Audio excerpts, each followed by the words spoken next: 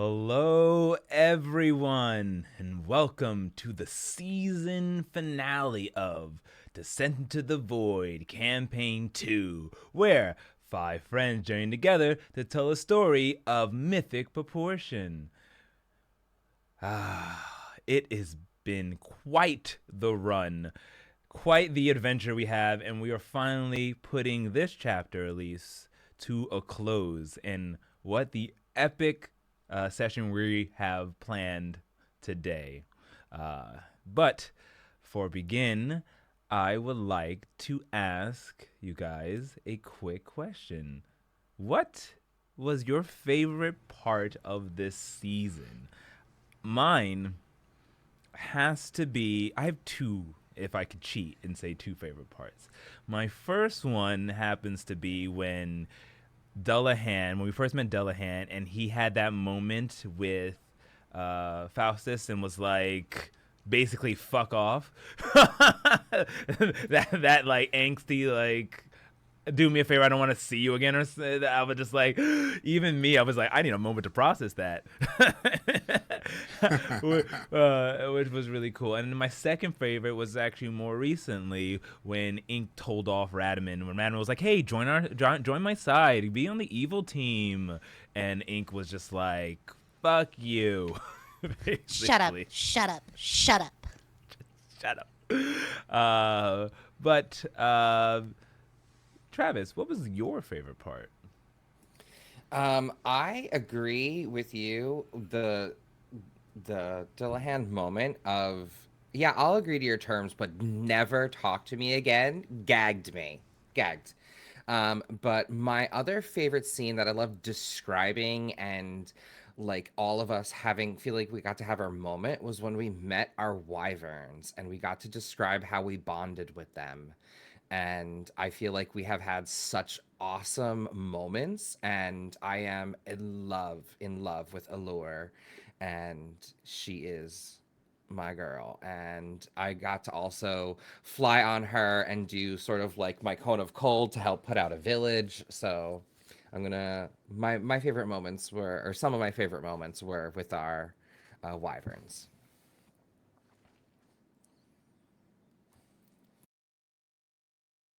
I would have to say, I think one of my favorite moments was when we had like this big confrontation at like the breakfast dining hall or whatever. And Zendaric and Dullahan just like said fuck you basically to each other. And then Sully and Ink like ran off to go find Dullahan from getting into trouble. And then Ink had this like epic like moment, just like kind of walking Dullahan off the edge, but also pushing him at the same time.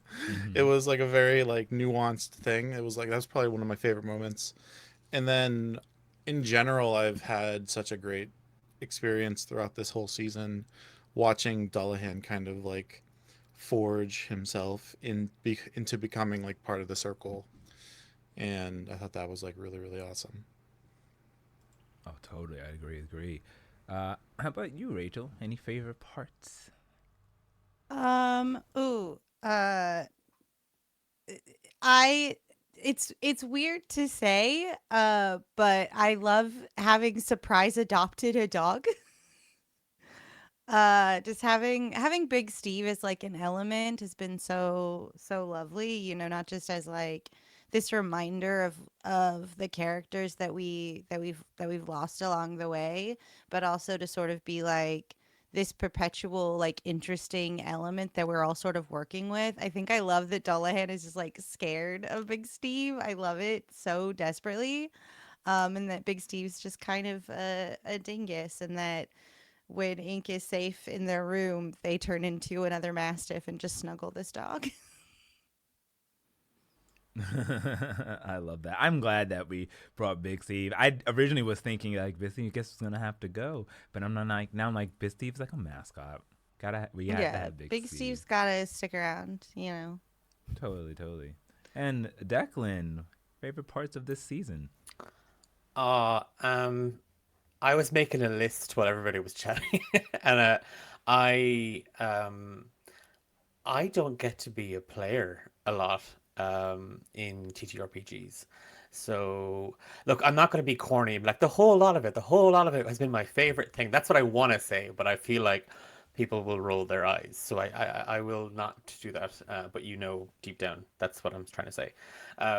I have really loved getting to play a character like Dullahan and an outsider who's tied to a group without any say or want to do that. And there's been all these amazing moments with Zendaric and Sully and Ink where he, I have resisted and I've kind of pushed boundaries and stuff like that, and just to see three incredible role players just bounce off that and lend into it. But I have to say, the Python, if we really want to nail it down, I love the whole. We've no Pythons. I have a Python, and I'm not going to use it for what it's supposed to be used for. Is up there. I loved the panic in the session before last, where we were really.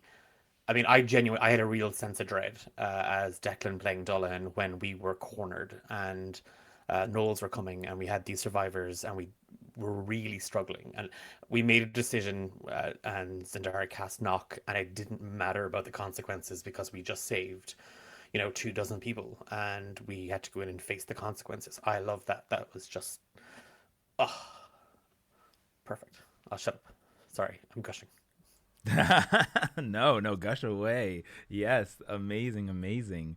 Yeah, we had lots of great times here, and I just want to thank you all for just joining me as we told this story of epicness, of just all the shenanigans. It's just been such a wild ride, and I wouldn't have asked for anything better than the group of you to run this game with me. Very fantastic time. Next, though, we do have a couple announcements before we can just hop right into the finale. Starting off with our sponsors for Campaign 2, Descent into the Void, both Advanced 5th Edition and Fantasy Grounds. But starting off with Fantasy Grounds, why don't we take it to Travis?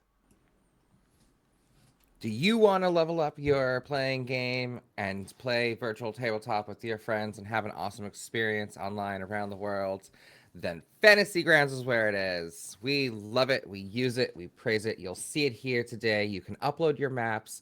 You can download lots of pre-filled setup campaigns. It has all the good stuff. It's super easy to use. It's fun. It's intuitive after a little bit of setup. And they help you along the way. You can have all these awesome add-ons. We've been using it here in Descent into the Void for many years. So check them out. The affiliate link is going to be posted below and also in our chats. Yeah, big fans. Fantasy Grounds. Over to you. Of course. And then, of course, we have another one of our sponsors who has shaped honestly the very way that we've played this campaign due to all the cool features and supplements that they will provide, and that is Advanced Level Up 5th Edition, or Level Up Advanced 5th Edition. Take it away, Zeki. Every week I would come up with some sort of topical quip to tie in the sponsorship. But I think the one thing that Level Up 5th Edition has done for us throughout this entire season has been able to give us just more access to creating memorable moments throughout the entire season, whether it be something tied to our fates and destinies, or whether it's some new move that I'm using where I get to slash someone's eyes out specifically. There's not necessarily something for that already made in 5th edition. So being able to just put that little whipped cream on top with the cherry to hone your specialization in your class even more has been special for me, and I know everybody else has had their own moments with the additional content. So don't take it from us. Try it out yourself. Go to Level Up 5th Edition and see what they have to offer. Awesome. You can catch all the links to our sponsors on our website, www.ataleofd20s.com, or down below, where you can click on them and witness the amazingness of these two platforms that we use. Also, if you have not realized it, this is not a live session. This is pre-recorded. We decided to get together and pre-record it so we can give you the highest quality of finale that we can produce for you. So we will all be in chat, or most of us all can make it when this comes out, and we'll be chatting along, just laughing along with you all. So although it won't be live, you can find us there with you regardless. And also, the final thing I want to say is that in December, we do have our Trevor Project campaign. The Trevor Project is a nonprofit organization that raises money for LGBTQIA youths who are out on the streets for many plethoras of reasons, because they want to live their truths and live their authentic selves, but their families, friends, whomever, society kicks them out, and that is not... They do not deserve it. No one deserves that. And what they need is your love and your support. So we are taking the initiative to raise money like we did last year, especially during the holiday season in December, where it's frigid, cold, and we can aid them by getting them homes, giving them food, giving them the counseling that they need, and all of those things. So please check out all the amazing shows that we'll have. We'll be playing Powered by the Apocalypse games, Dungeons and Dragons, Free League, all of that in December, where you can donate to this amazing organization. So, I think that is all the announcements. I think we are ready to dive into the season finale of Descent into the Void. Cue the intro!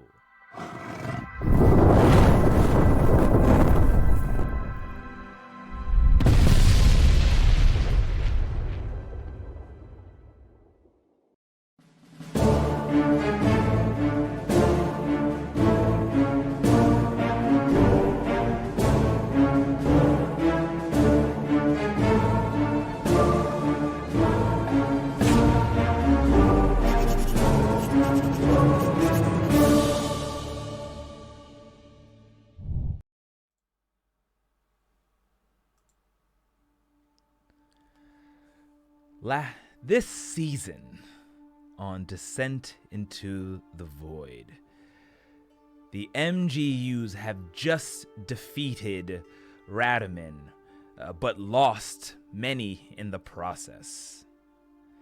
They had lost Kievon to the Nine Hells, as well as their headmistress Seraphim, but gained a new ally, as Dullahan of the Frozen Sky had arrived. He had lost his village, his family, but had gained a new one, and throughout the season developed into a strong and key member of the MGUs. You all bonded and decided to dive deeper into the machinations of Radaman and what they could have been up to. You went into forbidden areas, specifically the Infinite Corridor, and were thrust into a strange multiplanar zone. But one door specifically dragged you in, and it felt with the heat of the Nine Hells and strange draconic creatures. But the room itself seemed to be modern, strange, that of the Southern Pentad and Cloyphus of Lumaria, Pentad of Lumaria, specifically the city of Cloyphus. Not sure what that meant. You were able to escape the clutches of these dark foes with the aid of your mentor and circle leader, Lucian. With that being said, though, you decided to rest for a bit, grabbing a quest that Dullahan had pulled from the quest board to save a group of villages known as the Southern Moors, specifically Roncalli, Merville, and Summerfield. It seems that sentient gnolls were attacking them and they needed aid. So you went forth and tried to aid them. There you discovered a strange plot. It seems that this town, this problem was tied to your overall destinies that you all received from the Fates, the Morai, who existed within the Infinite Corridor. They were gnolls controlled by a dark entity from the Nine Hells, the Queen of Dragons, the Mother of Dragons herself, Tiamat.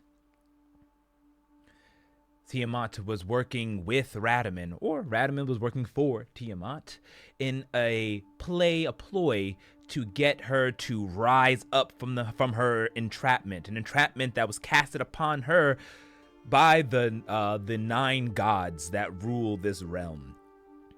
And to do so, she needed the 9 shards of greed, these fragments of greed. One such was in the mayor's daughter, Eliana. She was brash and very abrasive, and wanted glory, the former glory of her house, and that seemed to have fostered some type of entity in her, which Zendaric was able to hexbreak and dispel. You decided to dig deeper and see if you were able to discover the machinations of Tiamat. And there's where you discovered Radaman in Merville, who seems to have been collecting people, giving them certain objects in hopes to get some type of reaction. One such was Eliana herself.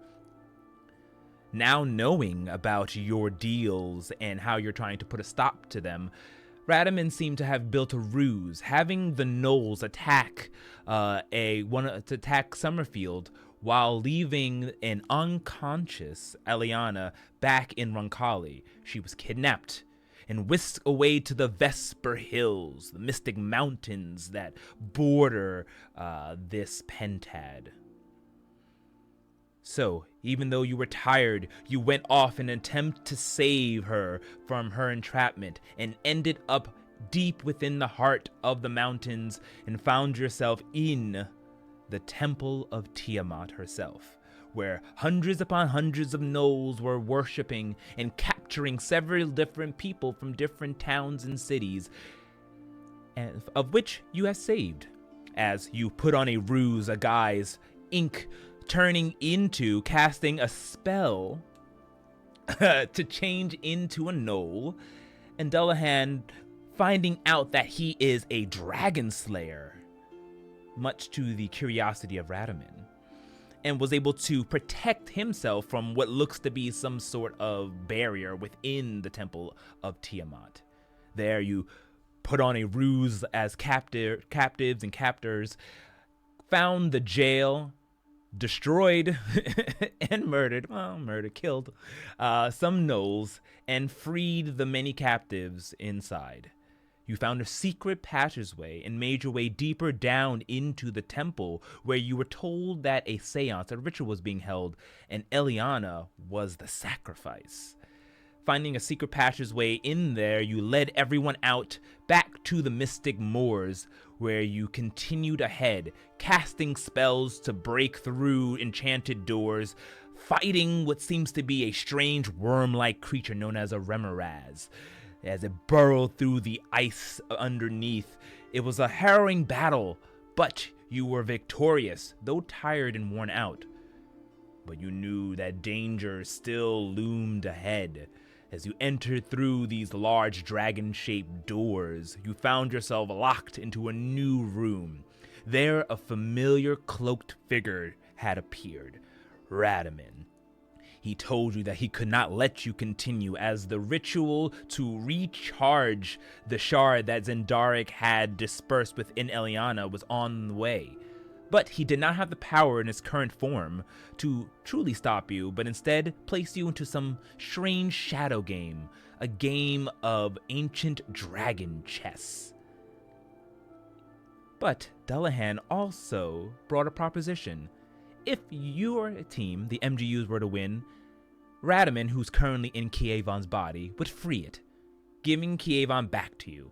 But if you were to lose, Radaman would take Dullahan and Kievon's body, thereby possessing a Dragon Slayer and whatever Kievon is, some type of chosen, to Lord Tiamat.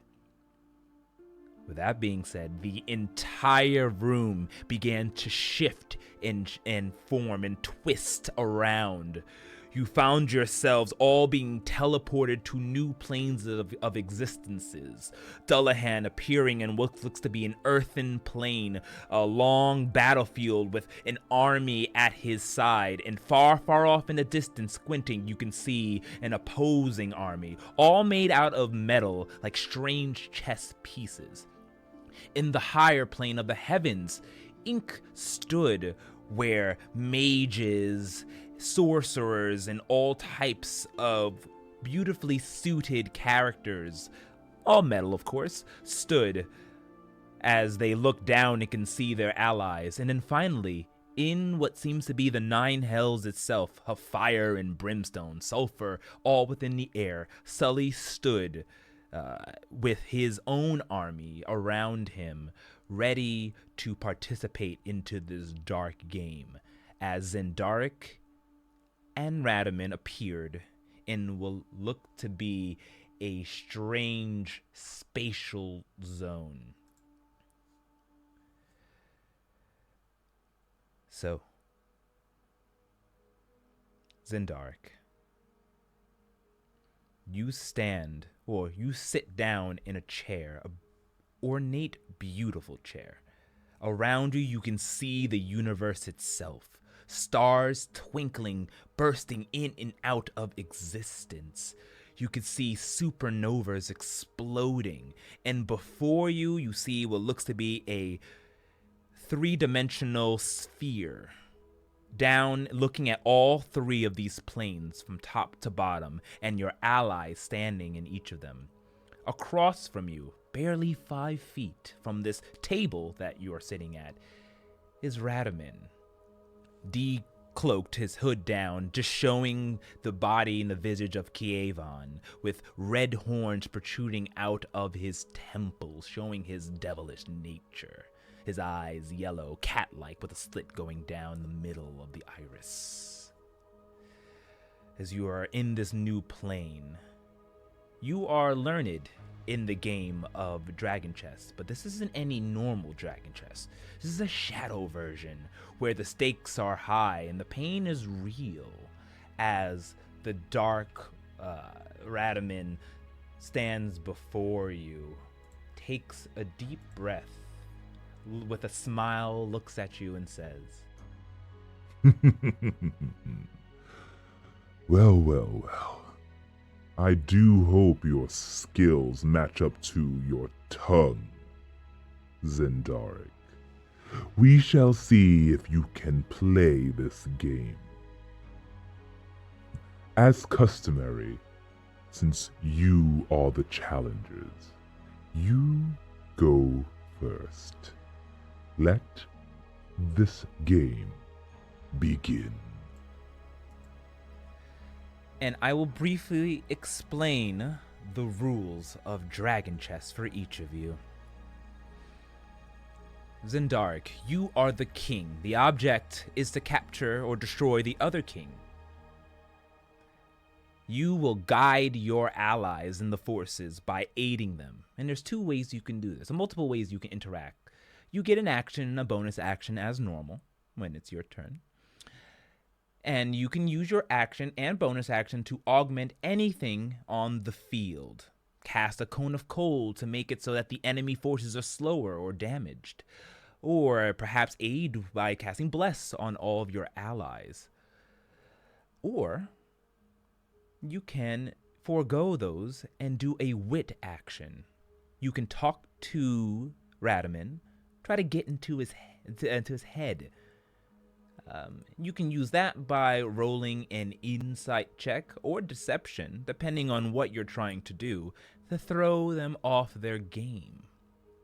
Radaman could do the same thing, as they also have the ability to use the plethora of spells that Radaman has at their disposal, or use their charisma to win you over, throw you off your game, thereby lowering the checks in the DC for themselves and raising it for you and your allies.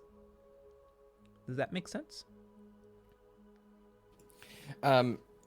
Before, when we were running through the this, you mentioned bless, but I don't specifically have bless. Is that an additional thing provided to me for this? No. Or can I use my other abilities? Yeah, your other ability. I was using that like as an example. bless as an example. Okay. Okay, good. Makes sense, yes. All right. In the heaven plane, floating far above, so you're like stepping on air itself, it seems, Ink. You find yourself surrounded by an army of metallic humanoids, both garbed in what seems to be diplomatic clothing and mage clothing. Here you can consult with your general, who will give you objectives that you can complete. The objectives are diplomacy. Talk with one of the enemy forces. See if you can get them on their side or get them to mess up or maybe stand down. This will aid the roles for your allies. Or you can use your magical prowess instead to influence or heal one of the other battlefields, not the one that you are currently on. You have more of a supporting role. Feel free to use everything at your ability, such as bardic inspirations, all that, because technically speaking, you're all on one battlefield. It's just split into 3 different planes. Does that make sense? Yes. Heal, steal, or use magic for real. Oh, I like that. On the earthen plane, we find Dullahan of the Frozen Sky, surrounded by the same army, a general at your side. You have the choice of attack and defense, as does Radaman. You can defend and steal your defenses, making it harder for if you think Radaman will instead do an attack for you, and then they may fail at this. To do that, you can simply roll a d20 plus your proficiency bonus, or you can go in the offensive, lead a charge with the army, and battle against the forces of Radaman. Keep in mind, there may be environmental issues along the way, so you might want to be dexterous or have a high fortitude, constitution to go against that. So proceed with caution, but use all of your abilities to suss out and figure out what's ahead of you. I'll leave it up to you to do so. And your general will tell you where to go to attack, or if he thinks it's better to defend, but the choice in the end is yours. Does that make sense, Declan? Yep. Hit it. Don't get hit. Perfect. And last, Sully, you are now in the 9 hells. You can feel the heat burning around you, and you can smell the scent of sulfur. Metallic members are around you of your army, as your general can tell you assassination attempts. Assassination attempts require a certain je ne sais quoi, if you will, of stealth, and then attack. Or you can steal from Radaman. Get more pieces from their side, same as Ink can do. Though yours is a little bit different, a little bit more nefarious. It's going to take ingenuity and stealth to sneak through the 9 hells, find the target, and then I'll leave it up to you to figure out how you kidnap them, persuade them. It's totally up to you. Use everything at your advantage. And all in all, this affects the overall DC, or effect of the battle. I, as the GM, will see how things are swaying according to your roles and Radaman's, and at a certain point, you will win or lose. Radaman can do the same thing as all of you, but remember, you all go first, followed by Radaman, and the order will be as such. We start with Heaven. Let me phrase it this way. We start with the King, who can choose where they want to have their forces or their abilities. Totally up to you. Followed by heaven, followed by earth, followed by hell. And you will always go first, followed by Radaman. So it would be the King Zendara goes, then King Radaman goes. Then heaven Ink goes, then heaven Radaman goes, and so on and so forth. This is a homebrew version of Dragon Chess. A simplified homebrew version of that we will be playing in. So it sounds like everyone understands the rules. Why don't we dive right in to this battle of mind, wit, and prowess.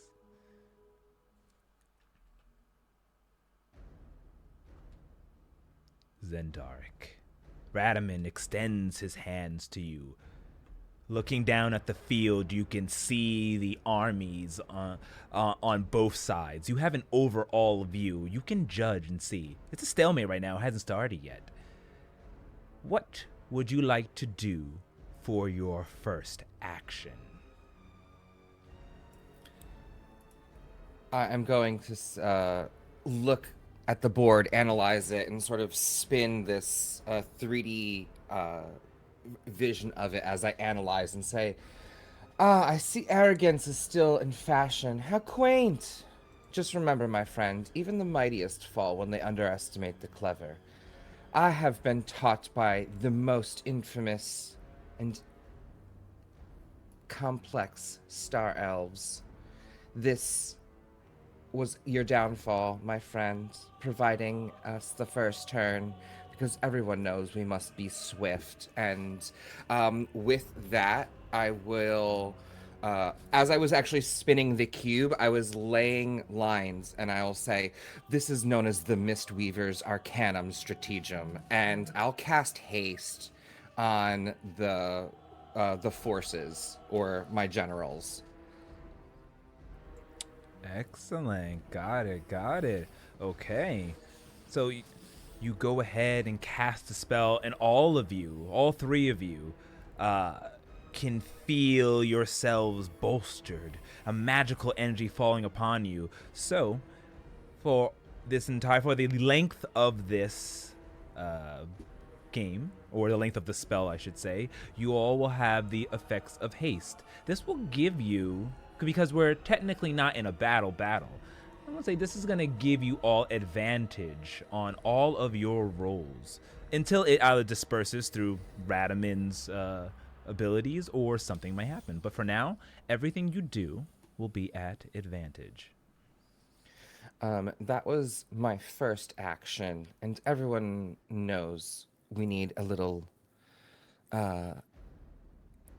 Everyone knows we need a little fey fun. I quite enjoy the Conjurer's method, and with that, I would like to use my Fey Step ability to provide for a bonus action, I will provide them a Misty Step, and as a bonus action, they'll be able to get themselves out of a sticky situation. And so there's this like misty fey energy that now sort of surrounds and is like a +1 to my generals.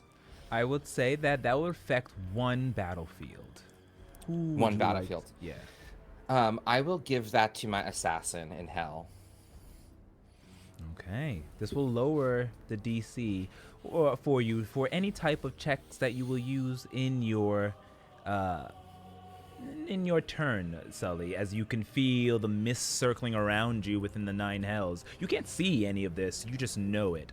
Almost like you're connected through your circle. You understand exactly what your king commands of you, if you will. With that, Radaman, I hope you don't regret passing the turn. And I'll smack the 3D board and spin it to him. Okay. Wee, I'm dizzy.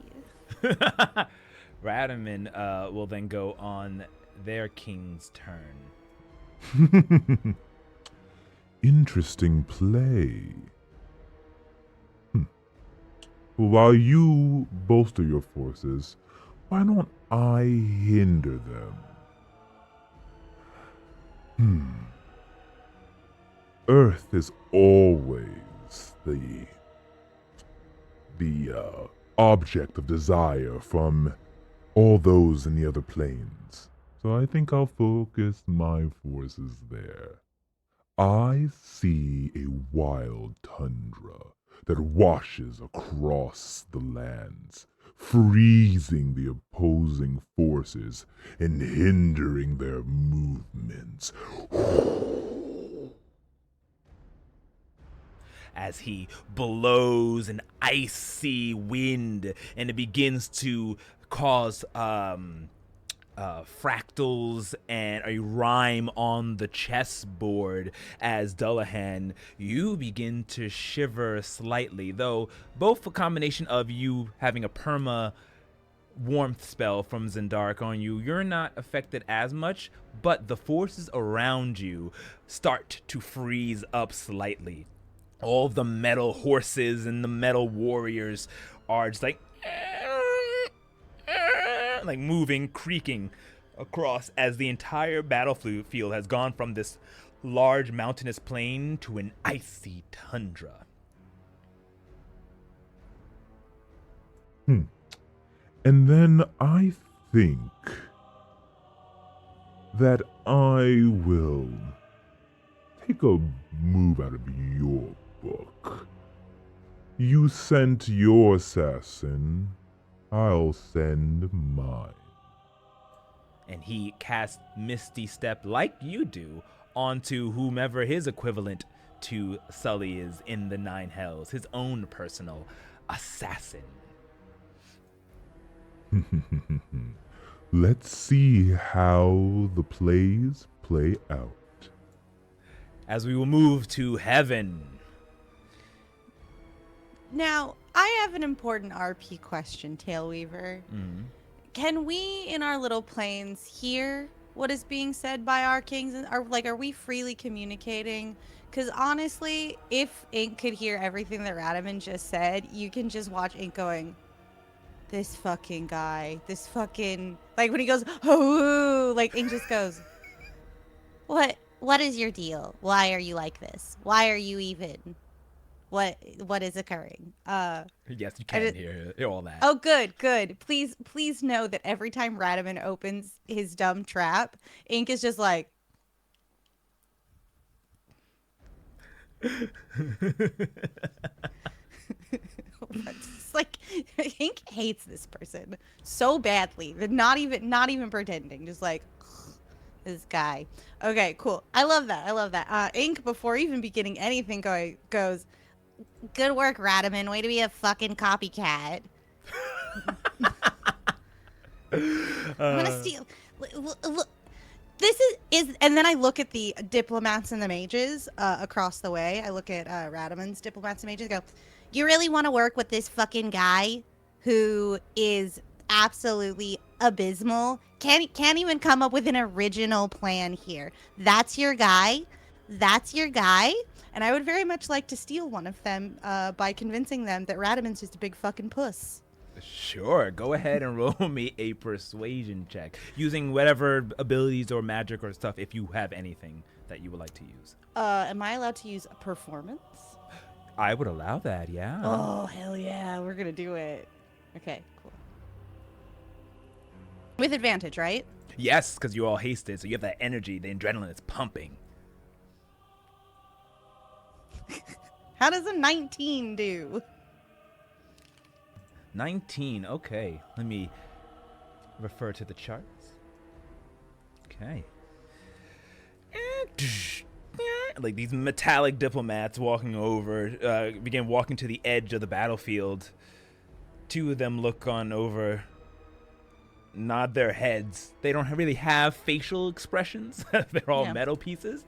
And begin to walk over what seems to be the threshold of this. You're like, it's just like a large sky you're walking on, getting to like the midway point before disappearing off of the playing field. Zendark, you see next to you on the side table, two pieces, boop, boop, drop down, as that was a success. It's begun. It's already begun, Radaman. and I'll pick them up and start twirling them. Impressive. But the game had just begun. I've never even played this game before, and I'm kicking your ass. Okay.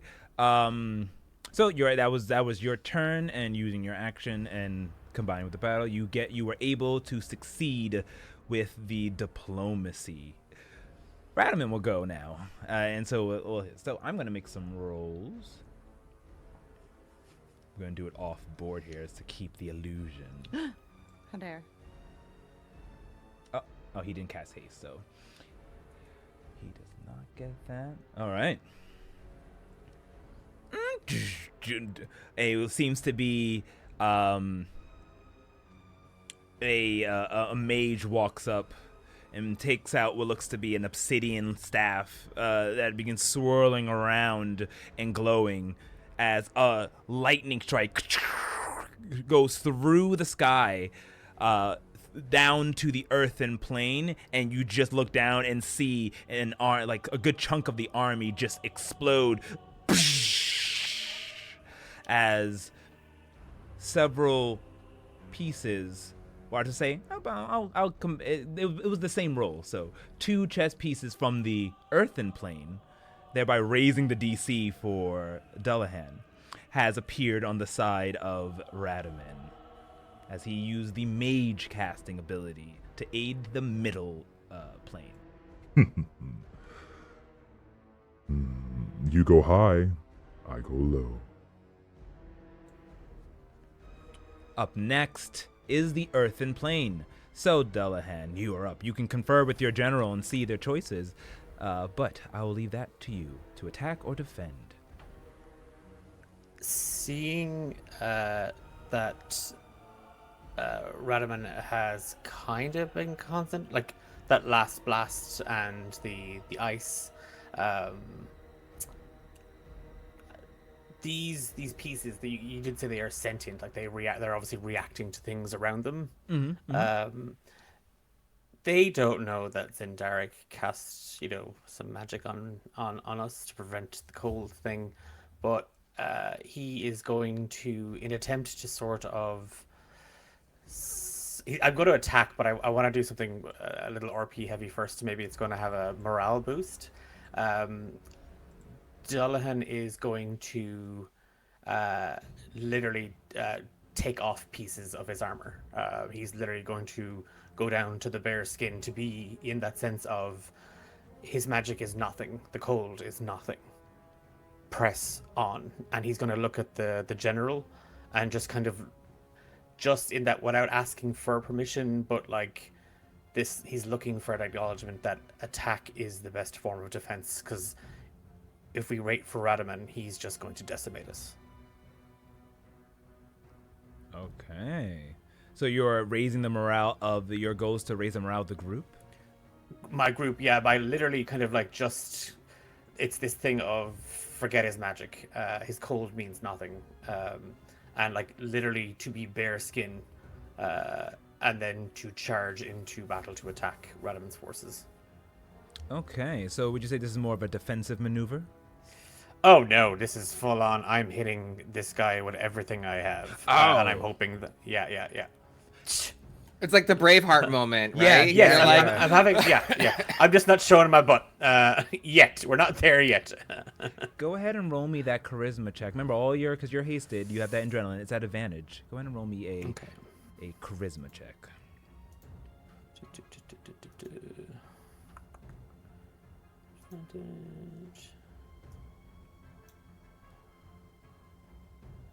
I'll take a 17. 17.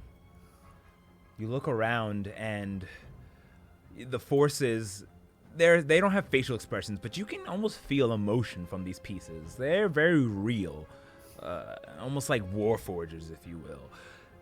They seem to be apprehensive and not really giving in. Like they're still affected by this tundra, and your words seems to have worked slightly, but not as much as you would hope.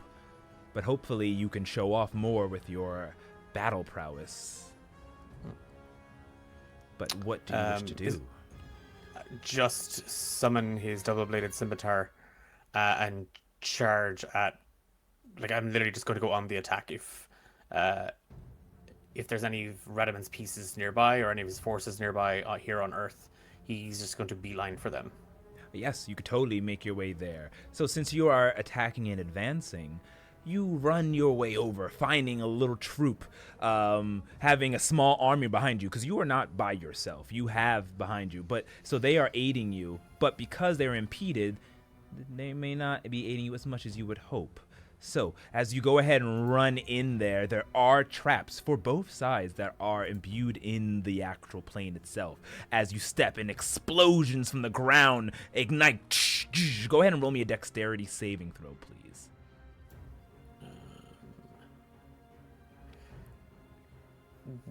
Can I be really, before I do that, can I be really cheeky and just ask, is there any way at all I could use the shield spell as an instant, like, if something blows up that, I know we're not in combat as per se, but could it be that he'll take the brunt of the damage from the thing because he's cast shield on himself?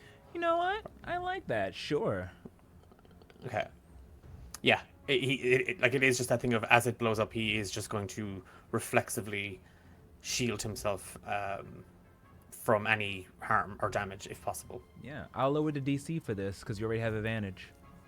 DM, can I ask a question too? Mm-hmm.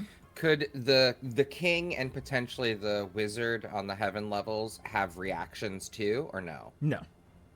Okay. Even though we wizards got it. Damn it! Damn it! I'm still making a dex save. You'll have reactions on your turn, like if it's something like something you want to react, but in terms of reacting on someone else's, no. And sorry, this is still at advantage. Yeah, still at advantage. Yeah. Okay. I get you. Like, if I had a reaction spell, I could use that as an action on my turn to flavor. Got it. That would be a 6. Ooh, a 6. Okay. As you go ahead and dodge, you don't take damage yourself, but your forces take a bunch of it. Mm-hmm. I will interject in a way that I can. I will use my inspiration to affect this roll and let him re-roll. Okay. This was foreseen, and this loss you were just describing is pushed into Dillahan's head, and then you see Zendark, and I say, "No, this cannot be." Again, and then you wake up, and you're about to charge. You just took off your shirt, and you're about to charge again. Sorry, I didn't roll that with advantage. Well, it would be only same thing. It would be re-roll just the one again. So, but Oh, yeah, but it's the same anyway. thing anyway. We tried. Still not enough. You're like, it's as It came out slightly better. Yes, slightly. slightly better. You'll say they're not as injured, but yes, you don't take any damage. But unfortunately, the forces that have been rallied behind you do, thereby increasing the overall DC. So it's really difficult right now for you, Dullahan. It seems like with Radaman centralizing on you, maybe because of that whole little deal you made with him, who knows, but he seems hell-bent on dispatching the earthen forces. As you turn around and see most of your metallic pieces broken a little bit or damaged, but still behind you, as you are now up to a small army equal to that of yours, and a combat goes. So now, since you are taking the attack, go ahead and just roll me an attack action, or if there's anything else you wish to do, but you do have your normal action. Then I think I'm just going to take, just to play it safe, he's just going to attack. Okay. You have advantage. Well, that's 23 on the two. Apparently, I'm attacking Sully. Oh, no. That's 23 to hit Sully. Don't know how that. Oh, sorry. My mouse just did a weird thing. You don't have to roll damage. Just roll. Oh yeah, no wait. So it was a 23 or a 17 on the first attack. Okay. Wait, you rolled a 23. You roll one more because you might get an at 20. Okay. Which will do stuff. Nope. Okay. That's 13. So we'll take that 23. Give yourself back the HP if you don't mind, Sully. Stop attacking me! I will figure out how to untag you. I can make a because I can take 2 attacks on a turn. Yes, so go ahead and do it again at Okay. advantage. An advantage. Okay. I did not untag Sully, so sorry, Sully. Or a 17 to hit And that a time. 17. Okay. I will select that for you and get you off of that. Don't you worry. No need to hurt allies. Radaman's doing that for you.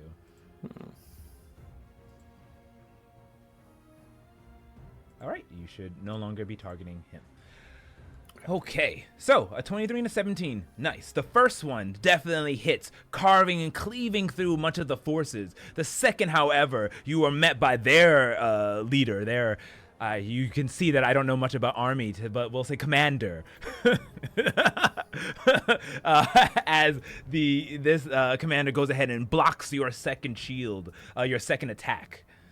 But you do have 1 success and 1 failure, as one piece appears next to you, Zendaric.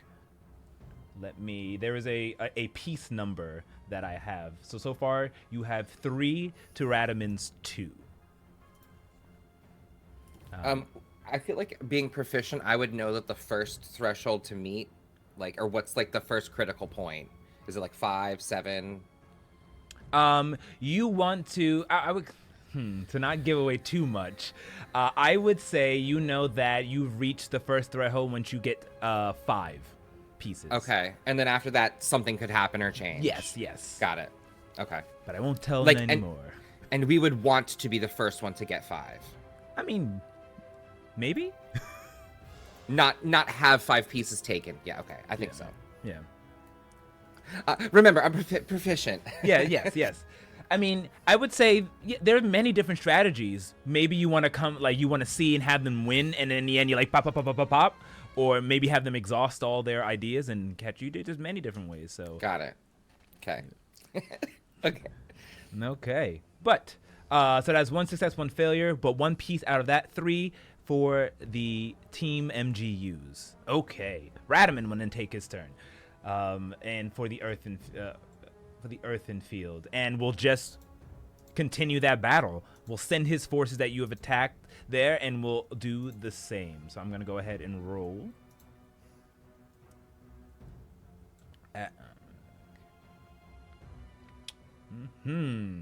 Okay. Radaman's forces step towards you, Dullahan, and carve down, but you were easily able to dodge out the way and he does get 1 more. But the second attack against your army is strong, as he does get 1 failure, 1 success, getting 1 piece and destroying one of your allies who are behind you. Okay, so that right now the score is tied. You've literally been matching each other blow for blow as we take it down onto the 9 hells. Sully, you are down there as your general looks on over to you, a map spread on a table. It doesn't speak, but somehow you understand exactly what this metallic man has to say as he points out a assassination target that you can do, that you can go after, a target for kidnapping, if you will, steal the forces, and that's up to you to choose how you steal them. And also a reconnaissance to get more information, and that may aid the battle in the future. What do you choose to do? I think starting out, we want to kind of come across as like a strong blitz, surprising Radaman. So I will use the Misty Step, that's like kind of like radiating off of Sully's body, to move extra stealthily to my assassination target. Okay. And then I'd like to bite on them. Got it. Go ahead and add advantage. Roll me a stealth check, please. Lowering the DC because of the Misty Step. Okay, so stealth. I will Add say, to add advantage. in fairness, these are high DC, so. But you can augment them, of course. Of course.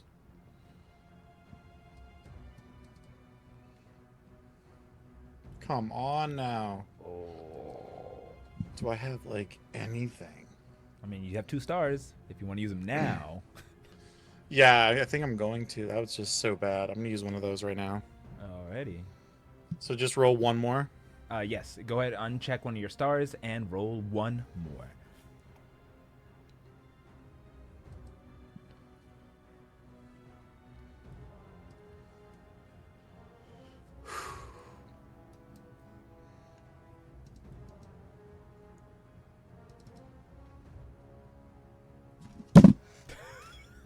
What is going on with us? This is so ridiculous. All right, Charmander, you gotta go. I gotta change my dice up. Okay, so still not over yet. You go ahead and make your way through the 9 hells, the sounds of volcanoes exploding in the background as you zip around trying to find the assassin. The assassination seems to be an encampment with one of the generals or admirals, no, let's see, one of the commanders placed inside these tents. You are spotted. Stepping in front and getting in front. And so your assassination attempt, unfortunately, this round is impeded, but instead you are now locked into a battle with the enemy forces. So you can either return back, thereby losing your turn completely, or stay here, but you will have to attack. Now, keep in mind, if you attack, though, there may be repercussions from failing. Thanks. So you can flee or fight. I think I'm going to fight. But is there in this group of I guess they're like soldiers, right? Yeah. Is there like one that seems to be giving the orders? Yeah, every group has a battalion leader. Perfect. So I would like to attack and eye slash using my level up 5th edition ability to blind this battalion leader. Okay, go ahead and roll. You get advantage because of haste. Your attack. And no need to do damage. It's more so of a success or fail. Perfect. I'm rooting for you. 17.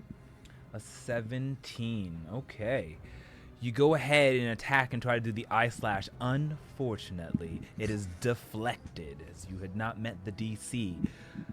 And the metallic piece just bats away your attempt, and you are now locked as can take some type of damage if they choose to attack you on their turn. But that will end things for you, Sully. Yep. And now Radaman will go second. He does say out loud, and like you said, you all can hear Radaman speaking. Still thinking that going first was the ideal choice? You are so young, so naive. Let me show you how a master plays dragon chess. You And sound like a nerd. And Radaman's gonna retaliate. And instead,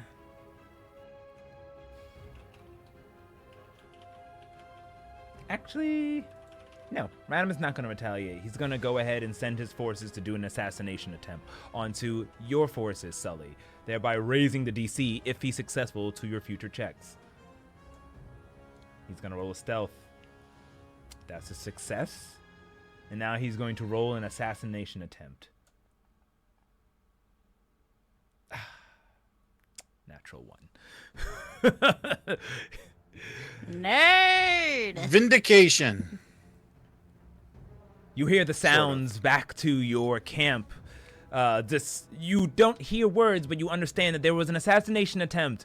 A spy or assassin has been spotted and is currently enthralled in this battle. So we'll see what happens with that later, and we'll see what happens to you as you have to now get yourself out of this situation, Sully, before you can continue with your assassination attempt. But we go to the top of the round. Kings. Zendaric. Right now, it's literally a stalemate. I have not been able to beat you, and you are not been to beat. I mean, Radaman has not been able to beat you, and you're not be able to really get him. What do you wish to do? Imitation is the sincerest form of flattery, isn't it? But remember, my friend, my style may be replicated, but substance remains elusive. Prepare for the unexpected, for that is where true mastery lies. And with that, I will sort of scrutinize and look at the earthen layer and know that Dullahan needs a little extra help. And with that, I would like to cast Magic Weapon on his scimitar. And you see sort of magic circle, sort of just like a line. 1, 2, 3, 4. This is the 5-star binding magic circle as this forms a pyramid, and then a doof, doof, doof, doof. They like lock down and symbols appear, and this light crashes into Dullahan, and his blades sort of glow with his enchantment. Nice. What was the spell? Magic Weapon. Oh, Magic Weapon. Okay. This will help definitely lower the DC of Dullahan's, who's been raised twice now as he continues his battle on the earthen plane. So just so you're aware, it would add to like an attack, the damage, and also it's now like classified as an extra magic weapon too. Yeah, and I will use those effects to lower the DC proportionally. Additionally, I will say. So you focus. So you're not just making sure you're not taking a wit action instead of just using your ability. So you get an action and an action and a bonus action. Yeah, I think Zendaric believes that in this moment, strategy and action is required first. So I am taking the first 2 rounds as an action, and next round I might partake in a wit move. But my action, which would be the magic weapon for Dullahan, and then my bonus, I would like to also as a could I use my like reaction as my bonus spell here? I'm fine with that. In this moment, knowing that Dullahan has been so focused, you feel this runic enchantment magic circle like enhance the physicality of your weapons, and you feel this but you also hear an elvish chanting, sort of like a backwards song running through your mind, and it's like alluring and scary at the same time. And this is a reverberations of a backlash, like an elvish quip that is sitting there for you to use, and I will bolster you with the silvery barbs response, so you could quip back when necessary. And you know how silvery barbs works. Thereby lowering the DC twice now. Very nice. I'm just actually going to write stuff down so I can remember everything. Okay. So you have this like elvish sort of like hymn and like silver wisp and words sort of running through you that you understand and know that it's to aid and harm at the same time. Awesome. Okay. You have taken your turn to aid the earthen plane as Dullahan. You feel yourself. You're still in the battle, and more so what you can do next in a moment. But you have been bolstered, as Radaman will take his king turn. And I'm just sort of like hand on my forehead focusing. I was expecting this to be a little better. So I'm paying attention to the battlefield. You're struggling, Zendaric. Is everything all right? No matter.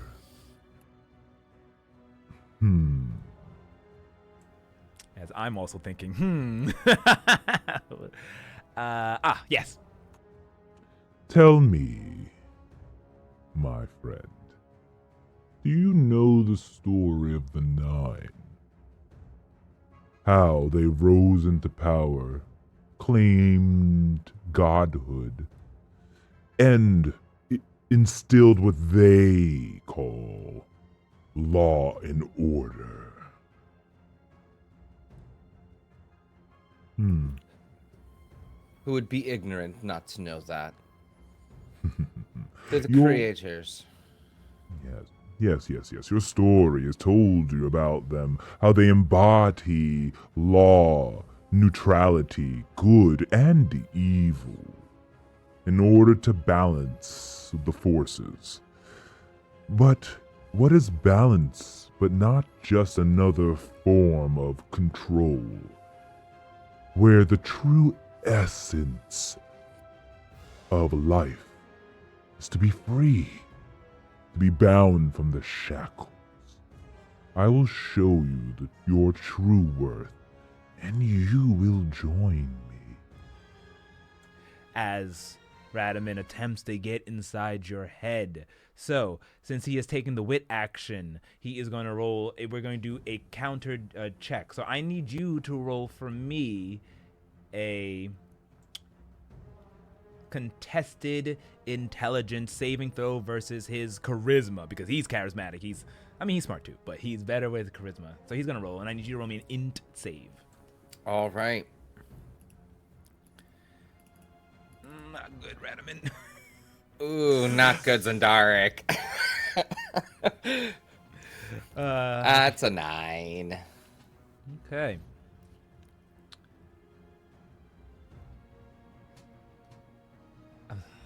He I don't know. I feel like he beat me, but You don't know what I rolled. Let me tell you this, the number came out exactly the same. So I'm like, how do I handle this?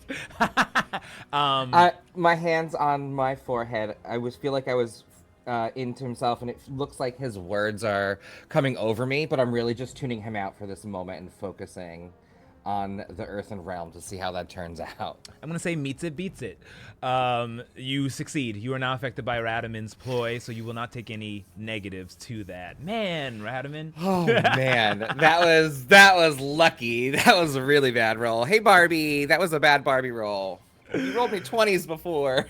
All right. So nothing comes of his turns. His turn basically waits. So he does not bolster his defense or anything like that. So lucky. On to the heavens. Ink. What do you wish to do?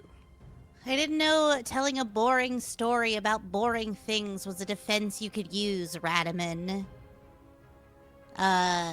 This fucking guy.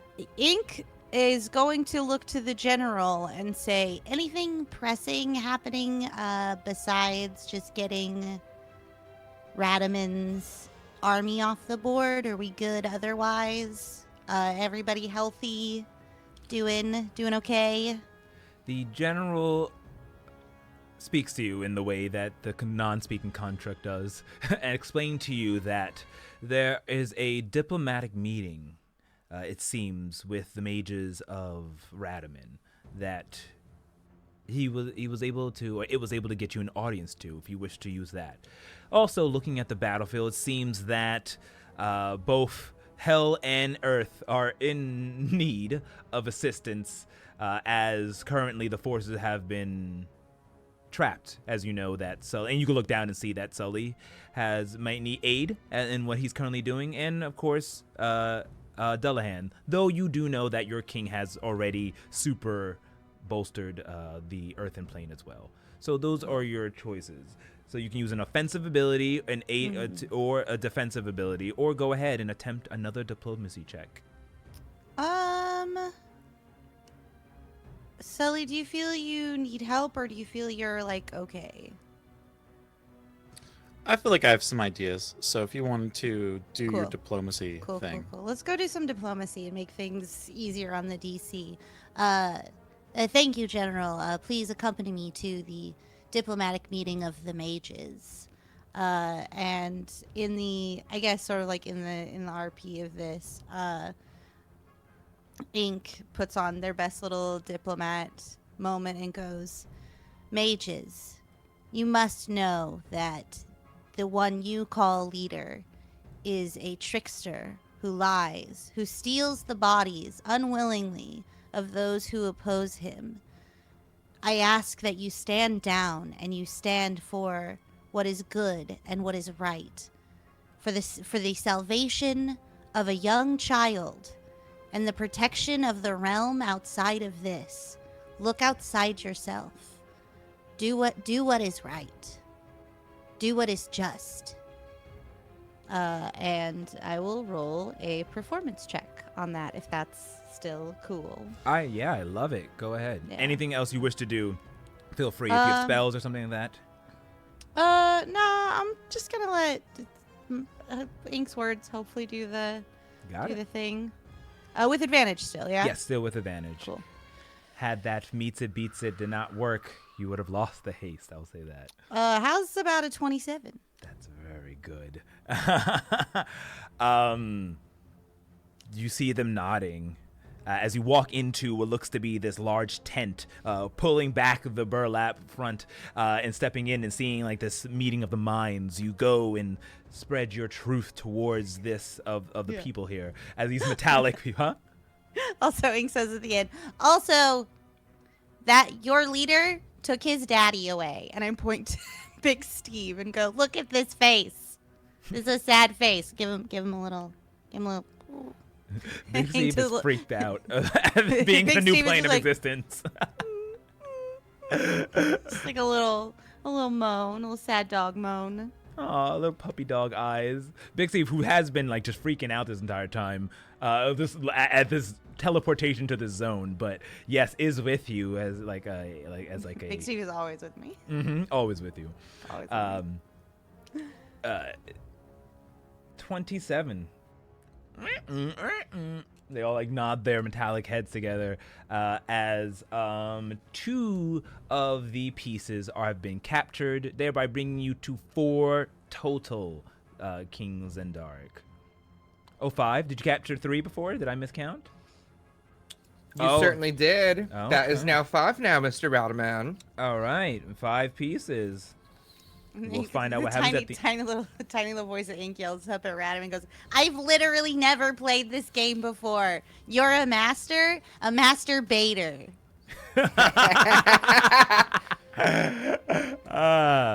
Alrighty. You hear him rattle and snarl, and both of your kings echo like it's like a booming voice of God that you all can hear as you hear. Child, you have seen nothing yet. Oh, I know that's right, because you're nothing. Radaman does not respond, but you can see that he's slightly perturbed, Zendaric. I lift my head up and I say, it seems like you have a little work to do in heaven. I can count on my friends and allies, and what's this? 1, 2, 3, 4, 5 pieces. Count them. Impressive. You have crossed the threshold, but I will be behind you. And then I will surpass you, boy. Alrighty, so that is the heavens. We take it to the earth. So, Delahan, since you are in battle and that happened, you don't have to continue this battle. You can go in the defensive if you want.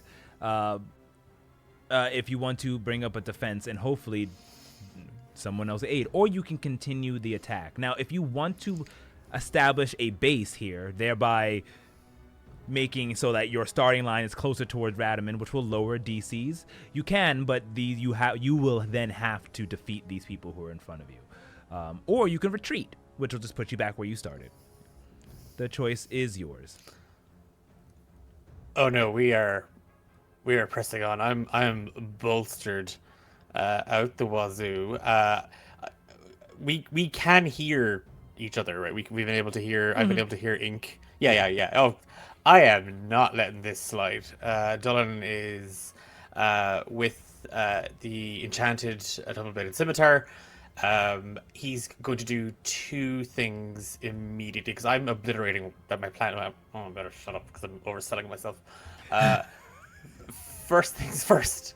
Necrotic Shroud. I am going to activate it as my ASMR ability to get all gross and weird and intimidating looking. To just fine. We hit them hard. They hit harder back. That's fine.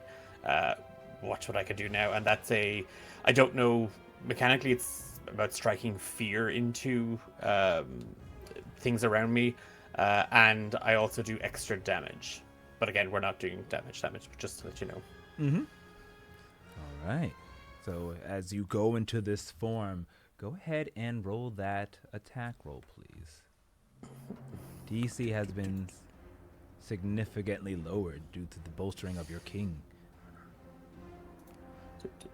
And you get advantage. So as long as you don't roll ones, you might be pretty good. Wrong place. Whoop. That's a 23 to hit. 23. Okay, that is a success on the first one. Okay. Oh, jeez, they went everywhere. And damn it, it didn't roll inside. Stupid mouse. That was a 25. We'll go. And there's no advantage on this one. 19 or a 18 on the second one. A 19. Okay, 19. 19 is also a success due to the hindrance or the... Oh, so you guys were hindered twice, and you kind of canceled that out, and then you use your shroud. Yes, that is a success. Just tallying the boons and the banes, and you came out on top. So that is going to be 2 more chess pieces taken to you for a total of 7 for Zendaric. Can I action surge? Yes, but your action surges are limited, whereas seems spell slots are not used. This is used, though. Okay. I think seeing kind of just, again, with purely adrenaline-based, he's going to keep the attack up and take 2 more attacks. Okay, go right ahead. Let's see if this will get you another piece. And these are still with advantage, correct? Yep. Mm-hmm. Oh, okay, weird. 13 or that is an advantage. It rolled. Wait. Yeah. Okay. Ooh, that was. Well, you get one more. One more, yeah. Sorry, I don't know why Weird didn't roll with advantage. So the first one's a failure, but the second. Hang on. Wrong button. I think the battery in my mouse is getting all weird. So 20 on the second one. Okay. All right. So you get 1 piece. Total of 8 for Zendaric now. Radaman sits at 3. As the pieces appear, I'm gonna say, well, it seems evil has a speed limit. And here I thought your darkness had no bounds. Cheeky little brat. Keep up if you can, but we won't wait for your shadow to catch its breath. Alrighty. I also skipped Radaman's Earth and Heaven phase, so I'm just going to do that one and then his Earth phase. Radaman was going to attempt to also do diplomacy, sneaking into or walking into Heaven's encampment. We'll roll a diplomacy and see if he can steal a couple pieces from you. Okay. And doesn't have any boons. Yep, so that is a success. Radaman gets 2 more pieces from the Heaven, bringing him to 5. And now we'll then go take his Earth in turn. And so they have gotten no boosts or current bane, so it's going to be a straight roll.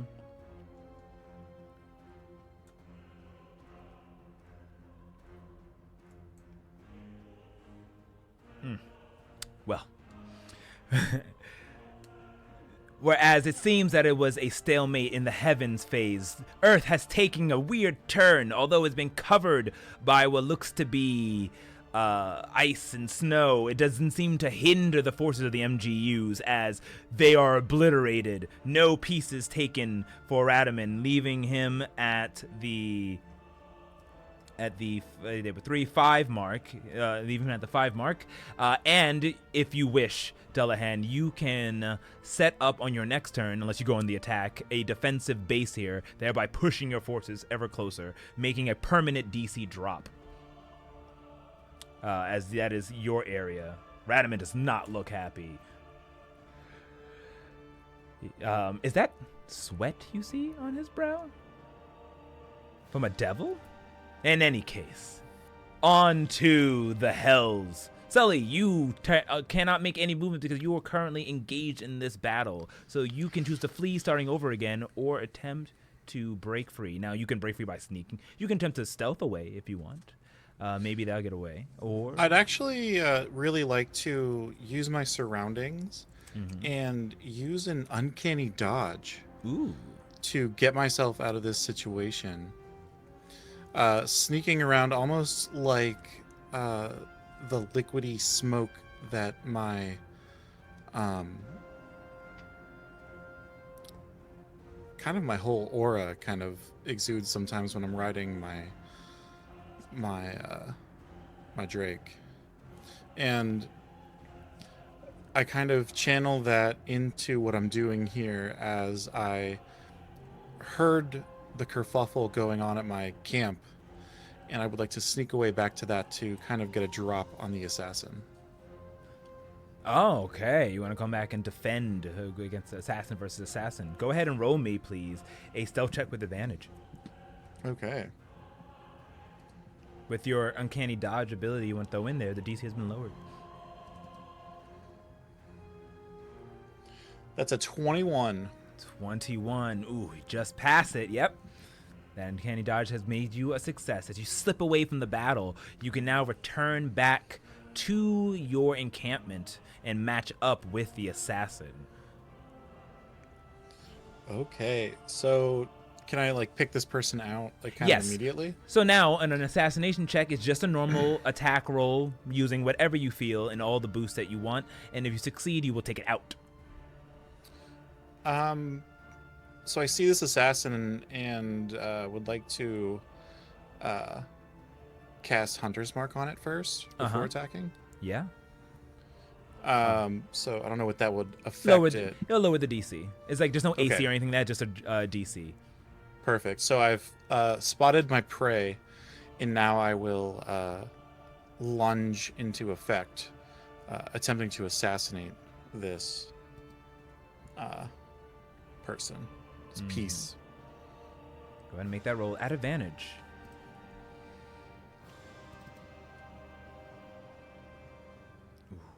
22. Good thing you use that hunter's mark, because that is a success.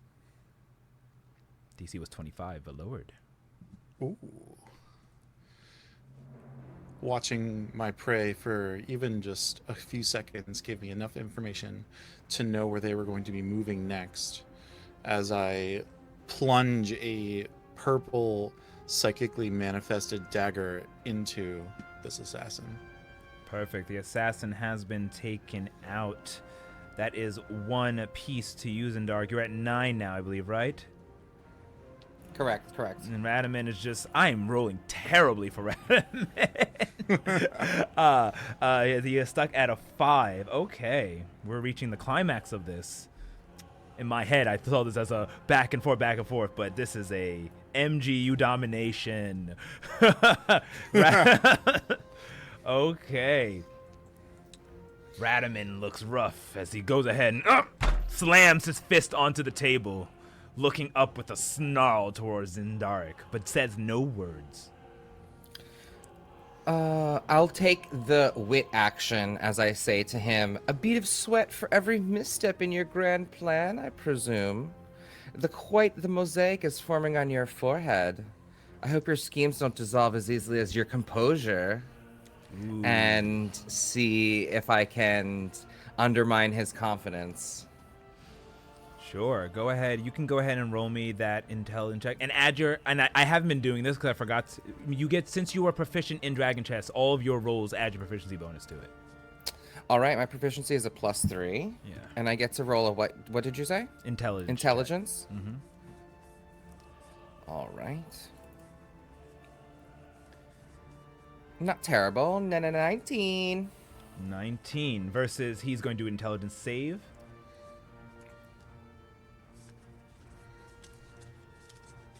It's a failure. I've not rolled higher than a 5 with Brad. Sweating already? Perhaps it's the weight of all those failed conquests catching up to you. The Carrying game's the not over baggage. yet. I see you're carrying a lot of baggage of inadequacy. It must be exhausting. Radaman says nothing and looks up towards the heavens, staring at Ink and their progression. I will, if I can, sort of echo out as I've bested him in this mental wit. Champions, continue our plan. We are advancing. As like a rallying bolster to Sully, Delhan, and Ink. Yeah, the opposition really isn't making it that hard, are they? And that would have been my wit turn. In the heavens, a lightning storm begins to form, crashing down on the diplomats of the enemy, destroying their forces. As he casts what seems to be a lightning storm ability, as Ink, you look up and you see the clouds that you've been stepping on turning black and begin slamming down, crashing into the allies there. Let's see if you can get some chess pieces and raise your DC, because you are too successful.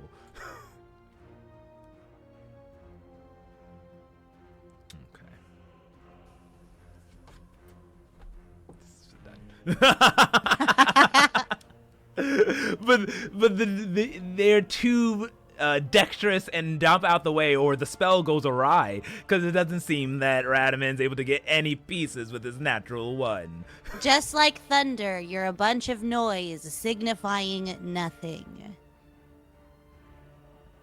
What? What is this? Is impossible. I will not I've never lose. played this game before. How are you this bad at this? I feel bad for Radaman. I super don't. That You ends stole his my king's friend's turn. body. I do Right? not Like, we have it. a body on the line. Yeah. Two, really. I need that paper. Hold on. This is great. This is the best episode of all time, where it's just like, just trouncing this fool at chess. Okay. I love it.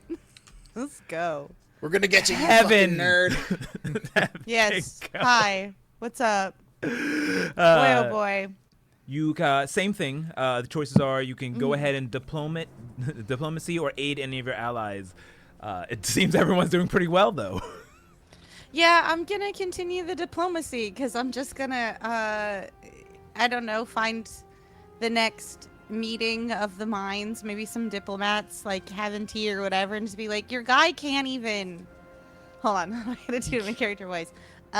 Your guy can't even conjure a little lightning against my forces. You're losing. You're on the losing side. This isn't even about justice anymore. Do you really want to look like a bunch of chumps? I'm pretty sure election season's coming up. And as the elders say, you always want to be on the winning side. Come on. Get it together. Cut your losses while you can. And I will, once again, do a little performance check. Go right ahead. And Radaman has a high, what do you call, modifier? And I'm still not hitting numbers. 17. A 17? And have you been bolstered? No. Or hindered? That is a failure. That's alright. That's why I don't like politicians very much. The mages are reasonable. Alright. So, oh, sorry. Since you both reached the 5 threshold, both you, Zendaric, and Radaman begin to become slightly ethereal. As you can kind of see through your bodies, and you can feel your souls being pulled, yanked. Your souls are on the line. I mean, truthfully, all of yours, but definitely the kings are on the line. And for the two of you, you will both take a -2 penalty to all of your rolls. And when you hit the next threshold of 10, something else will happen. Which you are at 9 and Radaman's at 5. Okay, so Radaman's going to... Okay, this is me putting my thinking cap on. I feel like I invented the game. How am I sucking at it? No. Could I trade that -2 for a drop in the haste? Oh, yes, I'm fine with that. The haste can drop. You won't get any of the negative effects of being lethargic, but you can drop the haste instead of the -2. That was another option. I'm so flustered from these terrible rolls. I forgot that. Yes, sorry. I was going to say no. I'm loving it. Okay, yeah. So you will drop the haste then. So nothing will be at advantage anymore. But Radaman is at a -2 for his rolls then, which he will then apply to this. So I'm thinking, is it better to just get an easy piece and hopefully roll a high persuasion check, or to F up what's happening down below? Because rolling high in diplomacy can get him 2 pieces. He needs the 2 pieces. He's going to go ahead and do diplomacy as well. Come on. There we go. Radaman is successful. Even with his -2, he is able to convince 2 of your pieces over to his side, bringing him to 7. So 7 to 9 right now. All right, he's catching up. Earth inside. Dullahan, you are now free to either continue advancing or set up a defensive perimeter, meaning that you will permanently drop the DC for your rolls going forward. But you're doing very well at this point, and you may not need it. Oh. Yeah, I'm gonna kind of look at the general state of the guard that came with me. Yeah, I was thinking defense, but seeing Radaman kind of lay on another attack on the heavens, gonna press forward with more attacks. Okay, you press forward, but the field is against you. Once again, traps are coming this way, but this time it's more affecting you and your armies, your small armies, what's the word, constitution, as we already did cold wind, so we'll see that if you're able to keep yourself from falling over as an earthquake suddenly shakes the ground beneath you. Can I please have you roll me strength saving throw? Okay, dokey. Save. +6. 17. 17. All right, you already used your bolster, so you got the +2. Okay, so that is going to be a failure, unfortunately. And that is going to raise the DC for you, but you still do make it to the battle. But the DC of your rolls have been raised, as you can see yourself about to connect with another small army of Radaman's forces. You can continue with your attack. Okay.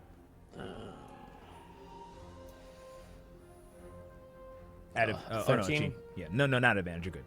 Yeah, no advantage, 13.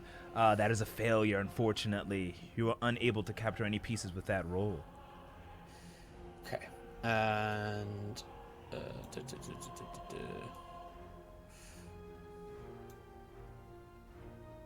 did that one roll? No. Okay. Okay. Do it again. Or a 15.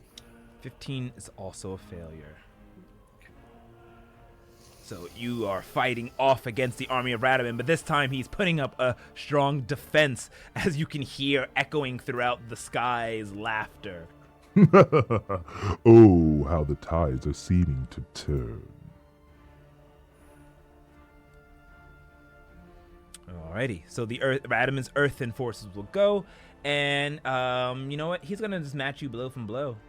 Why not try to take some pieces, since you've already made that effort to go to him? He doesn't have to worry about running through the plains and just attack you. So his first attack is a success. His second attack is a failure. So he gets 1 piece from you, bringing him to 8. He's catching up. Would my fighting style as Dullahan is interception, and I know it's about lowering damage, but seeing none of my attacks hit, is it possible that I could use interception to maybe dismiss that oncoming attack against my guard? You also have asking my again? silvery barbs. And there's also silvery barbs that I did not forget about. Okay. Then I will say yes. I'm gonna have. Then I will have him roll at disadvantage, and I'll roll one more time, taking those into effect, and see if he gets a lower number. And alas, he does. So he gets no pieces, bringing that back down. Technically, you would also get to roll. You get a bonus on your next roll. Could he? No, could that we would fudge not. it? That would not be the case in here. All right, so Radaman's back to where he started. Well, actually, no, he got it was 8, so now he's at 8. Sorry. All right. No, 5, 6, 7. He's at 7. Sorry. Okay, 7 to 9. Okay, on to the hells. So I believe, Sully, you have taken out that assassin. So it's your choice to retry your assassination attempt, which will be the same thing that you did before, another stealth check. Hopefully you won't get caught, and then you can go in and try to assassinate. Or you can get reconnaissance or something else.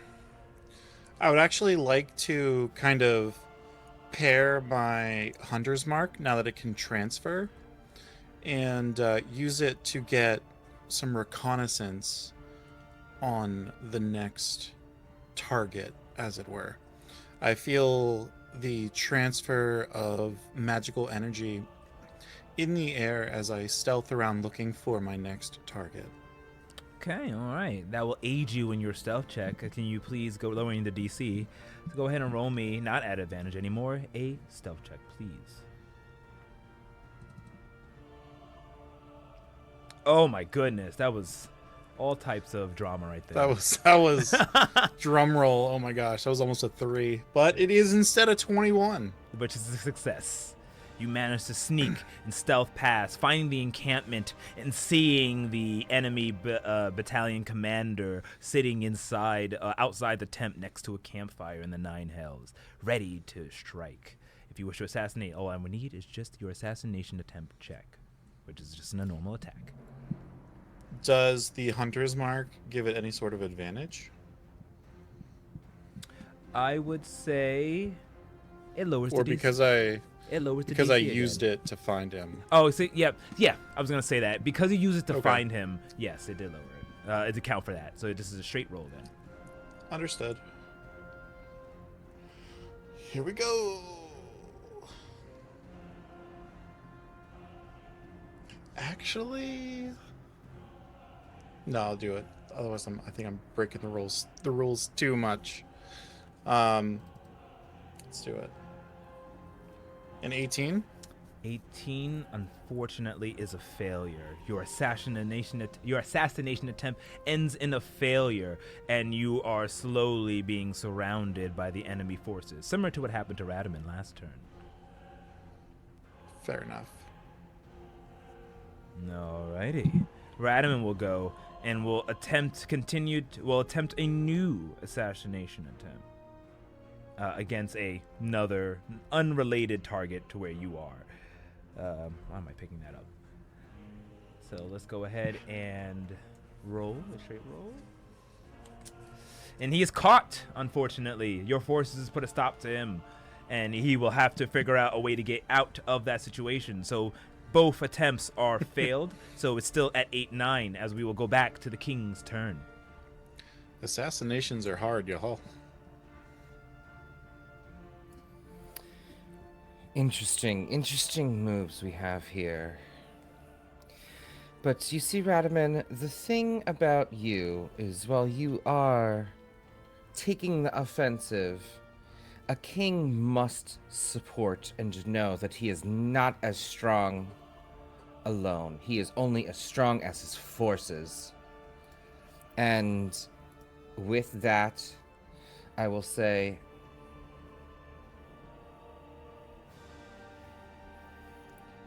you do not understand what is in the balance and what matters here. I do. And as the leader and as the king of these people, I will lead them. I am Zendaric Requa, Sequence Prophet Novice of the First House Family Quandrix. I am here to rejuvenate and enhance my people. And with this, I will start scribing runes in the air and say, with this power and these runes, my people will defeat yours. And this is our last push. And complete a runic circle and call forth. I will complete a runic circle, and it will have a distinct fractal pattern exemplifying House Quandrix. And this is a enhanced cure wounds that I am casting on my forces. Okay. Which circle are you deciding to heal? I'm sorry, which layer are you deciding to heal up? Whom is hurt most? Either Dullahan or Sully, I think, needs it. Dullahan. Yeah, definitely not Heaven. We're just chilling. Heaven's chillin'. Heaven's fine. Heaven's rocking in heaven. Earth Vibing. could use your help. Yeah, Okay. Earth, probably more than me. I will, yes, with that say, I bestow upon you the Fractal's blessing, and smack this, like, runic symbol, and boof, boof, boof, you feel this, like, like, it feels, like, minuscule at first, and just like a quadratic equation, the healing energy explodes within you. Okay. You look around you, Dullahan, as you can see your forces that were taking blows have the metallic pieces like undent and refuse back together, which will lower the DC or lower DC for you, not raise it for Radaman, as they are healed from the last onslaught. And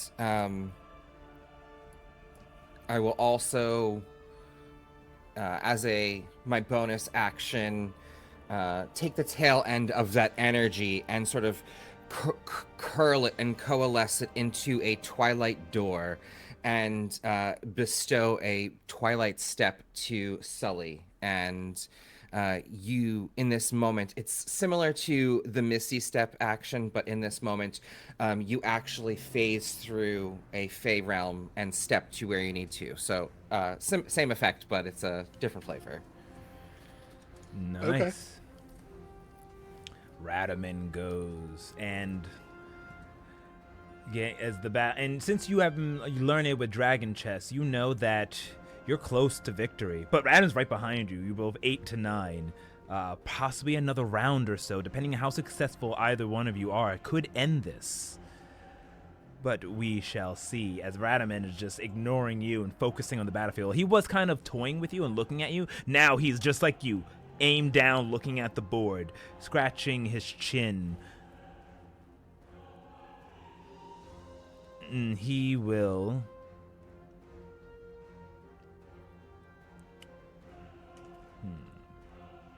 this is what he'll do. The 9 hells are dangerous indeed. New enemies arise from every corner, as from the ground devils appear to wreak havoc upon my enemies. And he's going to summon devils. Cast the cast a summoning spell, and around you, Sully, 4 devils appear, ready to defend further encampments that you may wish to assassinate, raising a good chunk the DC for your future rolls and checks. Okay. Okay, that ends the king's turn. Heaven, you're up. Super duper. Am I allowed to toss some bardic inspiration upon myself? Yo, on yourself? Yeah. You can, right? Can you bardic inspire yourself? I thought you could. I'm pretty sure one can. Let me just read it. Yeah, I'd like to do that as, I guess, like a little. Is that a bonus action? It's been weeks. It's been so long since I've dungeoned and dragoned. Let's see. I think. All right. So for bardic inspiration, you can. It says you inspire others to use a bonus action on your turn to choose one creature other than yourself. Ah, beans. Okay, cool. That's fine. I just wanted to see if maybe I could I give thought myself. one of the subclasses allows you to do it on yourself. I don't know which one you are though. I think eloquence can do it on themselves. Yeah, I think it's eloquence. I'll look too. It might be. I'm not sure if you're. I don't even know what I am. I'll be back. Let's check. Let's check to see. I'm just a weird, freaky little guy. That's all I know. Weird, freaky little cat guy. You are a bard of. For what it's worth, you dress fairly eloquent. Thank you. my little cat in a suit. I'm a cute little cat in a suit. Actor featured. Let's see here. Enthralling performance, which I believe is eloquence, right? I like how it doesn't tell you exactly what it is, but I'm pretty sure that is eloquence. At third level, you can dive into. 2.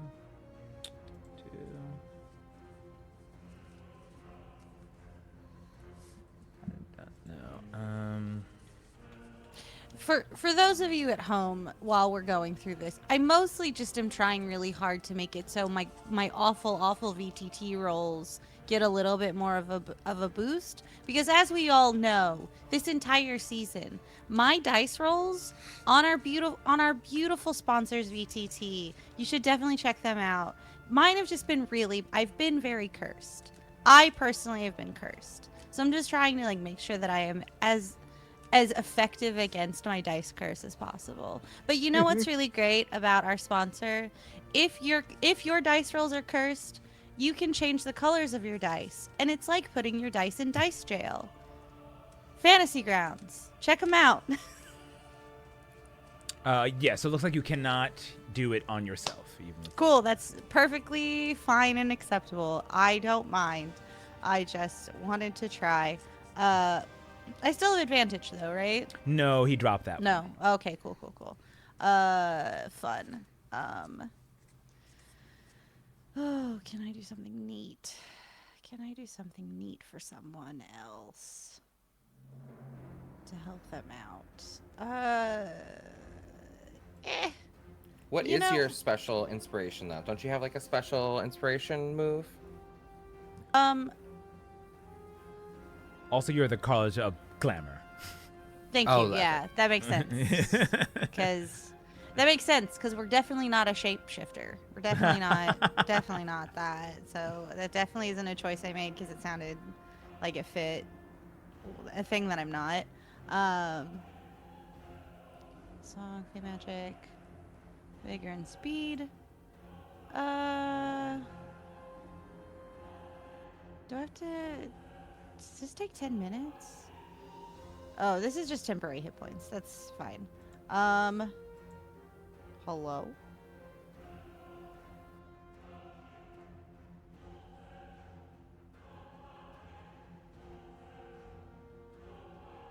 This is because I love doing the diplomacy thing and it's working really well, but screw it. Yeah, I'll just keep doing diplomacy. And it's this particular brand of diplomacy is just going to reach out to the opposing side, not anything. Imagine very much like hopping up on a soapbox. And like Ink pulls out their instrument, their lute. Is it a? Oh my gosh, what am I doing? Yeah, I think. you Yeah, have a my lute, lute. Yeah, Ink pulls out their lute and starts strumming, and goes and sort of sings this like quick songs like, "Who's a guy that makes you yawn? That dumb motherfucker Radamon." That's sort of the song. Like, imagine it's sort of like a campaign jingle against Radamon. I'm not singing that because we've got other music and I don't have an instrument, and I wouldn't want to subject anybody to that.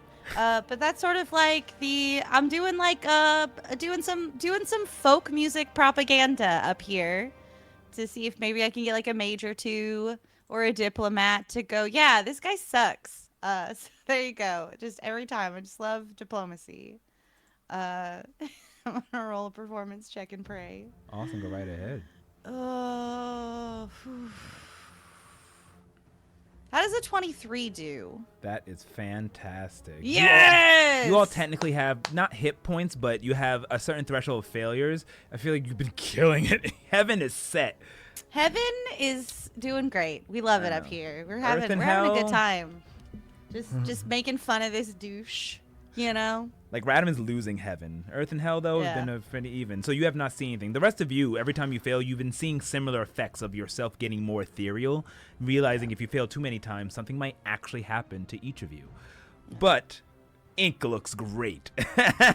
Only failing once, and Ink just succeeds with such a brilliant bravado from their song that two more move on over to Team MGU, bringing that to an 11. Radamon will continue, and Radamon will instead has given up on heaven, and will instead use Heaven's given up on you, weirdo. will instead use his mages to influence. You know what? He's gonna pull his bags on hell. Hell, he might be able to get some good points from hell, so he's going to go ahead and have his mages bolster his devils that he's summoned, giving them a sort of blessed ability to heighten them. So hell's gonna be even tougher to Great. defeat. Perfect. Exactly what I wanted. But he has to roll to see if it's successful. Oh, yes, it is. Okay. Almost another nat one. It's going to just delete myself.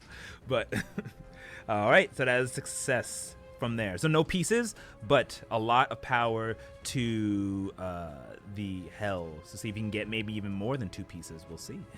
Up next will be the earthen forces. So Dullahan, you had made your rush in there and have attempted. Now, you didn't do too well, so you can flee or risk taking some more damage. But though, then again, technically, you've been healed, so it's almost as if that turn didn't happen, because your forces are back to their normal stature. Well, if that's the case, we are going to continue to wail on Radamon's forces. So, fingers crossed.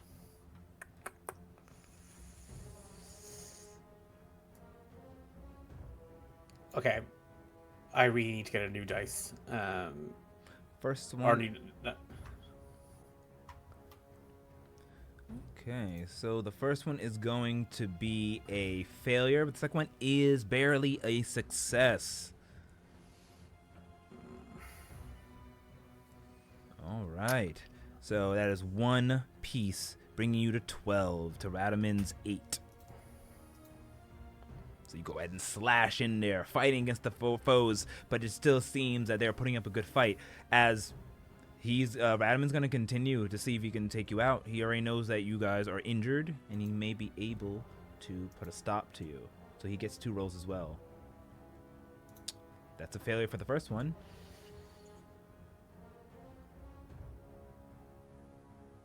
And the second is also a failure.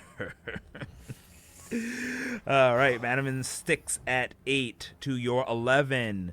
The victory is close at hand. It may be right up to what happens in hell.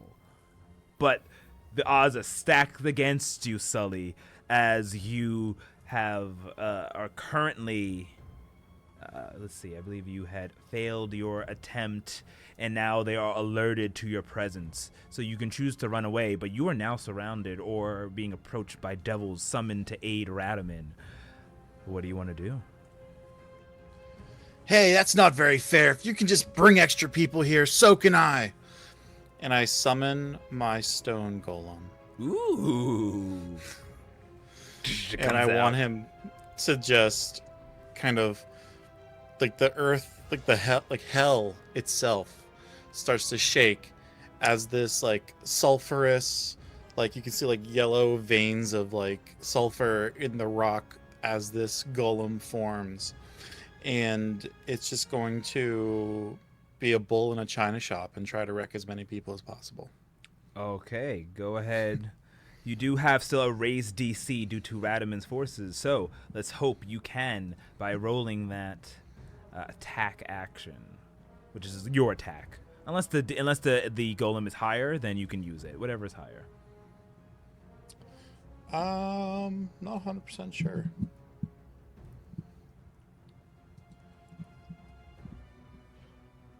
That might have to be checked out.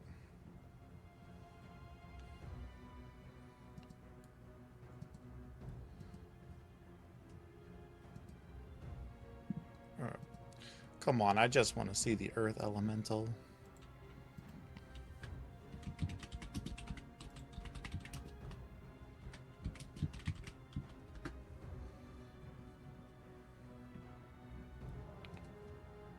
Let's see. Sorry about this, everybody. No worries. Oh yeah, it's definitely gonna do the rolling. Okay. That's +8.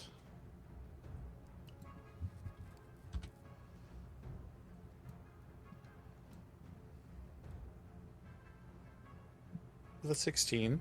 16. Fortunately, 16 is not a success, as the devil seemed to hold off the assault from the stone creature. It does make 2 slam attacks though, so it can try again. Okay, go right ahead. Yeah, I'll factor that in there.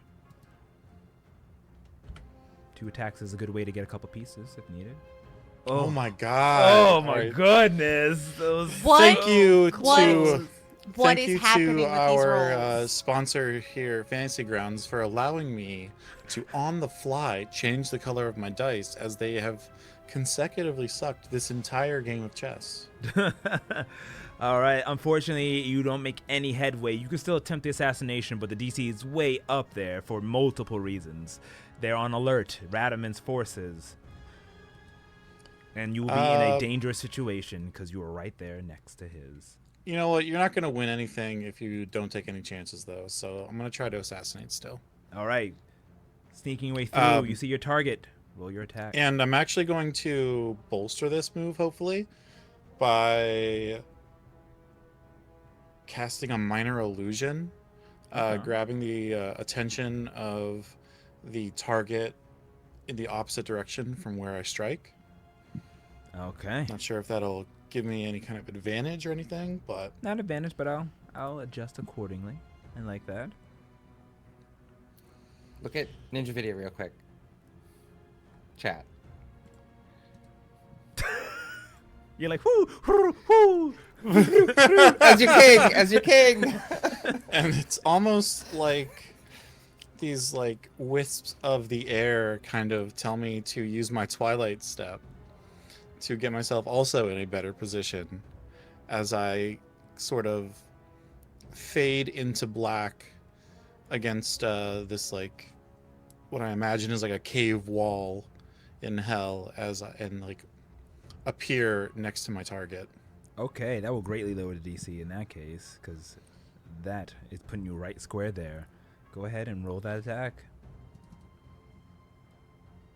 Come on now. Oh my goodness. Like I cannot make this shit up.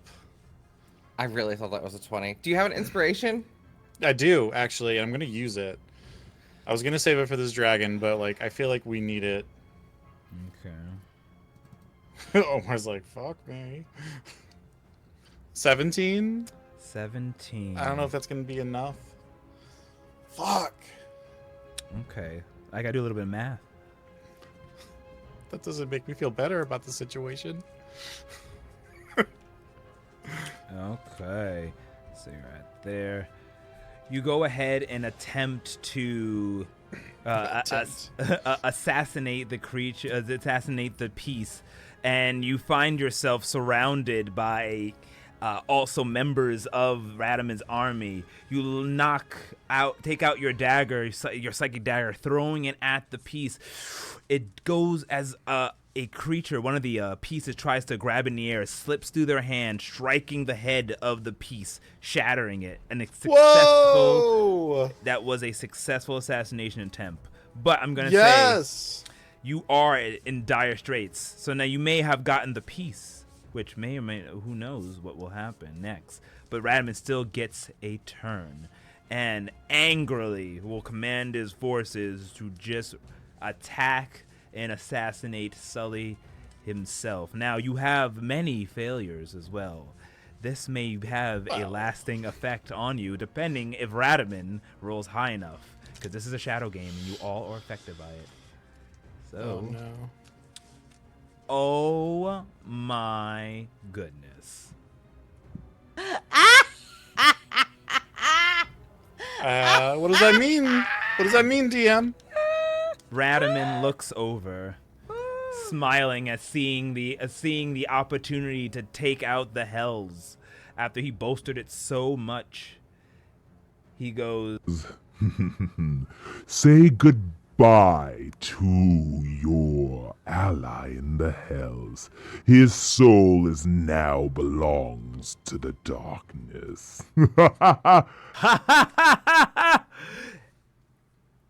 and as he does, Sully, you see a devil come down to reap you, as with a sickle across your chest. And when it does, your stone golem just slams it in front of you. He rolled a natural 1. Come on! Yes! And Sam goes, no! Oh, I didn't put it on. As Radaman Goes, no! Impossible! No! as we go to the top of the round, to the king's turn. Zendaric, I need you to What are we at now, 12? describe your winning tactic. All right.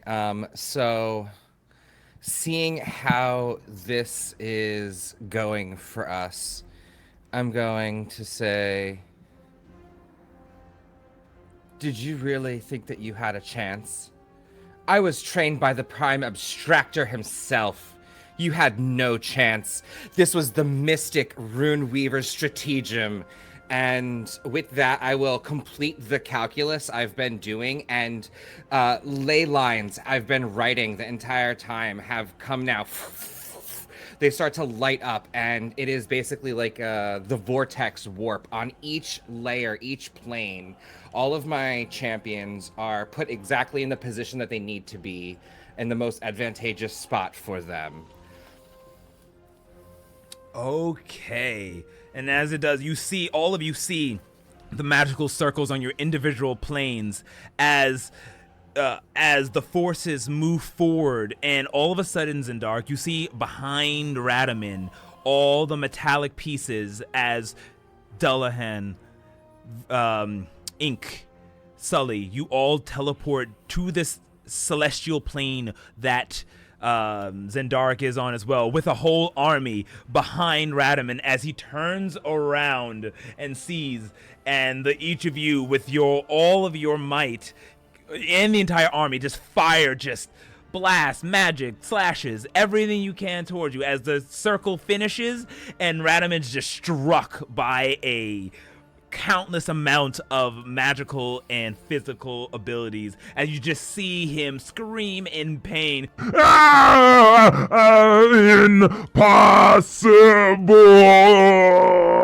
Impossible! As the entire plane shatters and all of you once again appear inside of the chamber, Radaman on the ground, fading in and out of existence as you see his spirit being pulled out of Kievon's, and just leaving behind an unconscious Kievon on the ground, no horns, and what now the true form of Radaman, almost like a cobalt-like dragonoid lizard person, covered in red scales and horns of a devil, lying there naked on the ground, just shaking. Like, if you imagine the end of Harry Potter when it was just like that fetus Voldemort, it's that in lizard form, just shaking back and forth. No. No. No. And the battle is won. There was no way I've never even played this game. What is your problem? Ink yells at this shivering little cobalt thing. You stink. You're a stinker. Ooh. I've lost. No, duh. You have bested me. Radaman stands up, barely, still fading in and out of existence. No. Go ahead. Now, what about your side of the bargain? The body is yours. I said I would return it, and you have it. His soul, however, is not mine to return. If you wish to revive him, you will have to defeat the forces of my queen. For his soul is entangled into the web of the 9 hells. You have impressed me, Subarashi. I have never faced a force a mind like that of yours. In my thousands upon thousands of years of existence. He stands up, fully, no longer holding his body. Behind this door is doom. You do not wish to go through here. He waves his hand. A secret door appears on the far wall to your right. As my token, a gift for what you have proven, this is where you will enter. But the battle is not lost yet. You still have to face against my lady's forces. I do hope you are victorious, though. Now more than ever do I want you on our side. You should see now. You fight for the wrong team. See your power. Only my queen can foster it to its full potential. Dalaran's had too much. There's no. Literally walking over, picking up Kievon's body, throwing it over one shoulder, if this is okay, and just with his double-bladed scimitar, he is just going to attempt to decapitate Radaman. I'm done. We're not. We do not have to listen to this. You lost. This is over. Swing! Clean swoop. The lizard head of Radaman falls off. And you see a small smile on his face as his voice echoes. You haven't seen the last of me, MGUs. I will return one day.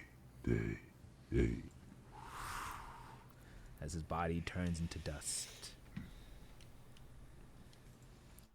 Well, I hope he gets less boring when he comes back. Maybe you'll be better at chess, too.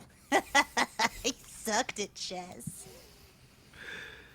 And with the door open, ready for you to enter in, a cold breeze blowing through, you can hear the sound of snarls and laughing yips and the cry of a familiar woman echoing throughout a chamber. And there is we will take a quick break. Yay! Yeah. Eliana is in there, so is a dragon, so are some gnolls. But we'll find out exactly what will happen in the final half and the conclusion of Descent to the Void season finale. See you all in a bit.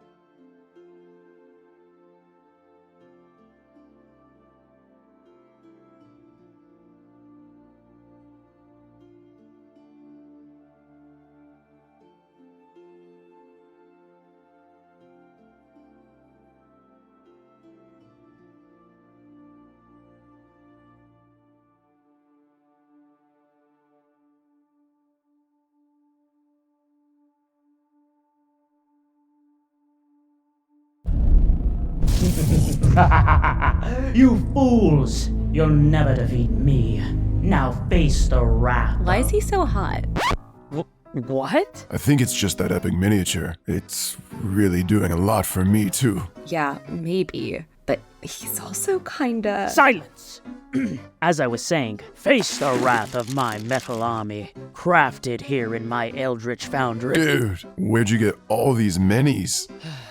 I'm subscribed to Eldritch Foundry's Eldritch Unlimited with unlimited STL downloads. Now, can we get back to... Eldritch Foundry's amazing! I never thought I'd have the perfect mini for my Demon-born, half-elemental, catfolk, warlock, bard multi-class with a bunny wizard familiar, but here she is. Thank you so much for printing her.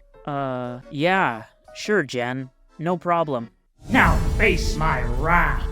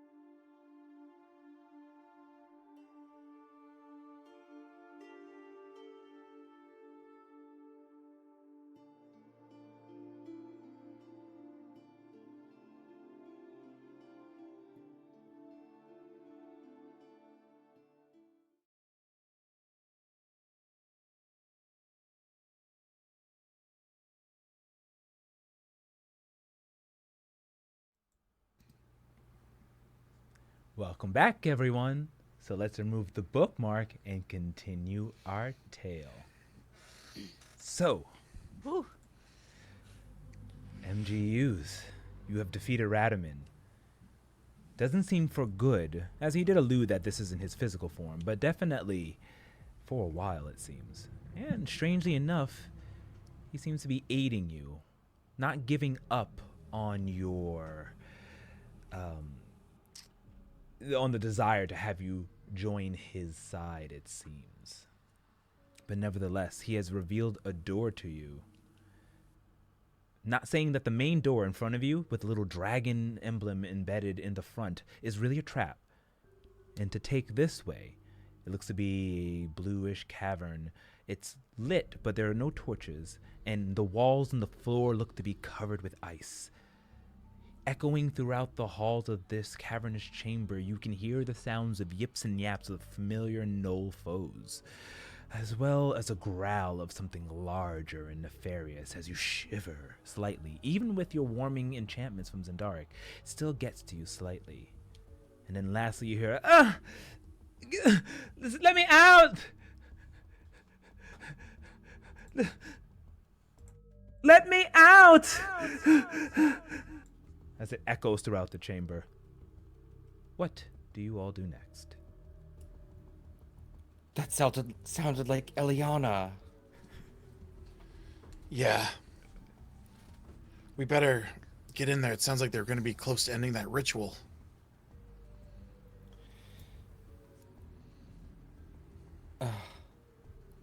Come here, Big Steve. You must take care of him, remember?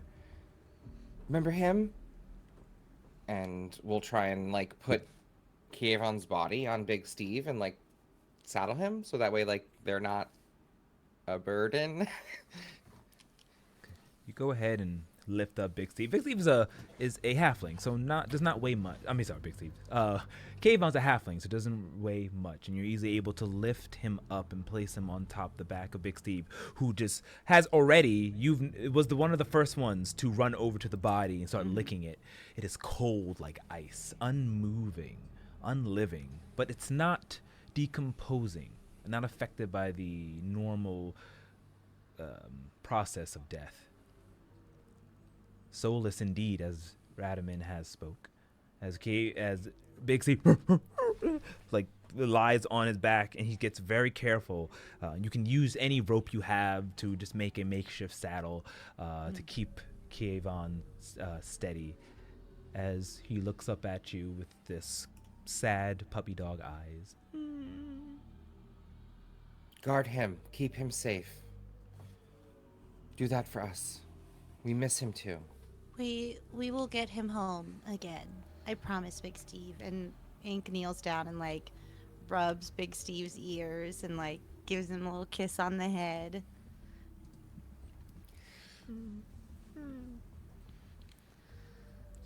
So you're having Kayvon, Big Steve come through with you, or are you leaving him here, or he just have him just to be defensive of Kayvon? Just have him stay like way, way, way in the back, like as far away from the action. Yeah, in the room, but not of the room. I'd say. Could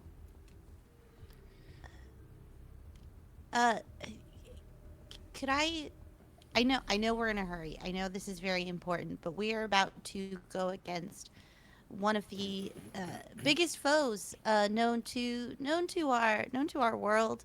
And I have something that I need to tell you before we go in there. My tribe is not Tabaxi. What do you mean? I know that I have said again and again to this circle that honesty and transparency is the way we're going to survive, and I believe that to my very core, to the end of my being, and I will not go into what could be our final battle together with any secrets. I have been forbidden from the day I was born to tell anyone outside of our tribe this information. But you are part of my tribe now. As my circle mates, you are my family. I know we are believed to be myth, but we are real. And Ink slowly starts moving and shifting, becoming taller and buffer, like this very strong version looking of Ink, just taller, wider, broader. And I will fight with you to the death. I am what has been lost to time. I am a shapeshifter. And I am a part of your circle. Please forgive me that I couldn't tell you sooner. I wanted to every second when I knew we were going to be linked eternally. But I am here. I am tired. I am scared. I am angry, but I know that we will see this through because we are together. And as this shape-shifting situation is happening, it gets taller and broader, and this aura of sparkly glory sort of encircles them as they cast Mantle of Inspiration and give everybody 5 temporary hit points. What? Nice. I love you all. Let's go kick some dragon ass.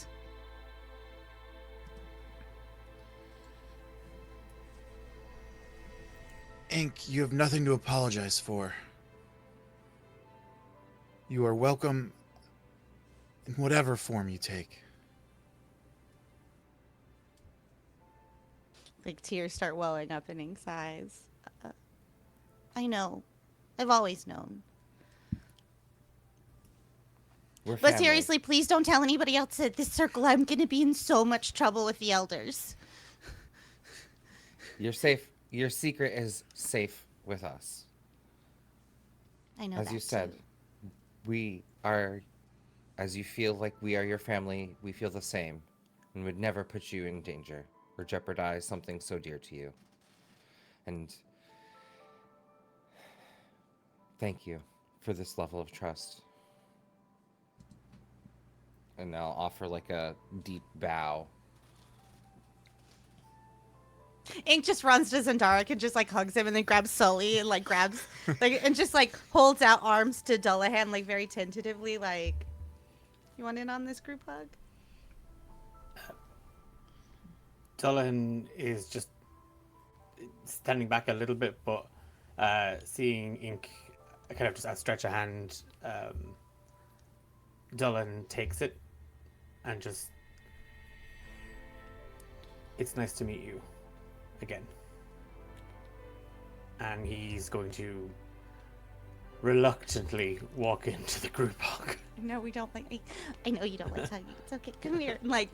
Get in you here. Feel this big squeeze as Ink's arms get even longer to just get everybody in. You just feel this sort of pull and this real tight grip.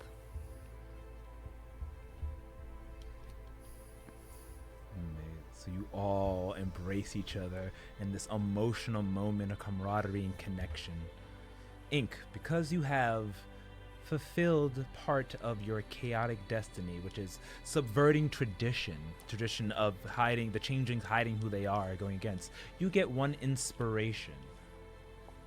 And of course, if you wish to look at it, there's a few more things you do have with your destiny if you so wish to do any of those. Oh yeah, I love these destinies. Oh boy, oh boy, oh boy. So go give yourself that star, and you can use it any time to, as you know, re-roll a roll before you know the result. As you look at each other one last time, turn your heads. Well, Big Steve runs in as well, and it's sort of like Kievon's hugging you as well in that process. Yes.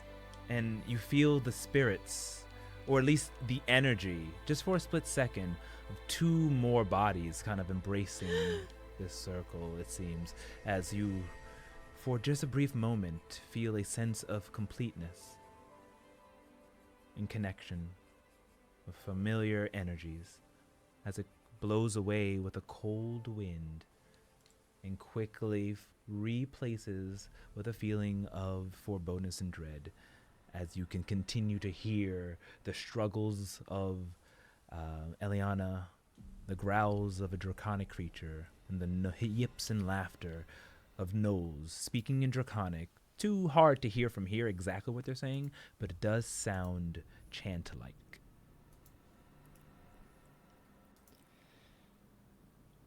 All right, let's strategize for just a moment.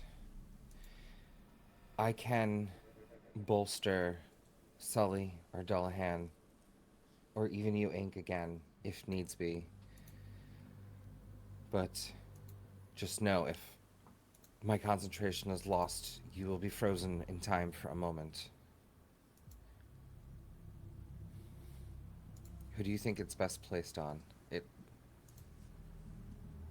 Oh, not me. These muscles are they I'm not actually any stronger. I just look that way on as the elders say, on TV.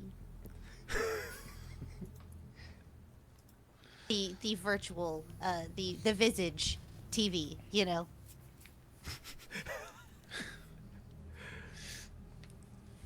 Give your powers to Dullahan. I thought best too. All right. Let's assess the situation and then hopefully we'll get a great opportunity. Okay, so you go ahead and expend this time. You do feel the energy leave your body as the spell slot is expended.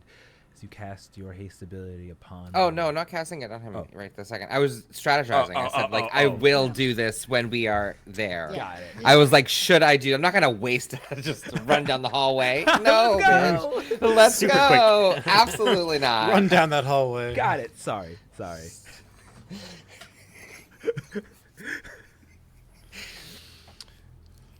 I was like, strategy huddle. Who wants it? Got it. Understood. So you all step in. It's a wide door. The door is a small door at first, but it opens into a wide cavern. Enough for you all to huddle around Kievon and Big Steve holding up the rear. Inside, it just looks like glass. Though peering into it, like kind of ice glass, it's still translucent, it's not completely transparent. But as you look through it, you see for a moment something like a face. Almost draconic-like, like a shadow. You get a weird chill down your spines as the wind blows and you continue to make your way down the cavern, following the sounds of Eliana that echo throughout the chamber.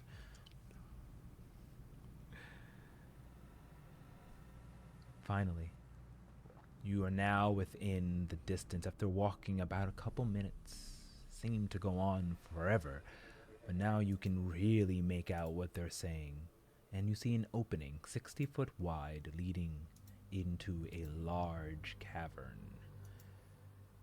There's an almost storm blowing as you all hold and huddle together to hold on to any type of warmth, and can see a few gnolls at least. It's hard to tell from this vantage point, looking up at something to the right. Though to see further in there, you'll have to get closer. What do you wish to do?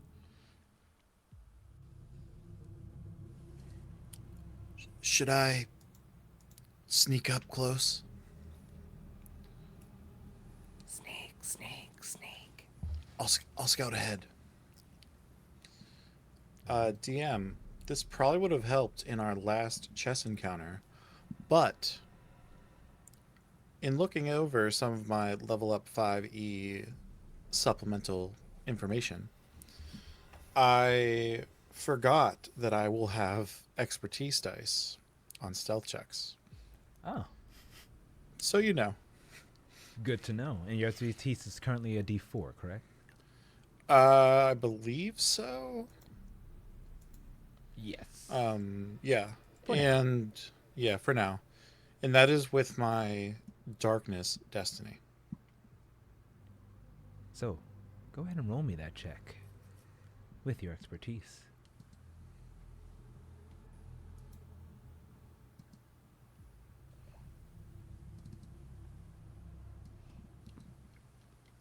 Oh my god. 6. Final number? Uh yeah, that's it. That's the one. Okay. So, you go ahead and start to walk in. You think as quietly as possible, as So Sully, quiet, guys. as you step and peek outside of this large hole. And I'm going to go ahead and share the map for you.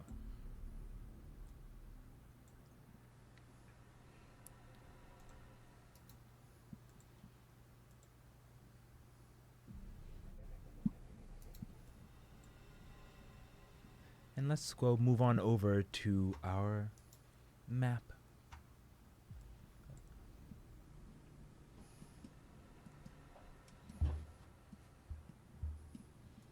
Oh,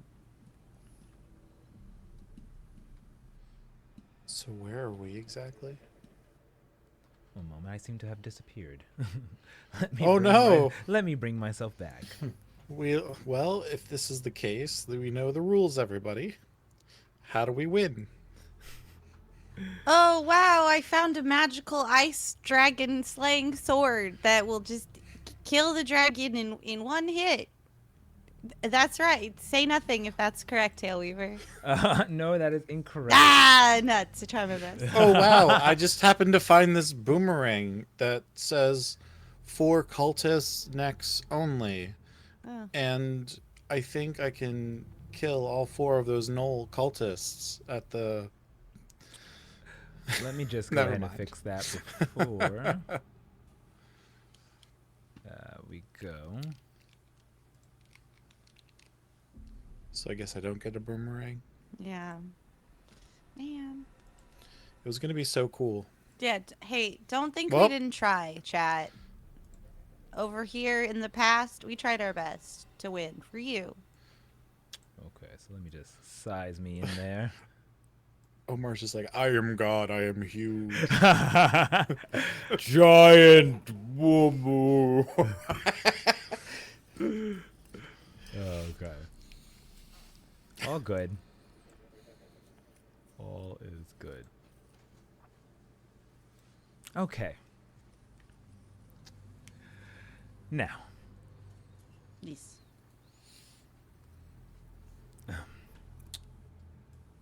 you all can see the map. I'm gonna go show you what you see in here. Sully. As I reveal the, Nice. and I'm gonna place you on this map as well, Sully. Perfect. Because I was very quiet. So you're about right there. Okay.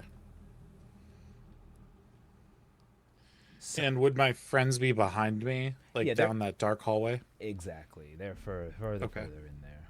Say about 30 feet away. And you've walked That's up in order to see about 15 feet. It's an odd number. A specific round of movement number. You look on and see 6 gnolls standing behind each other, their arms out as they bow up and down, shackled to what seems to be a strange magical circle. You surrounded by 4 just emaciated bodies. Bodies just sucked out of all the blood and innards. They just look like zombified or slumped next to her as white tendrils are swirling around her body. You see that she's wearing a ritualistic garb, but it seems to be a strange dragon-scaled tunic and pants that match with strange etchings of Draconic, which you understand. And can roll me a quick perception check to see if you can see it. Sure I can. Sorry, did you say perception? Yes, please.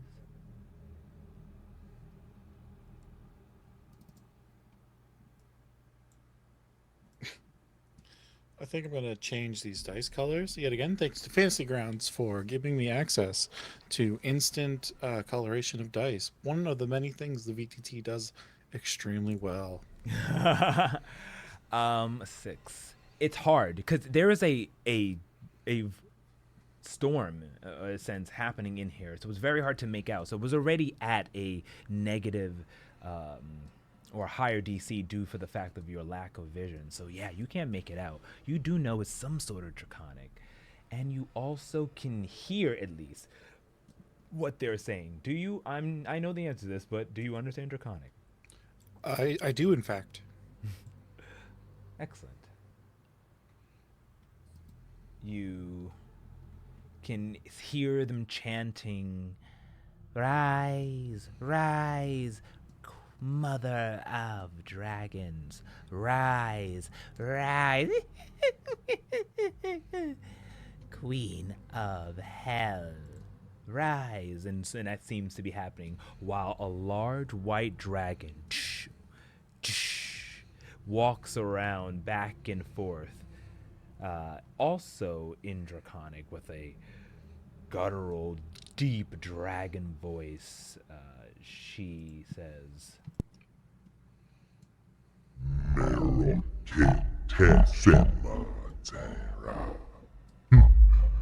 Keep chanting. Keep worshiping. Our mother will rise. You will do nothing but suffer at the hands of our mother. that is in common, as she then turns and looks on over to Eliana, who's just, I will get out of here, and you will face the wrath of my family. We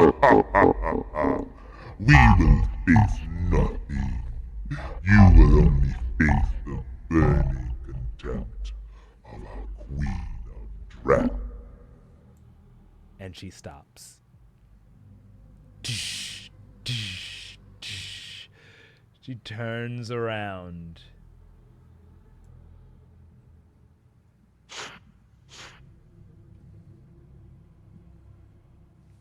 We are not alone. Come out, little spider. Don't die. As with blinding speed, the young white dragon steps forth and is about, 50 feet away from you, Sully. With Okay. bright eyes stares at you. Oh, a visitor. Come closer. Why do you hide from me? I was waiting for the right entrance, and I run forward in a northwestern direction, kind of splitting the gap between the dragon and the gnolls. And from there, I take my stone of controlling earth elementals and throw it right there in the middle of the pile, in the middle of like where all these gnolls are, summoning my earth elemental, knowing that they're the ones that are doing this like chant and understanding the draconic. So I'm going to try to disrupt that before Eliana's soul can be stripped and she exsanguinated and all the blood removed from her body and so forth. Got it. So let me go pull out the earth elemental. Add it to the sheet. And make it an ally. And you're saying right here? Pretty much, yeah. Okay. You should be able to control that. Just let me know if you can move it around. I believe so. Perfect.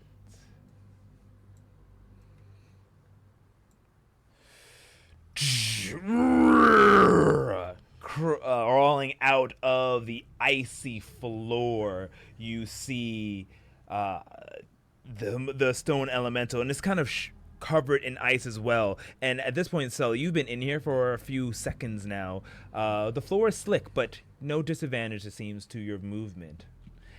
But it is frigid. I need you to roll me a Constitution saving throw, please. Just starting it off strong, huh? Yeah. Oh boy. You get plus 1d4. Expertise dice from Mending's heating effect due to environment. Excellent. My persistent mending, that's what it was. All right. Go ahead and give us that con save. Plus 1d4. Oh Lord. I don't think an 11's gonna do it, but I got an 11. That is a failure. You will take... Go figure. 2d6. So 6 points of cold damage, which I'll apply to you now.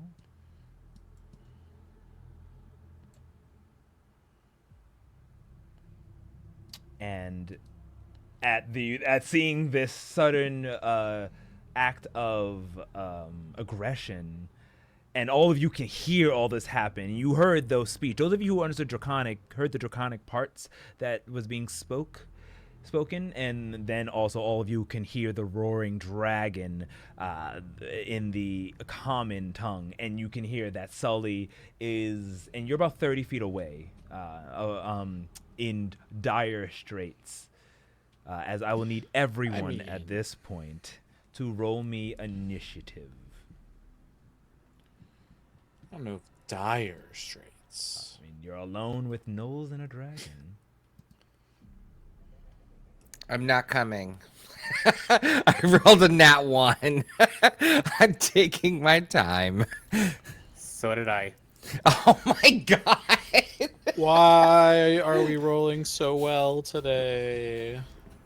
Was this in the new update thing, Omar? Was it, like, piss off the player mode? I mean, I also roll low, so maybe this is like the new updates that all people roll low. No.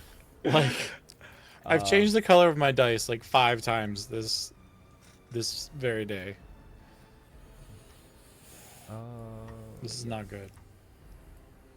Oh, I have the dragon on here twice. Let's see which one this one is. Okay, good.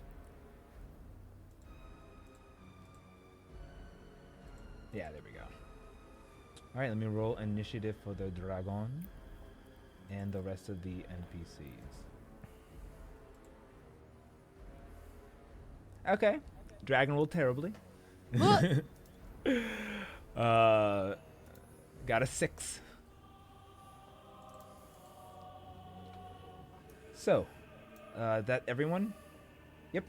So the Knolls will be doing whatever they're doing at initiative 20.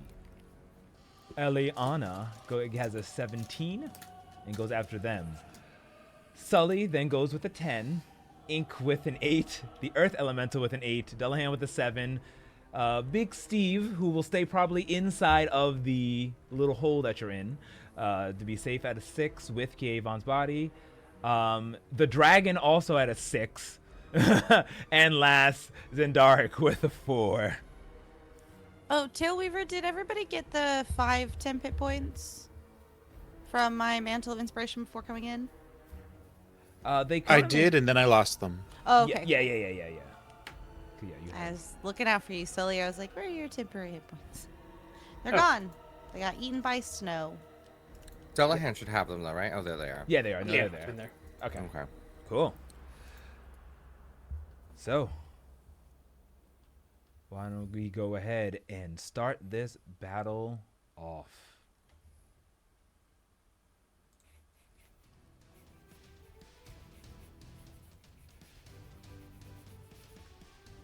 the gnolls stand there in front of this circling vortex of a magical circle as Eliana struggles back and forth in an attempt to break free from her metal clutches.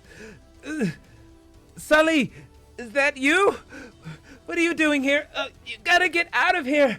They'll kill you. As the gnolls will just continue to chant, the dragon beckoning over to them. Keep it going.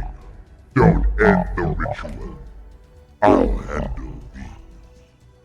And they'll end their turn as they continue their seance, it seems. Eliana can do nothing, but she's completely incapacitated, other than just yelling out towards Sully. As Sully, you start us off. All right, so starting everything off, I guess I'm going to first use my bonus action to cast Hunter's Mark on the dragons. Let me do that.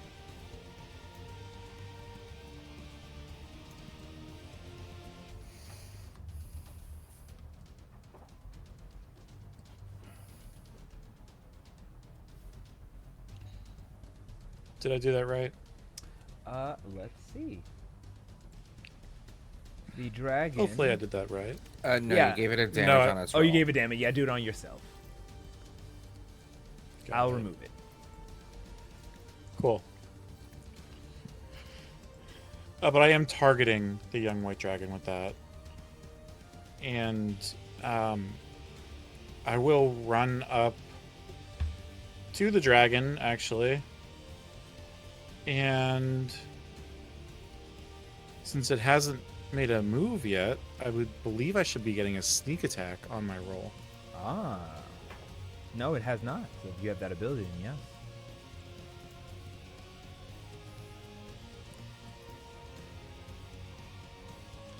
Sweet. Let's do this damn thing.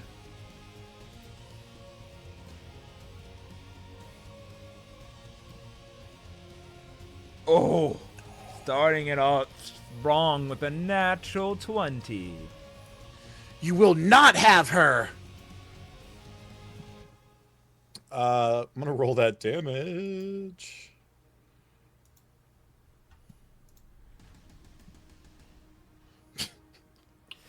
Jeez. 42 points of damage. Cleave into the dragon, roars back in contempt.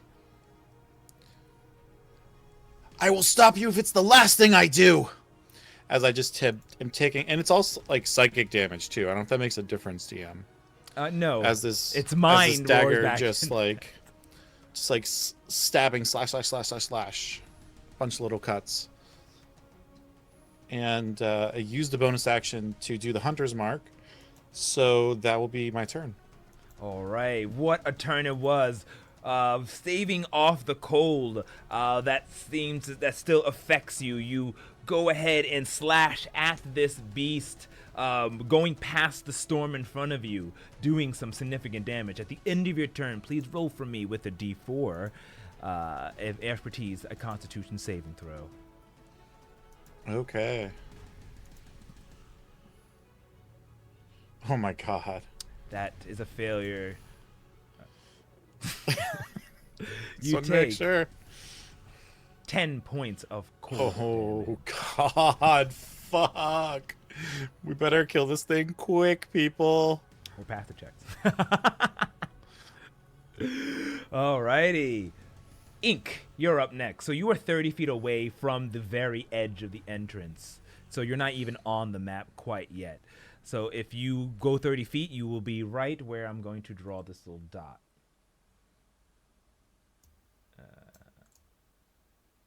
Right here. You'll be right there.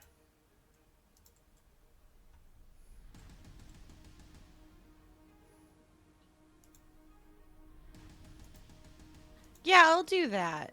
Yeah, I want to get in this room, help my friend, try and do something, if I can.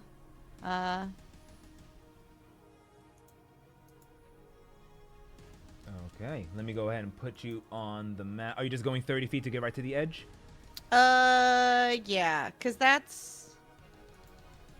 All right, there you are.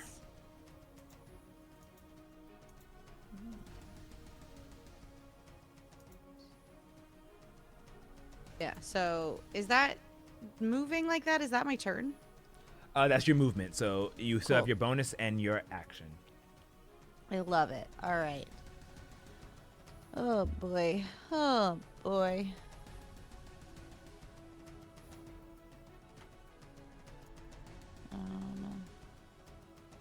You know, what's the range on this? Cool. All right, I'm close enough. It's cantrip time, baby. Spell slots are low. Let's go. I'm gonna cast Sacred Flame at the dragon. All right. Go ahead and target and cast your ability. Okay, target the dragon.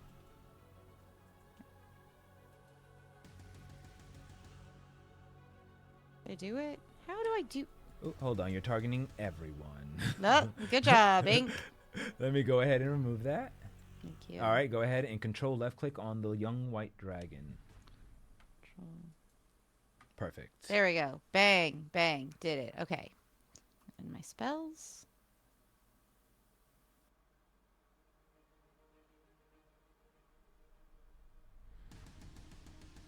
There. And I just drop that in the dice. I can't believe I can't remember how any of this works. Every time, week to week, I'm like, what are we doing? How does this go? Yep, you go ahead and target it and hit the, if you go to Sacred Flame, drop it down, hit that little button that says cast or save. Oh. In your abilities.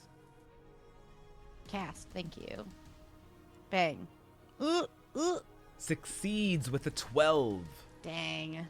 Dago.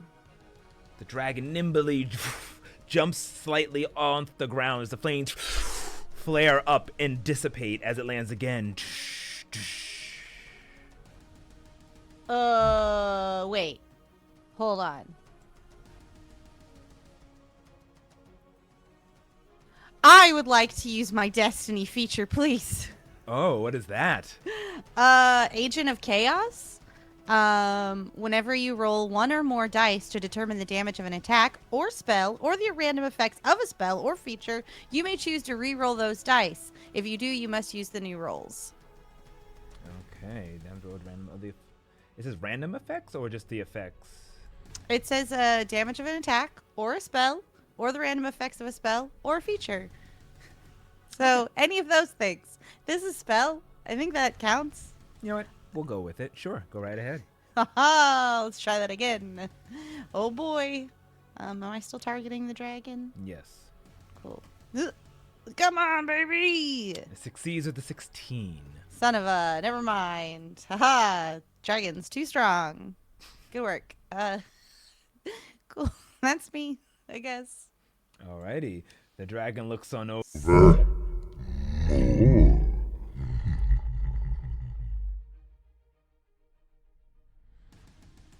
And we will pass it to the Earth Elemental.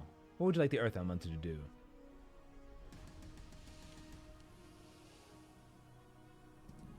I would like for it to take both of its attacks. It has 2 slam attacks. So for the first one, I will go for the one that's closest to the altar itself. That's like right in front of the elemental. So it's going to make its first attack, which is a +8 to hit. Sure, sure. Oh my god. It's a 10. 10 does not hit. Also, you can hit the little Earth Elemental one, and you can actually roll with its own stats. You hit that Oh, little- sweet. That's how that... Perfect. Even better. But the so I 10 will... is a miss. Yeah, so I'll do the second attack then. With the same roll. Mm-hmm.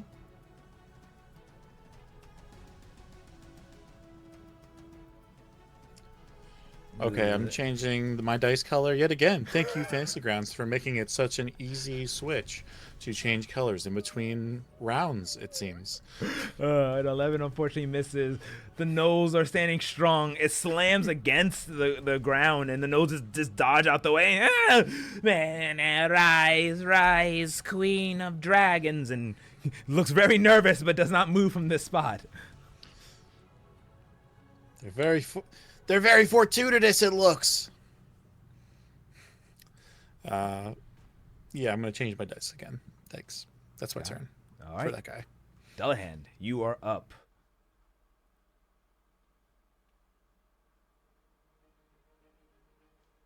So you are currently 30 feet out. So if you want to get with where Ink is, you can use 30 feet of movement. But if you have like a teleport or something else, you can do that. But you were 60 feet away from, 30 feet away from the entrance. Yeah, no, nothing like that, unfortunately, for Dullahan.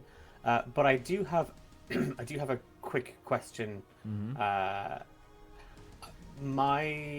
Again, purely prompted by Ink's destiny. My destiny is the Slayer, and I get a source. My source of inspiration is the War of Attrition. So I gain inspiration when I strike a blow against an especially powerful creature related to your destiny, but it does not necessarily have to be specific to the destined foe. And I feel Radamon is a big part of that. I feel this. When you started saying, I was like, you know what? Radamon was a dragon creature, as is this one as well. So I think that you would definitely get one for Radamon. So you can go ahead and mark that off. Yeah. Okay. So what I'm going to do is kind of just following behind Ink and stopping at that same point, drawing my crossbow to take a shot at the young white dragon. All right. From there.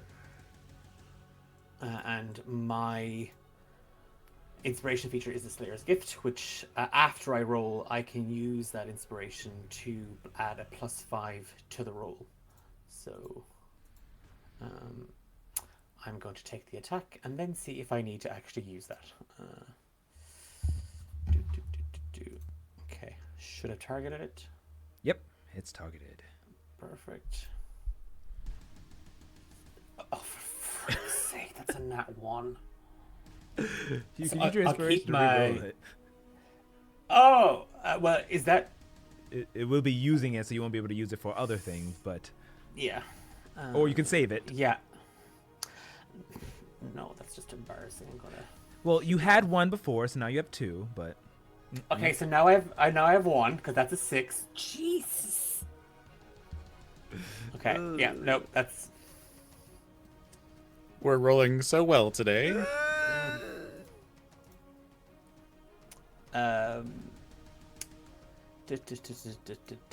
You get 2 attacks, right? I do, but I think they were melee, are they? Oh, they only melee? I thought it was... But You get 2. No, you get 2 attacks for Yeah, I got melee 2 attacks. Yeah. Yeah. So Yeah. that was your first attack. 2 whiffs. The dragon bats it out the way. You look and see your foe. Like, you can feel your blood boiling. It's been ignited as you look over at the dragon, and... a 19.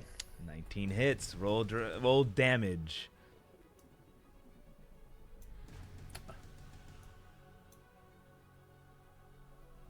Four. 4 points of damage. Nice. As you strike your foe, it even seems like it singes the skin of the dragon in an strange, unknown way. As the dragon wails in pain. From those only 4 damage, it seems to have been really struck hard by your blow. For my bonus action, oh wait, I can't. I have no spell slots left. Damage. Never mind. Nope, that's it. That's all I got. Okay. All right, so you stand at the edge. I'm sorry, Ink and Sully. It's not Sully. Declan. Dullahan. Oh, right. We gotta do that thing, don't we? Please roll me Constitution saving throws as you stepped inside. You get a D4, right? It's everybody, right? They get the D4. 2 with this roll.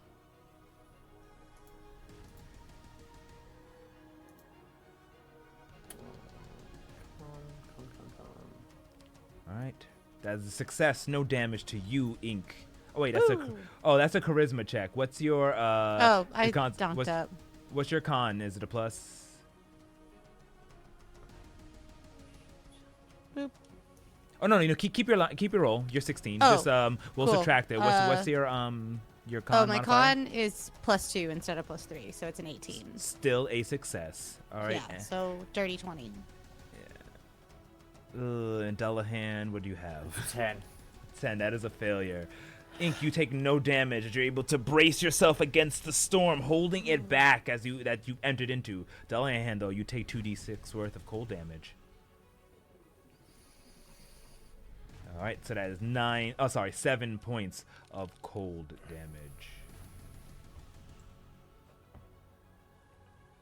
Alrighty. As you bombarded by the freezing particles of the snow and ice and the lower temperatures. Up next, Big Steve, who's going to stay in the back and look very alarmed, waiting. And we'll take the dodge action just in case something happens. Yeah, Big Steve is totally waiting to react if anybody comes at him with like a bite attack or whatever. Got it. All right, noted. The young dragon will look. We'll go next. The dragon was staring at Sully and has taken a little bit of extra damage, not sure how much, from the strike of this Dragon Slayer, as you can just feel a strange unknown energy surging through your body, Dullahan. It turns its head, staring. You are blessed by the gods of dragons. Slayer, blasphemous against our queen, you will die first. We'll move fine. And you get opportunity to attack Sully if you wish to use it. Yeah, the voice changer was still on Omar, and that was clutch. If you wish to appreciate So funny. If you want to hit Dragon. me, go ahead. You can use your reaction to attack. Yeah, I would love to do that.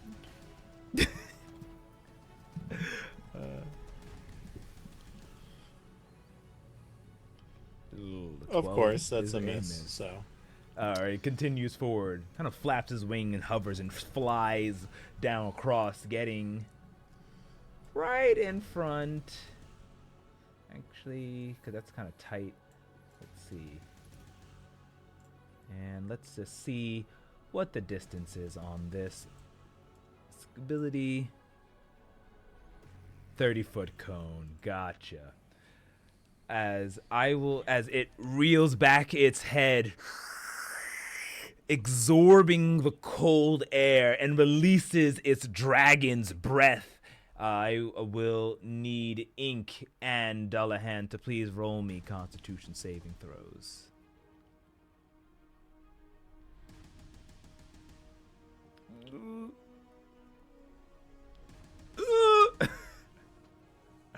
Super fail. My dice Wow. go to super What jail. the fuck? Okay, let's see. Okay.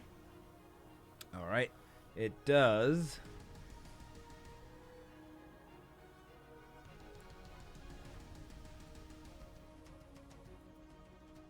Hold on.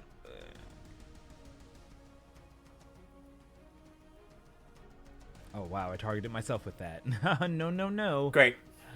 That was a mistake. 35 points of cold damage that I need to do math and bring back to this dragon. Got it. Okay. Okay. So let me go ahead and apply that to you, Dullahan. Can I do something really stupid? What do you want to do? I'm going to use my reaction to intercept some of that from hitting Ink. So, like, literally stepping in front of Ink just as it blasts. I'll take more damage, I know, but if that's the way, bargain the interception. Sure. Does it allow you to take? Is it just straight up you take damage from someone else? Well, I'm supposed to block it, but I think there's usually like a melee weapon involved with the old interception.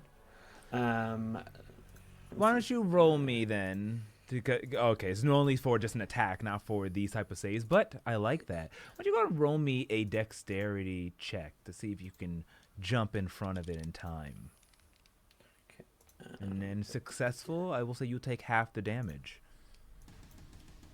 Okay, that dice literally went halfway across the wall. There we go. Show it again. Oh, for frick's sake. 4. 4. I'm gonna say the dragon breathes in, releases a cold, massive storm of frost breath, and you go, Delahan, to reach and block it from your ally, but unfortunately, you are frozen in place as you become almost a block of ice, as you don't shatter, but you fall into the ground, kink, piece of your body falling off as you go unconscious and are completely brought down to 0 HP. Ink, you are barely alive.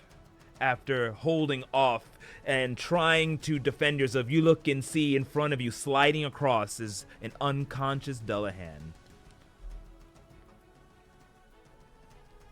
And that is all the dragon can do on that turn as she looks. Said you. One down and 3 more to go. Hiding. And we'll end that turn there.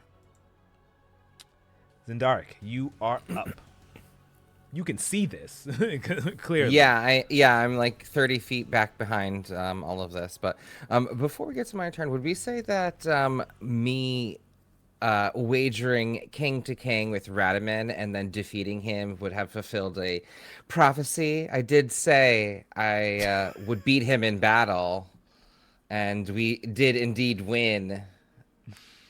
I'll allow it, yes. Would that be a source of foresight? Okay, thank you. I will take that inspiration. Yes. Okay, I will come the 30 feet closer and be right behind Delahan and Ink, and see him in this state and know that he's been screaming about these gnolls to bring back Mother and the ritual. And I'll say to him, you have not yet won. This battle is not yet over, and he is not yet defeated. But do you know what I know? That things with fur burn just as easily as things with scales.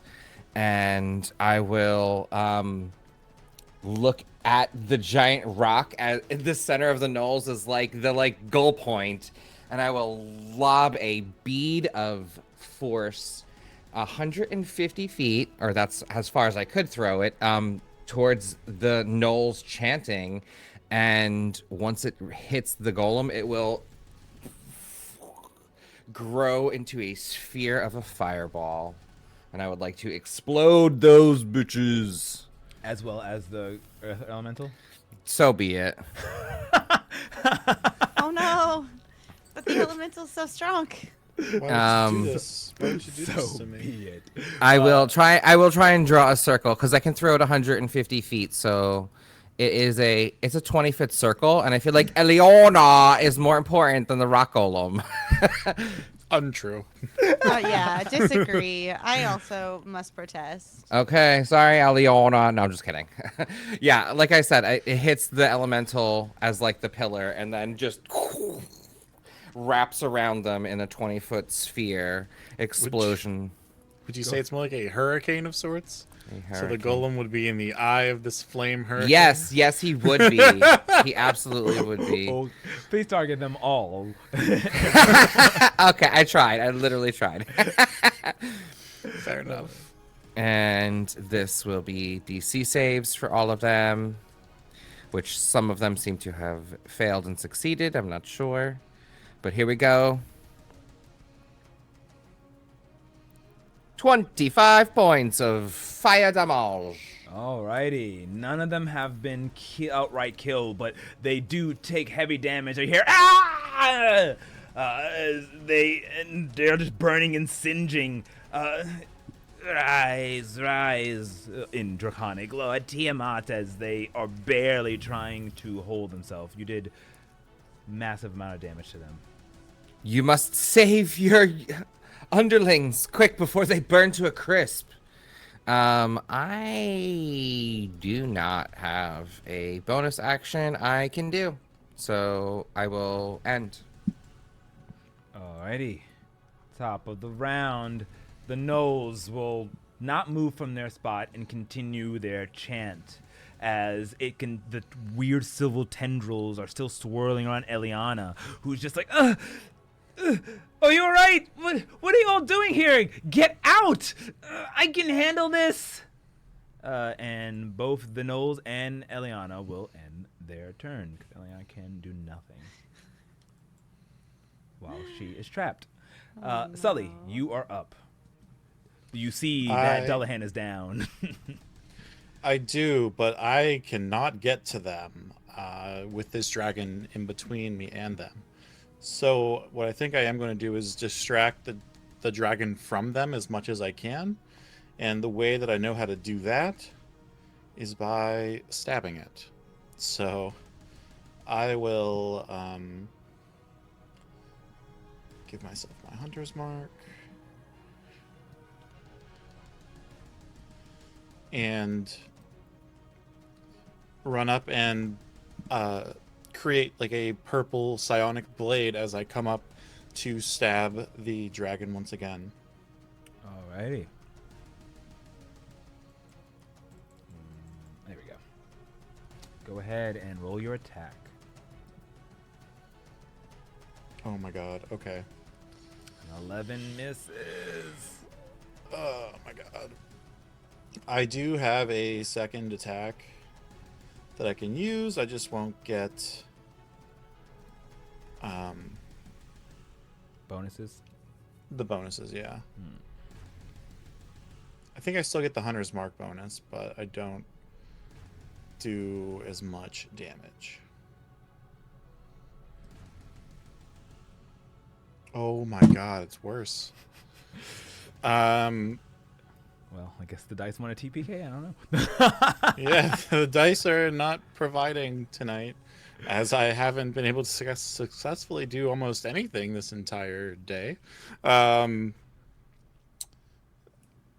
You crit in the beginning though, so it's I like, did. I did one crit, but like and we're now- like, come on, I'll take a hit. I don't need another crit. Just a hit. Yeah, like just a rego. Just like a 15 would be cool. A 9 misses. Anything else you wish to do in your turn? No, that's it. That's everything. All right. I'll wait for my golem. The dragon just bats you off and just continues focusing on those ahead of her. Up next is Ink. Okay. Here's what's gonna happen. Meek is going to put their little fuzzy hands on Dullahan, little icicle. I'm gonna cast Cure Wounds. See if we can get you kind of unfrozen and up again. Can I do that on somebody who's got 0 HP? Yes. Yes. Cool. Then that's what I'm gonna do. Goodbye, spell slot. I love you. You're great. Thank you. Of course, baby. I want you up.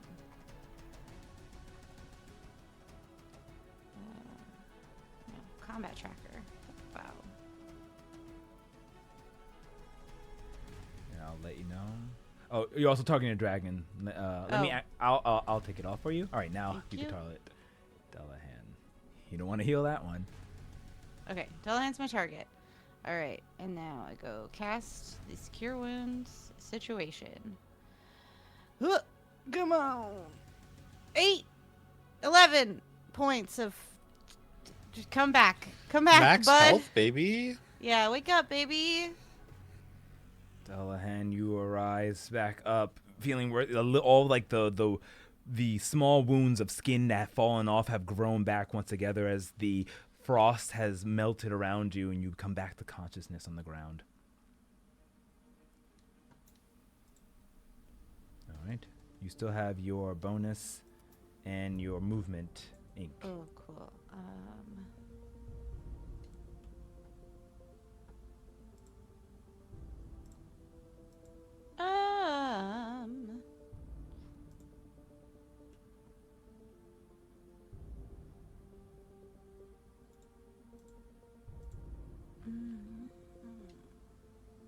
Yeah, you know what? It's fine. Now that Dullahan is back up, I would like to use my advanced 5th edition battle hymn on Sully, actually, because Sully's got weapons things going on. So I like pull out my lute and I start strumming while looking at Sully and like humming this like ethereal like battle hymn, like very like very inspirational. And you now can roll, as long as I am concentrating, an additional weapon attack. Oh shit. Yeah. Nice. That's amazing. Yeah, so I have to keep concentrating though. So just, everybody, just let me keep singing my little glory, glory, hallelujah moment. Sully, Sully, you can do it. Sully, Sully, you can do it. Go kick that dragon's ass. Nice. And the hymn bolsters your offense, Sully, as you can feel a new boon come upon you. And do you wish to do anything with your movement? No. That gets me closer to the dragon. I'm good. I'll stay here. Alrighty. I need Sully, Ink, and Zendari to roll me Constitution saving throws for being inside of the room. Okay. 1d4 added.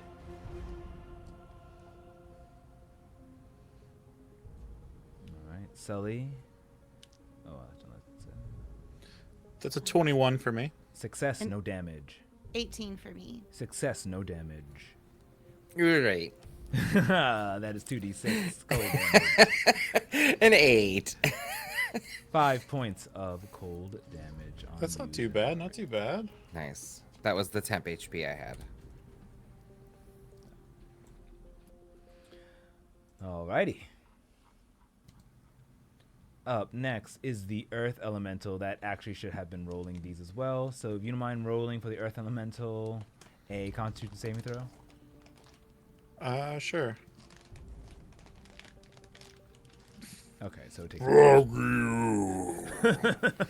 It's the Earth Elemental. It has just been struck by a lot of fire, but the seance continues. What do you wish for it to do? You could say it's hot rocks now. And it's going to keep swinging away until it hits something. Well, if it's swinging, then it's probably pop rocks. Oh. Ew. Well, Pew, pew, pew, pew. 13. Ugh. You let's just try burn that your second hands. attack. You should just like put your hands in alcohol and get all the bad juju out. Zeki. I just rolled an 18 and then like Zacky. a nat 20 for the saving throws. I was like, come on. Like, Aw. Unfortunately. this is so silly. I can't with this game. Unfortunately, the attacks of the Earth Elemental fail. As we move on to at the end of his turn. Playing defense. Can you go ahead and roll for me again now for the actual end of the turn? Another Constitution saving throw for the Earth Elemental. Oh, another one. Yeah, that was for last turn because I forgot. Oh, well then. That is a failure. It takes 2d6, 6 points of cold damage. That's fine. Oh, how much did it take before? The full 25? Yeah. Okay. So... It has 180 31. HP. It is Or like 31. good to go. It's Gucci.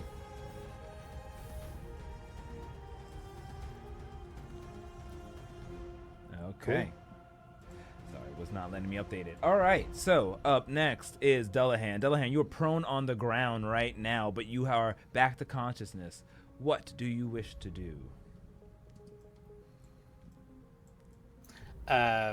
Standing up, using half my movement speed. Got Hate it. that rule so much. I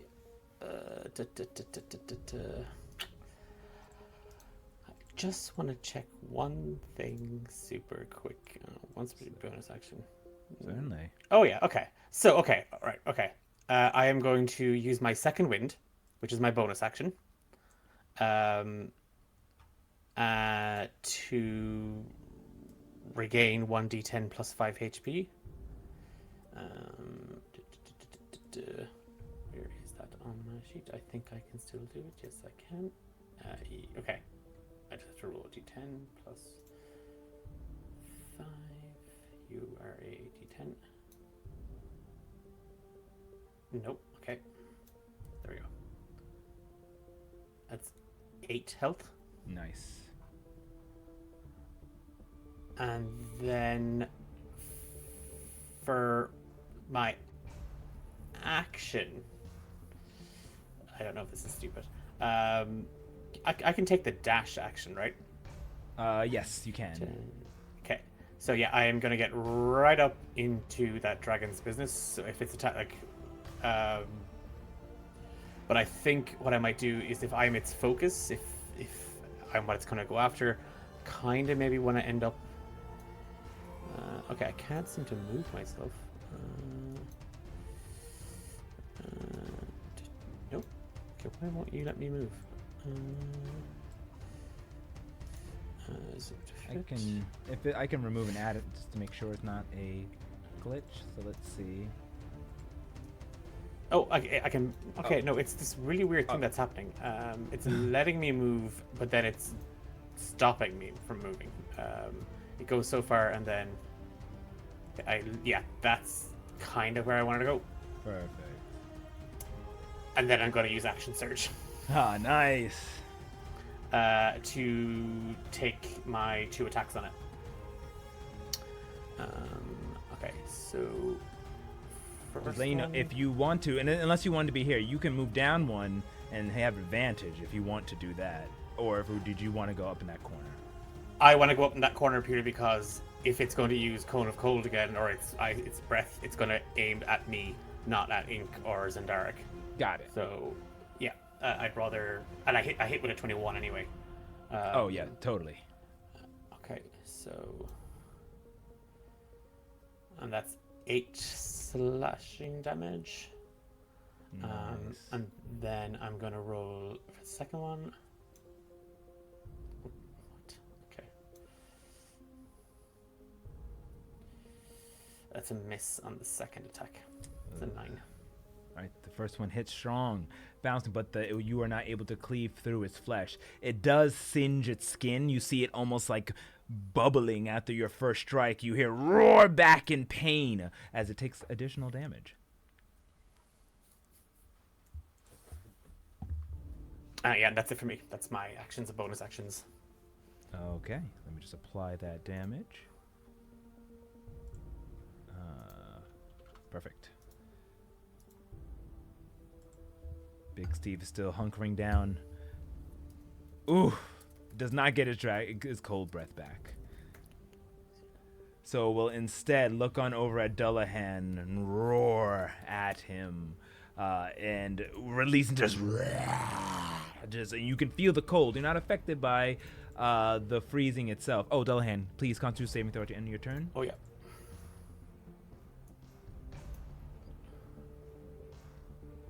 All right, no damage. 22. No damage. Nice. All right, so it gets 2 attacks. It's bite and claw. So first it will try to bite at you. Now we'll try to claw at you. Both of those should be at disadvantage as well. Ooh. Yeah, because of my cloak, I believe. Inventory. Yeah, I have the Cloak of Displacement. Oh yes, that's right. There we go. All right, I will put that in disadvantage. All right, so the first attack with this claw. Natural 1. Boom. We'll take that one. It just bites air. I mean, claws at air, but then we'll still at disadvantage attack with its bite attack. 10, which misses. It roars in anger after missing, and will step back slightly to get into a better vantage point and end its turn there. Zendaric, you're up. Okay. I am going to... As a free action, I yell, "Focus on the gnolls!"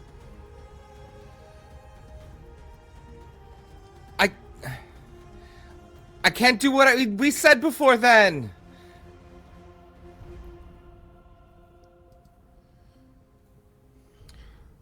Stick to the plan. Take the gnolls out. Leave, and staring the dragon right in the eyes. Leave this newt to me. Ooh.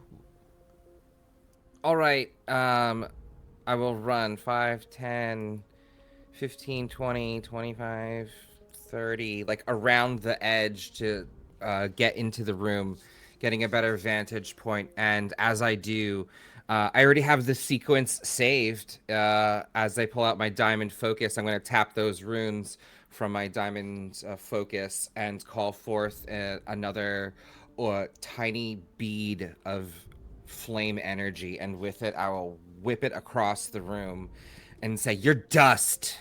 and throw it in the same exact area and target all of the gnolls and elementals.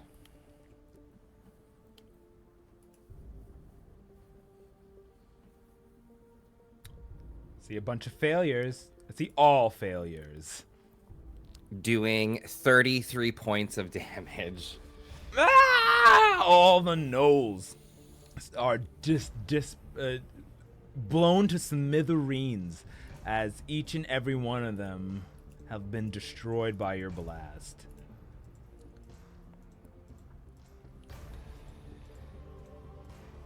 Okay. And how is the Earth Elemental looking? Oh yeah, he's good. He's good. Totally fine.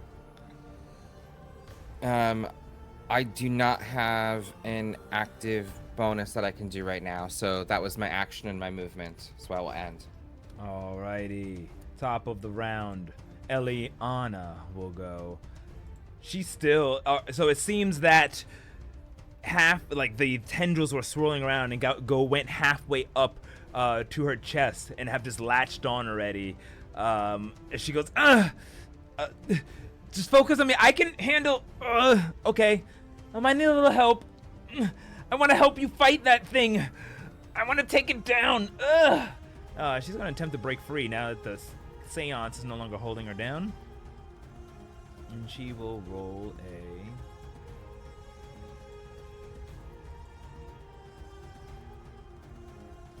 check. Ooh, nice. She pulls and breaks free from one of the tendrils, though it tries to wrap around her again. As this strange hex-like circle swirls around her. I can do this! But she is still in the state that she is, though she seems to have succeeded partially, as it is now Sully's turn. All right. Now, seeing as the battlefield is unfolding around Sully, I'm going to move up 5 feet, kind of getting across from Dullahan to maybe provide him some additional bonus later during his turn. And with Dullahan kind of taking the attention of the dragon, I'm going to get my daggers ready. Hearing that battle hymn that Ink gave me, I'm just like pumped up to start slashing, and that's exactly what I'm going to do. Getting sneak attack and my hunter's mark on this first attack.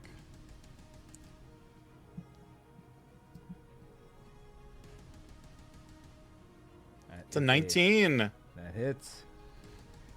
Oh baby, oh baby.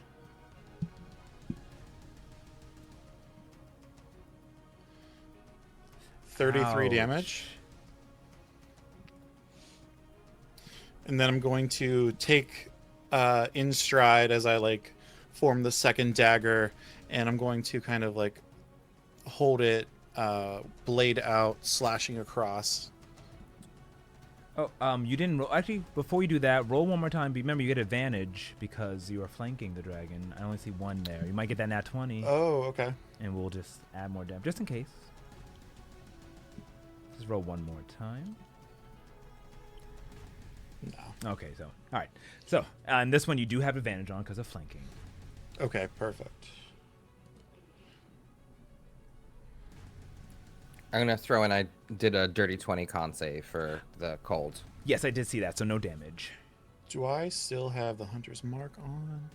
Or do I have to refresh it every attack? Yeah, I have to refresh it every attack.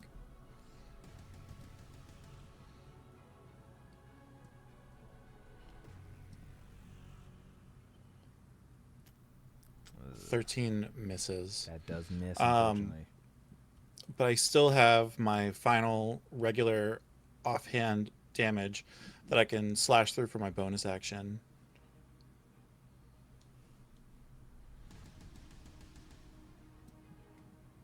I guess that should be at advantage also. Yep, so roll one more time. 13, no. Unfortunately, those are a miss. You cannot pierce through the tough scale. Ah, these damn scales are thick ice. And that'll be my turn. Alrighty, Ink, you're up. Oh, con saving throw, please. Oh, right. Oh, yes. Should I also do mine too while we're here? No, I mean, you can do it now, but no, you can do it at the end because you get damage at the Okay. end. So. Cool, cool, cool. Thank you. Oh, you're good, Sully. Now I roll a 20. It's fine. All right, Ink. Yes. I am going to. Can I reach into a bag and still hold my concentration? Yes. Cool. Then I'm going to do that while still sort of singing my little Sully Can Do It song. I reach into my tan bag of tricks and hurl a tiny little fuzz ball 20 feet in front of me to, like, next to Dullahan. And in as it lands, this little tiny fuzzball turns into a giant hyena. Nice. All right, let me go pull out the giant hyena. Give me a giant hyena, please. This is fantastic. Bag of tricks, baby. Bag of tricks. All right. I think it should be in there. Yep. And we make it an ally. And we'll have it go after you. Yep. And we'll place it right, well, there. Thanks. Yeah, that's where I want that to be. As far as I could throw it. Giant hyena. Perfect. And is that all I can do? Is that all I can do? Yeah, that's all I can do.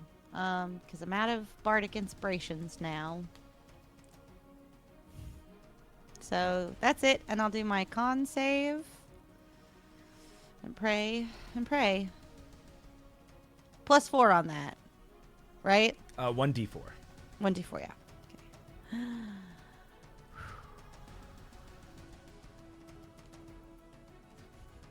Okay. That is a failure. Yep. Ow, it's cold. So you take 5 points of damage. Cool. All right. Wait, did that apply? No. Let's try No. again. There we are. There we go. Wait. All righty. You do have to roll a concentration check, so do give me a constitution saving throw, please. Oh, yeah. And literally, as long as you get a 10 or higher, you are good. Cool, 15. Perfect. You can remain. Hanging on. You like hear like Ink's teeth chatter as they're still singing Sully, Sully, you can do it. All right. The giant hyena then gets to go, I believe. And Yes. I'll put it here so you can open that up and let me know if you see anything that you wanted to do.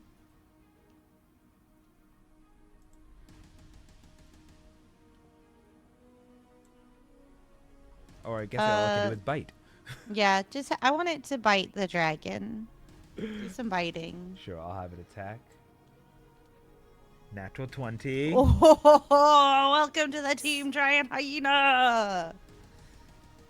16 points of damage. The dragon roars in pain as it is hit. Yeah, you Alright. just see like the hyena like grab like an arm and just like shake it and shake it and shake it. Nice. All right, so that's both your turn. The Earth Elemental gets to go. What do you want your Earth Elemental to do? I want my Earth Elemental to actually go over to the altar and, like, as it reaches out, its stone fingers that are quite large, like, kind of like form out to find points and are delicate enough to start ripping these tentacle things off of Eliana or whatever that it is that's actually holding her in place. Okay, as the stone creature reaches in there, as soon as it touches within the circle, there is like a explosion around its crag-like arms as something inside sees through it and flies through it, making exploding part of its arm, doing high damage to it. It is going to take damage, and you realize that this shows signs of a hex. Okay. I see. It will take 4d6 worth of damage. 15 points of damage. All right, then. Kind of seeing what's happening with my elemental, I look back to the dragon, kind of grit my teeth and set my jaw. All right, come back. Eliana, you're just going to have to wait. And the Earth Elemental is going to start moving as far as it can. Yeah, another 15 feet back, kind of where it started, as it's going to start making its way towards the dragon to start the beatdown. Got it. Delahan, you're up next. Are we flanking it, Sully and myself? Yes, you are. So my attacks are going to get advantage? Yes. Okay, deadly. Because that's what I'm about to do. I am continuing the assault on this thing. Ooh. 17 hits. Yes, roll damage. And that is 10 slashing damage on the first attack. And second attack is a 22 to hit. There's them Ooh. high rolls. Yes, about time. And another 10 slashing damage. Very nice. Taking additional damage for unknown reasons. As it is slashed and hit, roaring in pain after being struck by your blows. Anything else you wish to do on your turn? No bonus action that I can take, but just going to shout over at to Eliana, because he doesn't fully understand this whole hex thing, but he's just going to shout at her that, Eliana, take a breath. You can do this. Free yourself. And then he's just going to go back to the young white dragon. All right. But I'm not a hex breaker. I don't know how to... All right, fine. I'll try. We'll see what she can do on her turn. The dragon will go... Oh, the Constitution. Con save. Yeah. Just going on now. Guess I'm never getting this cold breath back. That's all right. 5 plus, I roll my d4. Yeah. What the heck? For some... Oh, there we go. That's a 12. Not enough. You take 7 points of cold damage. All right. The dragon will go. Also, can you, I'm just gonna roll really quick a con save for the. Can you roll a con save really quick for the crag creature, Earth Elemental, and then I'll apply that damage, which would be, if it got hit, 5 points of damage. No, so no damage for it. All right. The dragon's going to see he's in a predicament. See that the seance ended and look at all of you. You dare defy the Queen of Dragons, our mother? You will rue the day you face against the forces of Lady Tiamat.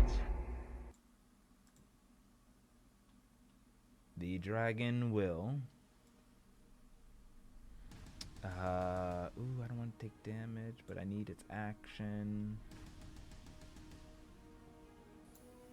Mwahaha. Ooh, the dragon will use a disengage action to fly up into the sky 30 feet.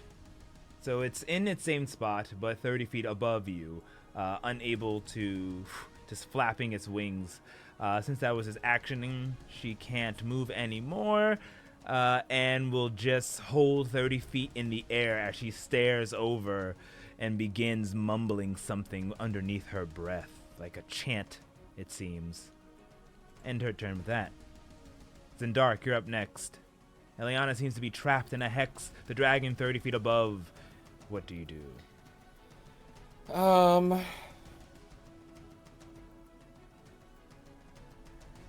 I really want Dullahan to kill this dragon. So I am 5, 10, 15, 20, 25, 30. I'm going to run like into like the middle of this room, a little bit closer to Eliana, and still staying within somewhat close distance to my allies.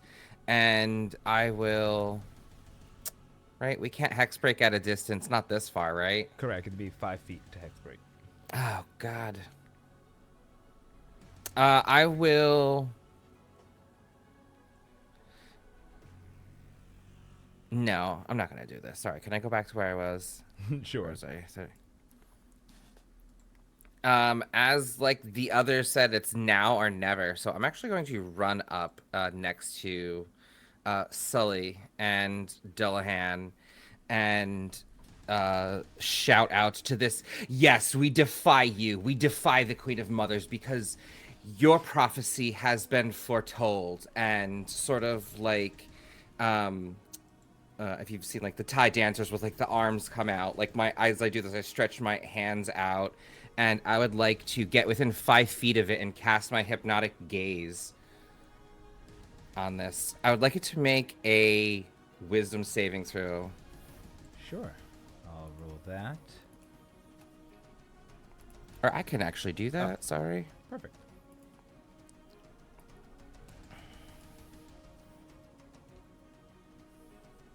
Okay, that is a failure. You are bound, and I will pull its gaze to mine, and it is incapacitated and charmed by me indefinitely, and I will hold this gaze and bring its eyes to my eyes and say, meet your fate. I am the prophet, and he is the slayer, and I will end my turn. What is the distance on that? Because I messed up something. 5 feet. That's why I ran up to it. Oh, no, remember it's flying. I said it was flying up in the air. Fuck! Oh, that was so much cool. That was so cool. I don't have the ability to get to it at this point. Damn. Sorry, guys. Did you I want to will move back to where you were. We That's can rewind okay. that. I we will throw you up in the air. Right. Is that possible? That was such a cool thing. No, I'll pretend. I'll run like I'm closer to Eliana so I can start to hex break, but I will lob you coward, and I will throw a firebolt up at it as a cantrip. All right, go ahead and roll your attack. Ooh. 27. That does hit. Roll damage.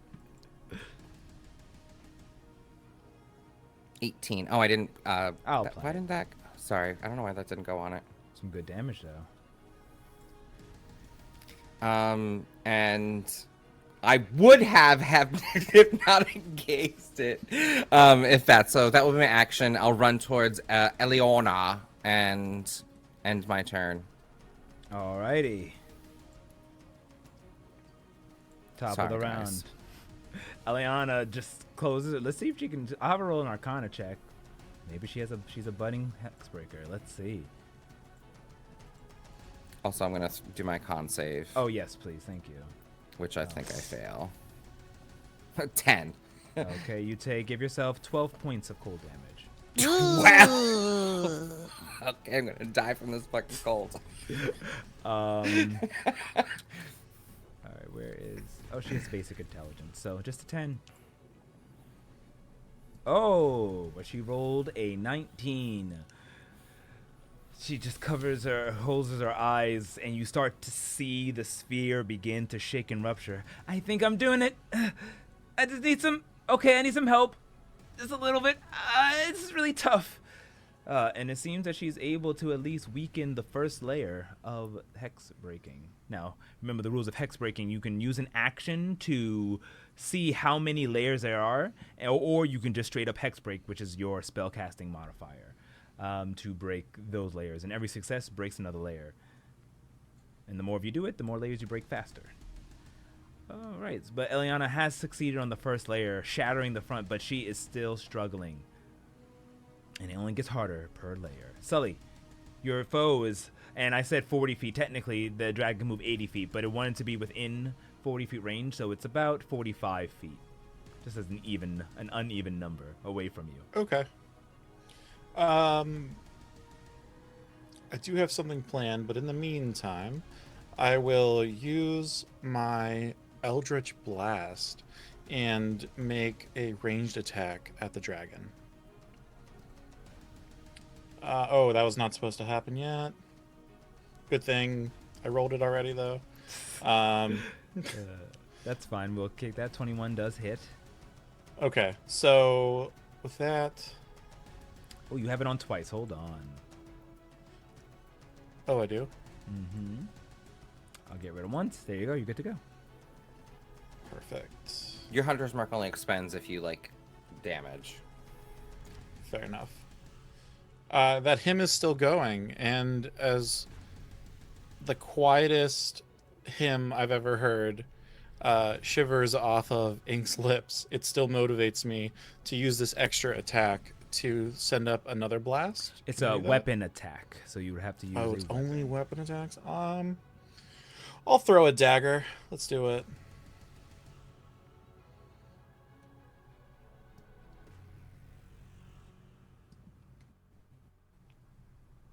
Now, can you throw a dagger 45 22. feet?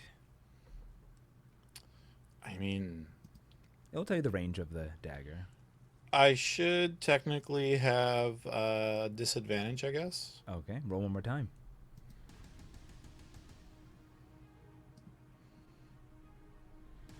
Does it? But today is not that day. Yes! Roll damage. I'm guessing now that I actually hit something, the Hunter's Mark is gone, so I'll put that back on.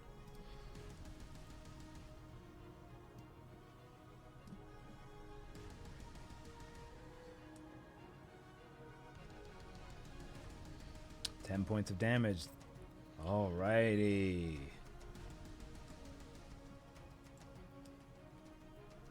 Dullahan, it's up to you.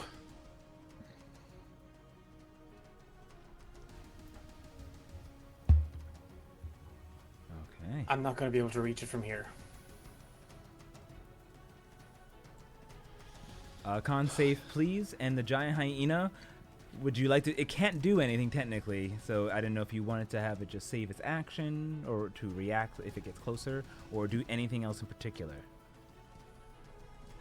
Yeah, I'll just have it save its reaction if the dragon flies close down or something.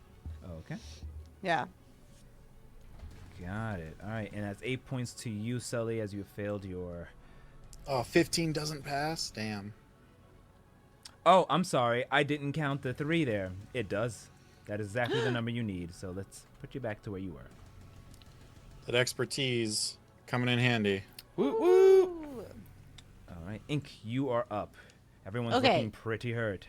Everyone is looking pretty hurt. There's only so much I can do. I am going to move and jump on the back of the giant hyena. Gonna do that. That can just be my movement, yeah? Yeah. It's I'm like fine with hop. Well, roll me an acrobatic check. Usually mounting is its own Cool, additional cool, happening. cool, But you can roll me an acrobatic check, see if you do. Yeah. Let's see. Acrobatics. We'll say DC 13. Come on. Nope. I slip on the ice for something. I don't know. Yeah, you slip on the ice and are unable to. You land next to it. Fine. You don't Okay. land prone, but you would know if you want to get on it, you will have to use your action to do so as a way Cool. to do the movement. You know what? Never mind. Got better. I got I like grab it to like balance myself again. You know what? I can do something better than that. And I look up at the dragon, which I am going to target. And I am going to cast Vicious Mockery at it. That's what we do. Yeah. And as I look up to cast this Vicious Mockery, I break concentration on my battle cry to cast this. And Ink hollers, "Hey, dragon, you have a stupid butt." And I cast it. I have Go nothing. You have a stupid butt. It succeeds with an 11. Damn. The dragon shakes off your attempts and just laughs and growls and continues whispering whatever it was doing before. Yeah, I really kind of shook my own confidence there, and I slipped on the damn ice. Damn it. That's all I can do. I do believe. Alrighty. Yep. Then it's the Earth Elemental. Anything else you wish the Earth Elemental to do currently cannot reach the dragon.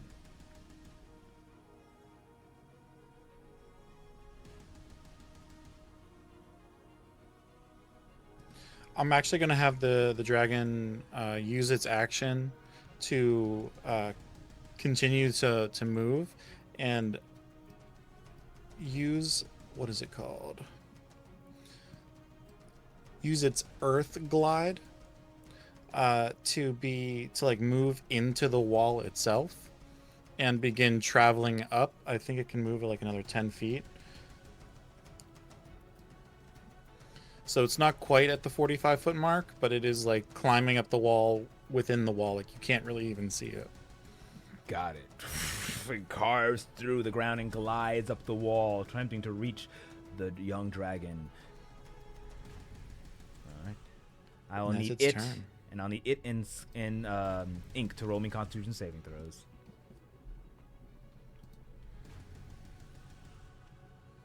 Alright, so it takes no damage. Ink.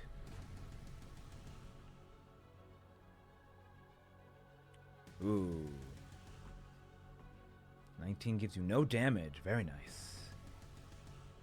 Dullahan, you're up. Seeing the dragon fly up, Eliana struggling, and it's now or never sort of a scenario. There's not much I can do, so it's just going to swap to his crossbow and take 2 shots. Alrighty.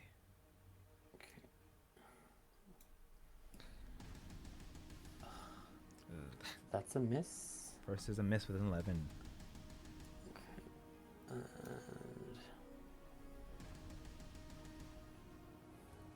both's a miss. 14 is a miss as well. They go wide as the dragon bats them away or dodges and is unable to be struck. It continues its weird chant. Anything else you wish to do? No, there's nothing else in my... I'm kind of out of everything. Got it. Yeah, you guys are worse for wear. And the dragon still it took a lot of damage, but still has a lot of fight in it as Big Steve will continue to hold back. But the dragon will go, and it gets his breath back, will swoop down, will end what it was chanting, because it uses action to complete that, but gaining his breath back, will do two things. Fly down until getting, let's see, what is has 80 feet of movement. Can it get you guys from here? Ah, yes it can. Can it get you guys from here? No.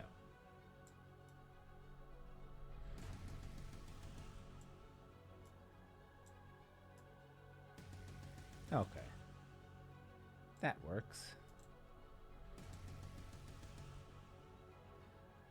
And targeting Sully, Ink, the giant hyena, and Dullahan will release its cold breath. And and do you want me to have it automatically make the saves, or do you want to roll your con saves yourselves? Yeah, just as a point, didn't Ink have the giant hyena hold its action in case the dragon swooped down? So just in case the giant hyena wants to move out of the way, just as a... Oh, if you want, if the action was to react to it, I mean, if you want to have the hyena move out the way, you can. As its action, I'm totally fine with that. But you're not on it technically, Ink, so it would just move itself about the way. Is that what you wanted to do? Yeah, the hyena can move and figure out getting a little bit safe. Can it move to like the side out of the cone of cold? Like, yeah. Well, this can move out. Yeah, it can move here. Yeah. Like over there. So it's like still advancing, but like out of the way of the damage. Perfect. Let me uncheck the giant hyena. Okay. We love you, giant hyena. We want you to be safe. All right. I'm gonna have it auto roll these. Just as a thought, I was looking over some of my Destiny stuff. Yeah, so and everybody use your Destiny stuff. I feel that I learned a very large secret about one of my companions. Oh, you did. You super duper did, You bud. super did. When I learn a secret like that, for better or worse, I get inspired. So you do have an inspiration. Yes, I would agree with that. So you can check that off as well and use it whenever you so choose. All right, I'm gonna have it roll those con saves. Just in case I need to re-roll a save or something. No. Looks like Ink saved, but everyone else failed. Sorry, babies. I think I'm gonna use that inspo. I would like to say, since like my thing was against cold, would they get the D4 for this? No, this is a attack. It's not like a. Okay. Sorry, I tried. Thank you. did. Appreciate you. DM, can I re-roll that? Yes, go ahead and roll a con save, please.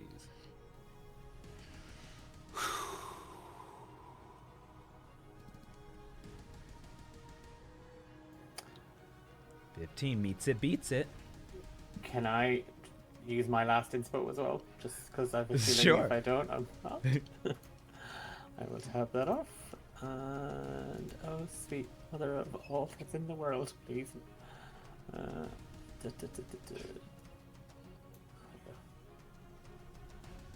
Ooh, all right. 23. Yeah, hell So you yeah. all succeed. So I'm just gonna just roll the die and then just play half damage as it blows an icy torrent at all of you, doing.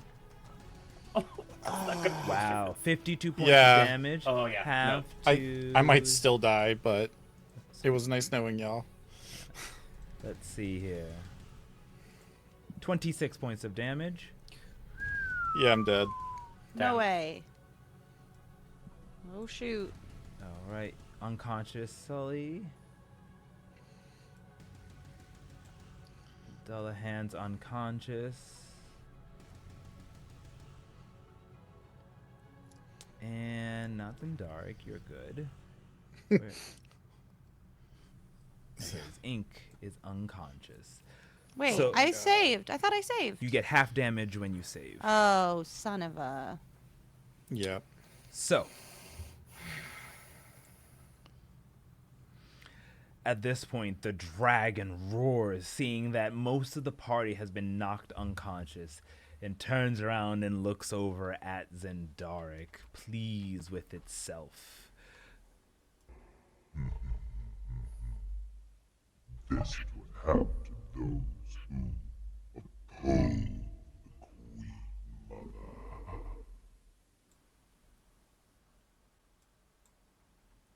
And we'll go to Zendaric. It is your turn.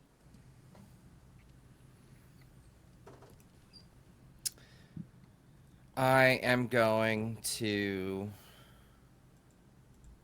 search my memories for something that I think could potentially save us or hurt this dragon, and I just fall to my knees and I say, "You've won. That's what you've done. You've defeated my friends, and you've bound this poor girl. That's the fate you think you see, but not the fate I have envisioned." And I'll stand back up and I'll lob a chromatic orb at it and try and hit it. Go ahead and roll an attack. And this chaotic orb will flitter between ice to fire to poison to acid to just all of the feelings of pure hatred against this beast. And in the moment, it will, I guess, turn to fire, I think would be the most effective against it as I try and end it here. 24. That hits. Roll damage.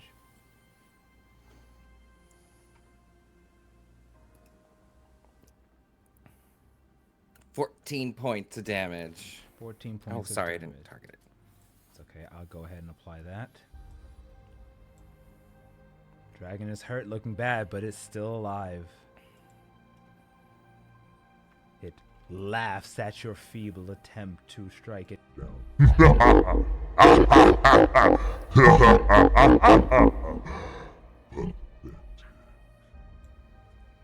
Anything you wish to do at the end of your turn?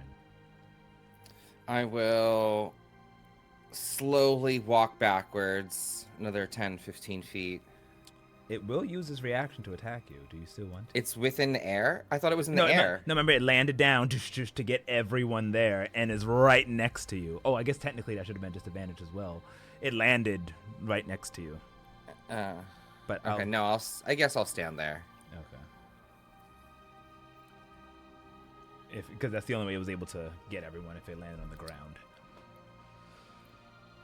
All right. Top of the round. Eliana will stand there and see all this happening. And she'll look, no, get up, please.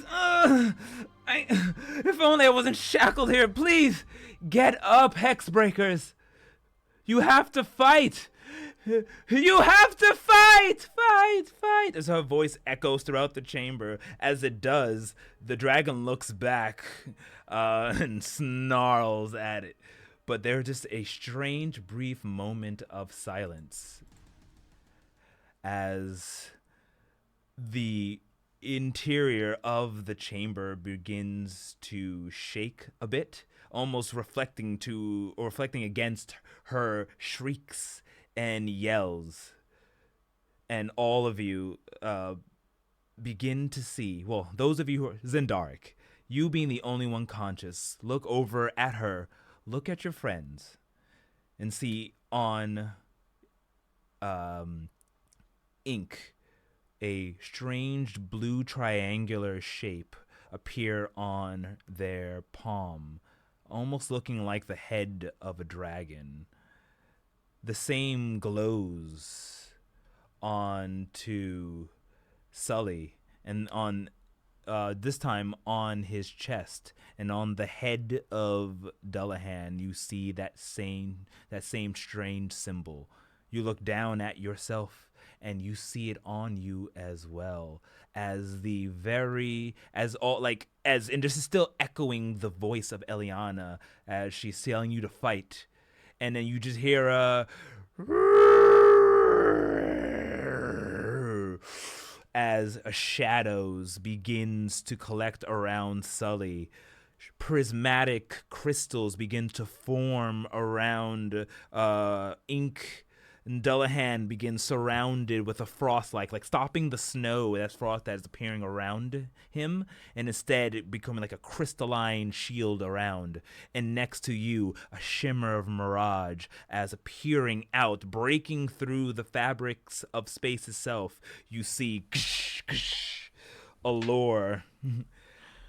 You see Pelumbra, Ire, and Sonata all appear next to him, and the dragon just looks in strange.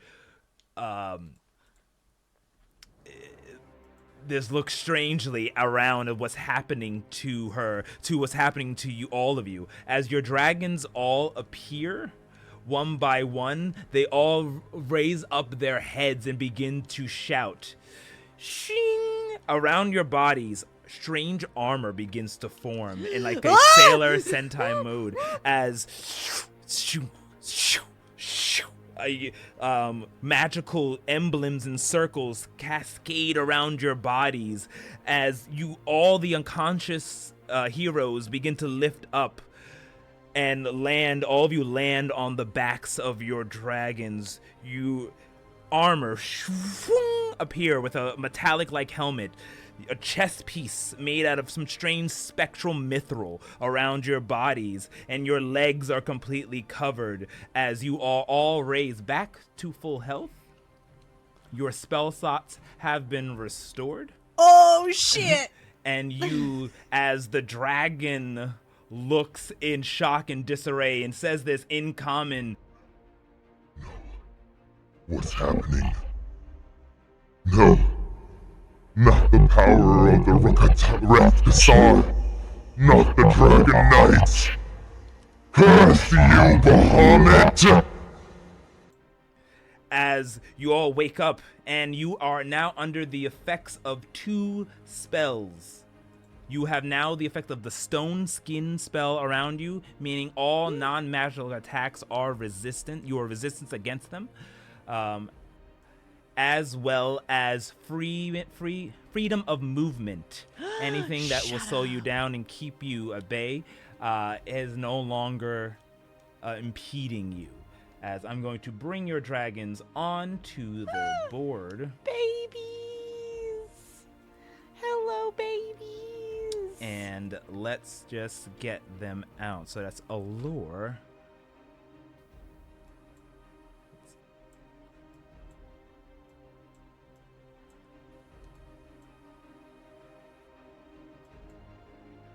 All right. So much chaos happening right now. The computer cannot handle. Let's see. Where did you go? All right. So why don't we place Allure right here? Make it nice and big. Let's get Pelumbra. Oh my god, beautiful. Oh my gosh, this is so cool. This is so fucking epic. Oh. Sorry, Pelumbra.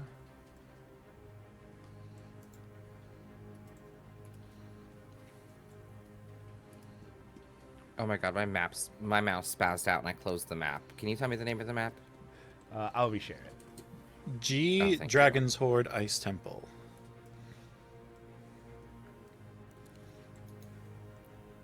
And there you are, Sully.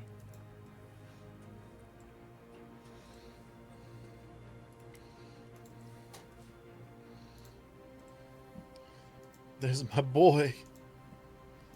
Ire.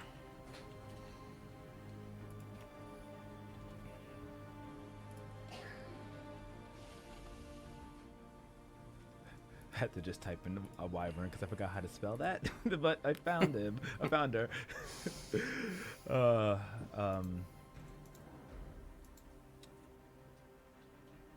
right. And you are over here.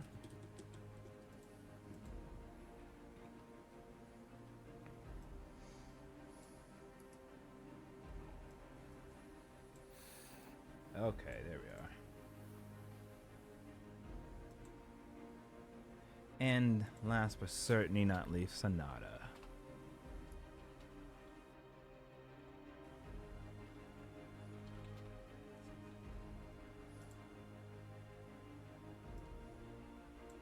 You will also see, because I think you should be able to open it up in the combat tracker, but I will share it, that they also have special new abilities.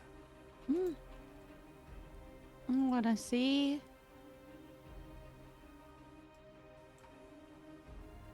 As we reach the climax of this battle.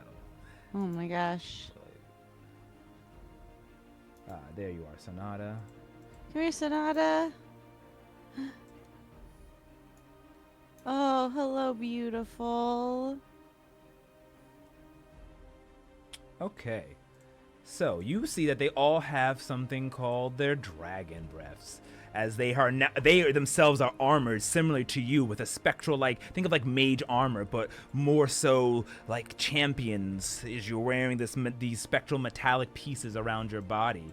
I will now place them in the drop so you can see it. So that's Ire. You can see Ire's new stats. There's Sonata's stats. There's Allure's.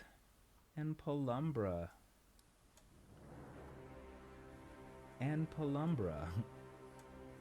So if you click into it, let's look at Pelumbra for example. You'll see that you have Singularity Breath.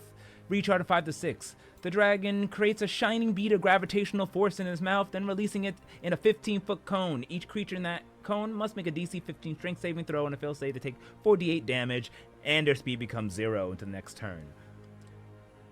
You will see that Allure has Moonlight Breath. The dragon exhales a beam of moonlight in a 30-foot line, and that is 5 foot wide. Each creature in that area must make a DC 14 dexterity saving throw or take 4d10 radiant damage, half on a success. Sonata. My baby. Has Disorienting Breath. The dragon exhales a wave of psychic dissonance in a 30-foot cone. Each creature in that area must make a DC 15 intelligence saving throw. On a fail save, takes 4d6 psychic damage until its end of its next turn. When the creature makes an attack roll or ability check, it must roll a d6 and reduce the total by that number. Ooh, I love that.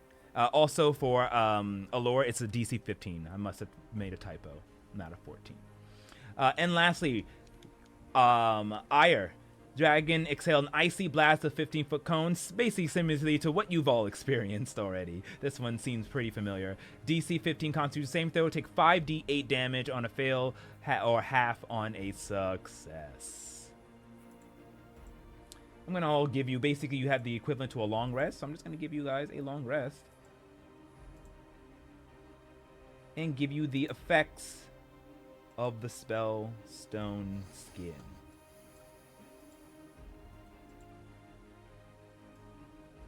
Well, it's a little bit more enhanced because it will also affect the magical damage, because technically Dragon's Claws are not magic, but they kind of bypass these, but it will affect that as well.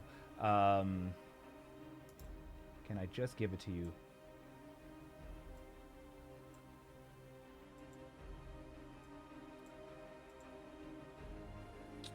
Of course not. I'll apply it on you. But yes. So, in this new form, with your dragons, you are bolstered. The dragon, the white dragon, looks shocked and dismayed. You are all 100% conscious and can continue your turns as such. And this dragon's looking pretty weak on his last legs, thinking that it was victorious. It is not. And all you can feel is the blessing of an entity. Bahamut, was it called? You heard the dragon say in your stupor. But nevertheless, you and your dragons are here, and we will continue with the top of the round as I make you all conscious once again. Perfect. With with Ire and Dullahan. So Dullahan, you're on top of Ire right now.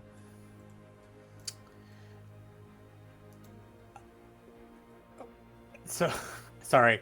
I'm still kind of flabbergasted. I am going to give out to you after we finish this session, Omar, because I nearly started crying. So, with Ire, we are going to do Ire and I go at the same time, or is it a case of You are now our own mounted separate- combat. So Ire so Ire will go as well right after you, but in terms of movement, Ire's movement is your movement and our movement are the same. And Ire, I believe, has like 40 and 80. You can look at the sheet and see exactly what the movement is.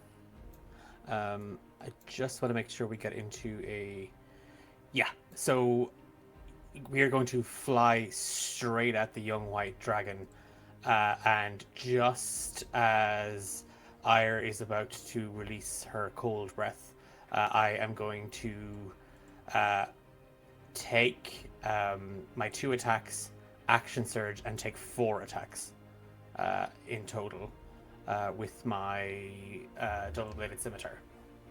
Nice. Roll that attack.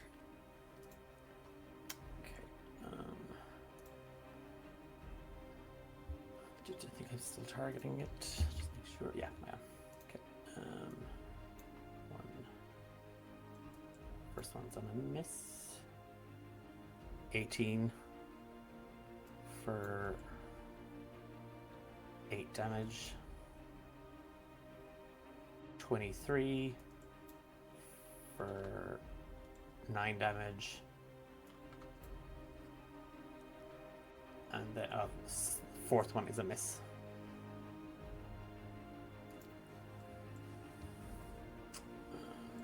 And then have Ire take their so the cold breath, can I make it roll?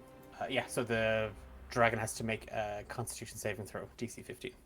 Okay. Let me go ahead and roll that. Oops.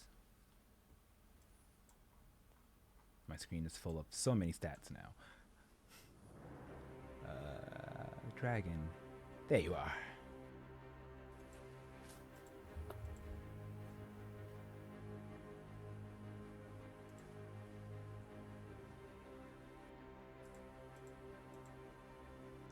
Okay. 19. Okay, so it succeeds, but it's still going to take half damage.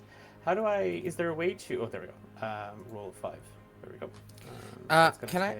Sorry, I was gonna jump in and use my silvery barbs and make it re-roll that save, and so that white dragon, sort of like like when there's like a bright shining light from behind and it's blinding, and you sort of see like a silhouetted figure.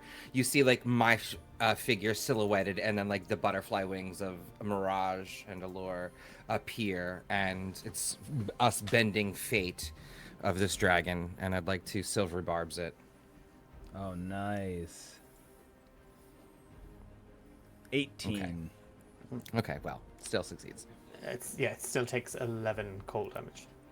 And that prophetic energy and mirage, as we flap our wings, will fade and get pushed onto Sully and Pelumbra. And you will have an advantage. I'll have advantage. You get yeah. Ooh, baby. So you all are feeling in charge and empowered and strike against this as Eliana looks over and says, "Get him!" All right.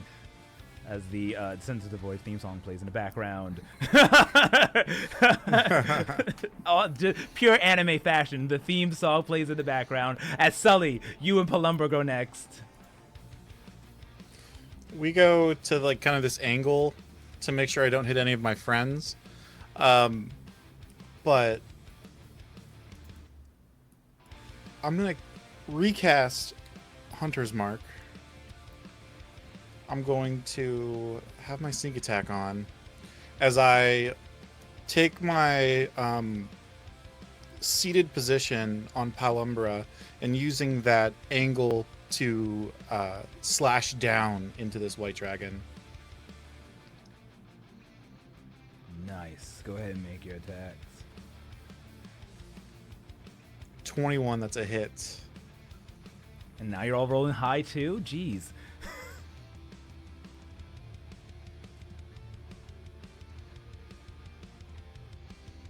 It's 23 points of damage.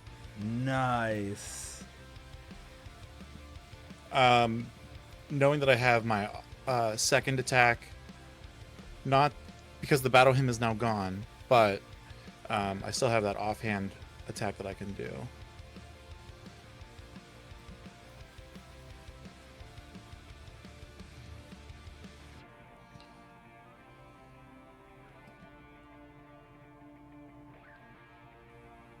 Hits. 6 points of damage to that. And then I look down to Palumbra. I kind of like pet the smoky mane of like, it's not exactly fur, but it's kind of like wisps of smoke trails. And I say, "Are you ready?" And Palumbra lets out a singularity breath, kind of aiming it to make sure it does not hit Zendaric. I'm going to need the dragon to make a strength saving throw. Okay. It's pretty strong.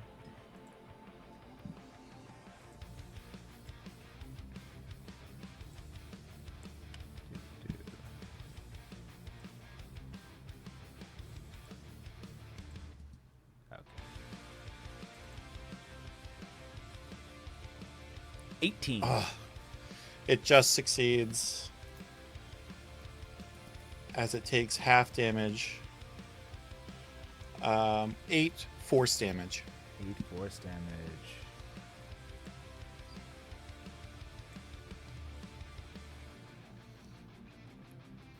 All right. Whew, this dragon. No! My queen! Help me!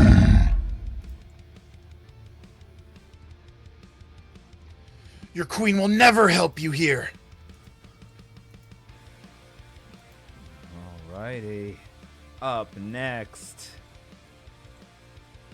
Zendaric and Allure.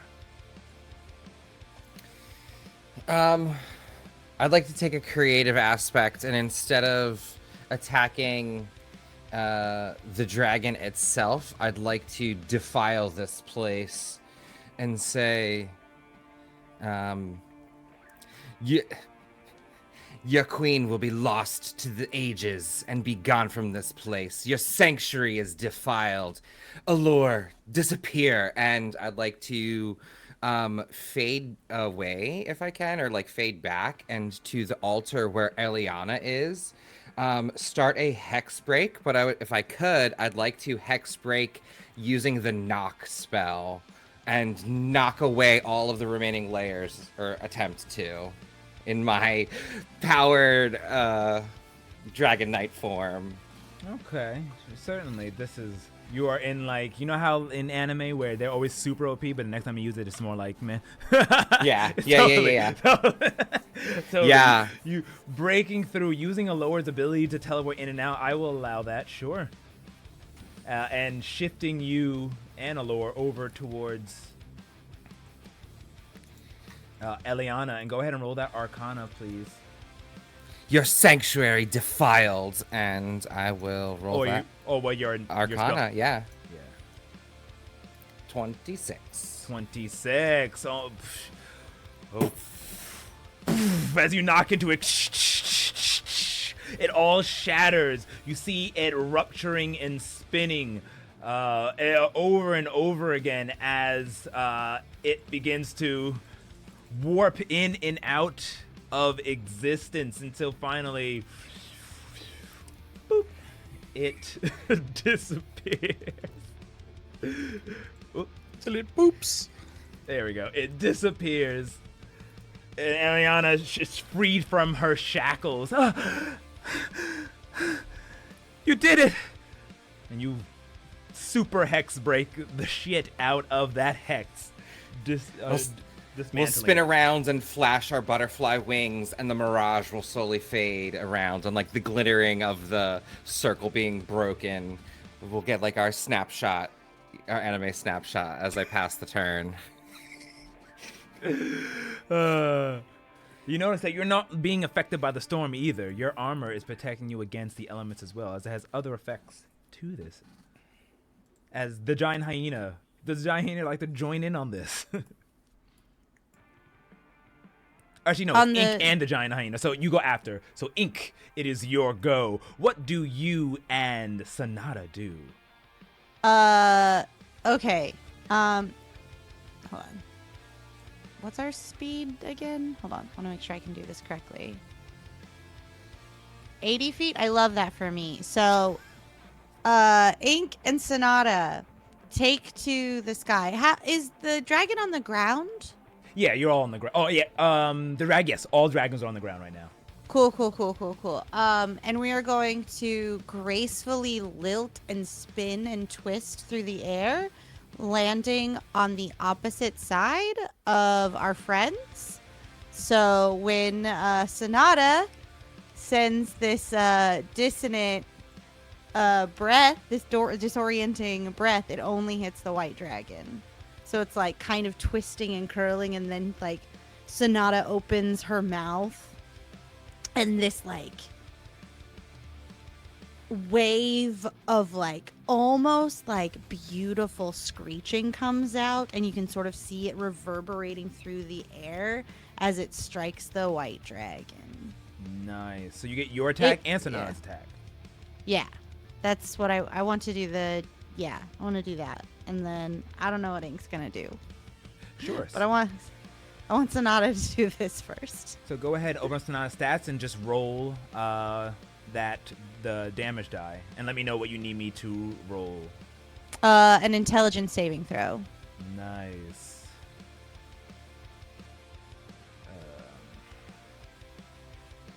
Oh my goodness, what a dumb dragon. 12 minus 2 to a 10. That is not gonna. You have to beat 15, my dude. Now let's do some damage. How do I damage with Sonata? So a little further in there, you should be able to highlight over the 4d or whatever the damage is, and you just roll it into the. Good. Yeah. Ooh. Come on, Sonata. 11 points of of psychic damage. Nice.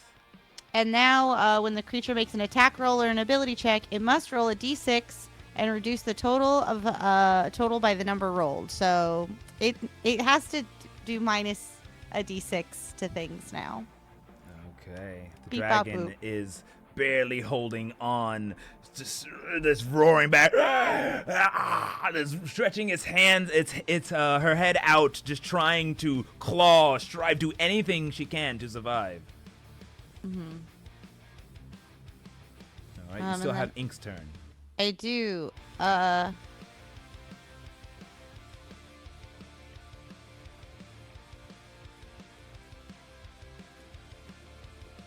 Yeah, okay. Yeah, let's fucking do this. So like this like cone of just like screeching comes through, and almost joining in this discordant harmony, you hear Ink from the back of Sonata start making this like discordant melody that almost like attunes to the screeching cone that's happening.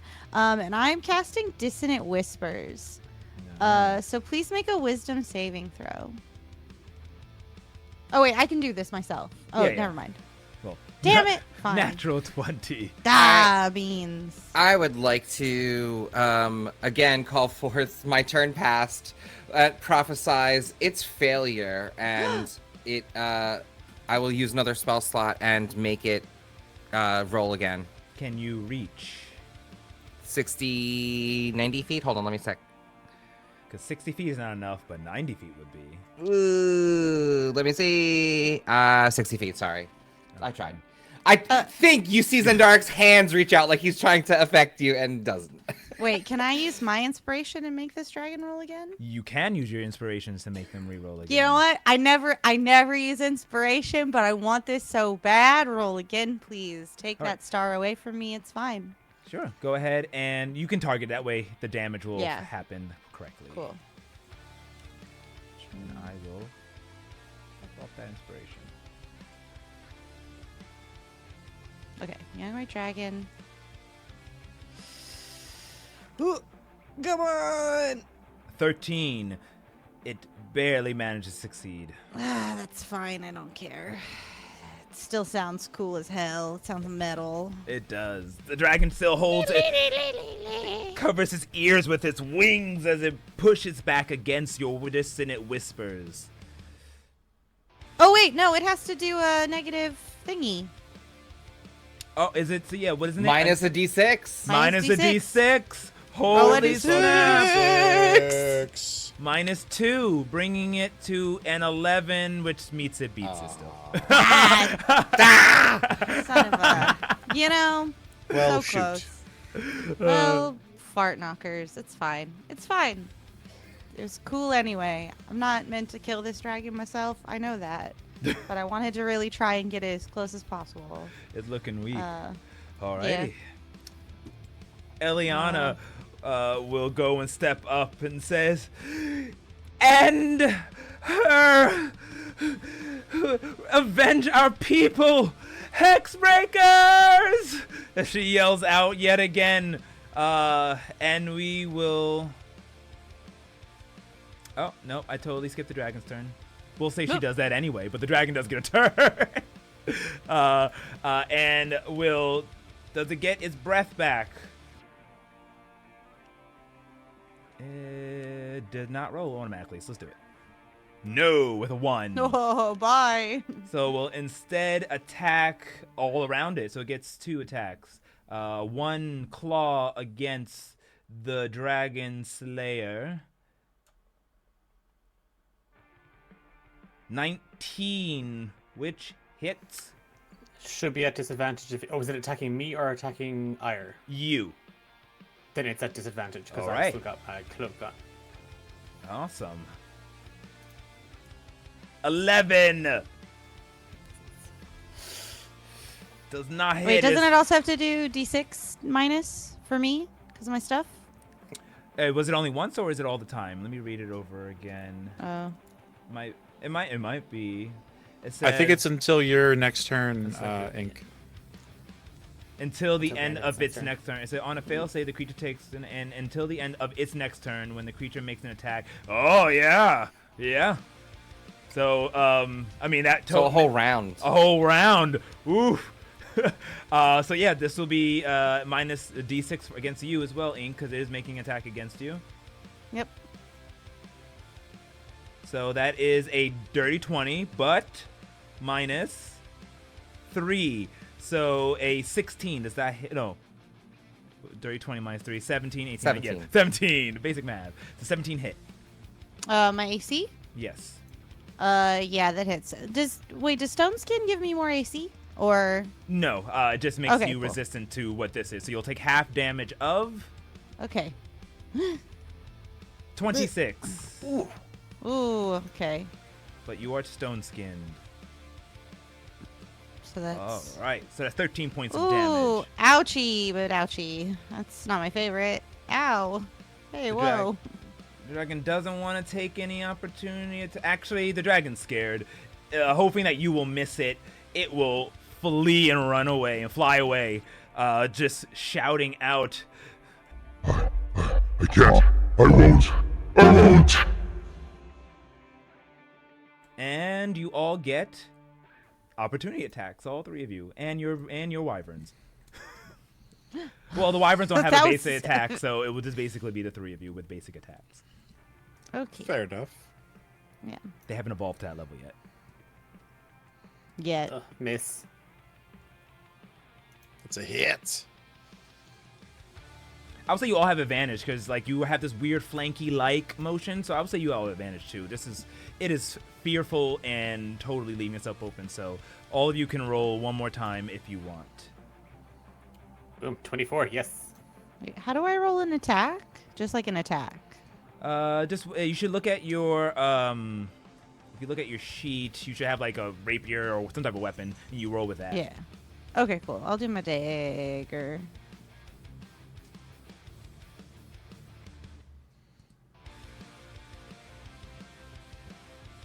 Wait, nope. Hello? Oh.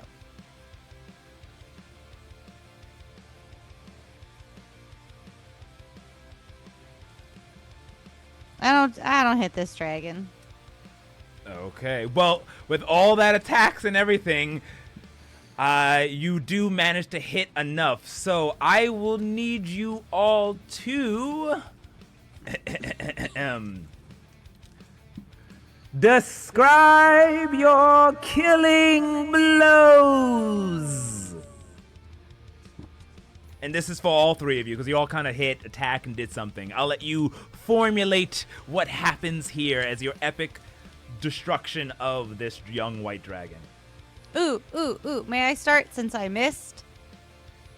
I throw 2 daggers at the dragon, but I miss, and they clink downward onto like the ice below, and the dragon, without meaning to, is just like distracted for a second. Like looks at like down at the daggers, so it's like not prepared for what's about to hit him.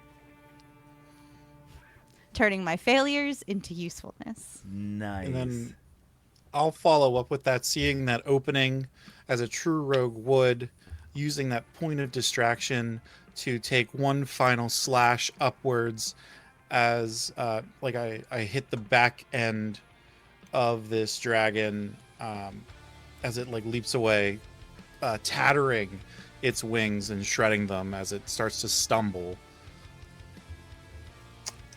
And seeing the opening that Ink has created and just evisceration from Sully, Ire and Dullahan have kind of flown up at an angle, sort of like just kind of over the top of this, and just half turning, Ire kind of rolls onto her back.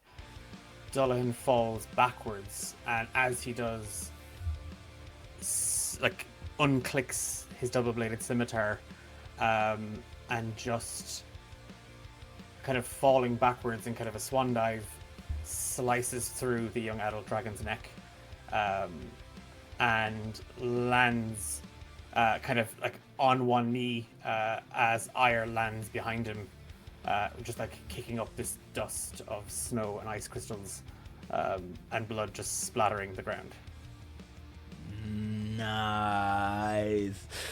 The dragon roars in pain as blow after blow and distraction hits it until finally the last attack, and then you have like the shining blade, and like you all have these weird dragon head symbols on head, chest, and arms. If I didn't say Zendaric, yours is on your other hand, so kind of like top, middle, left, right for the 4 of you, creating this, and then with your head glowing with this draconic light in the top of your skull, on your forehead, Dullahan, you come and strike and cleave through it, leaving its head and blood gushing on the ground as you hear,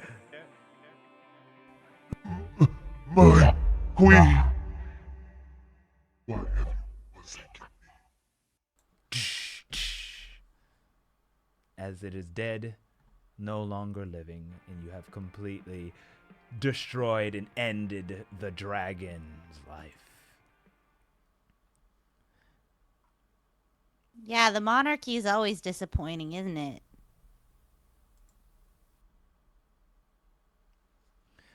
So, alone with Eliana and your dragons, you all look around and can see that you've done it.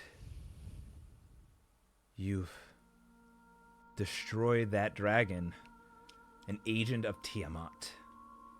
Eliana runs down to you all, giving each and every one of you a hug as you all meet together once again. The storm subsides, and your armor fades away and you're back to your regular forms as your dragons go back into their full fleshy form, no longer with that dragon armor around them as well, matching yours. I don't know what to... Thank you. Thank you, Hexbreakers, so much. You did it. I'm sorry I wasn't of any use. You saved me. I think you saved all of us.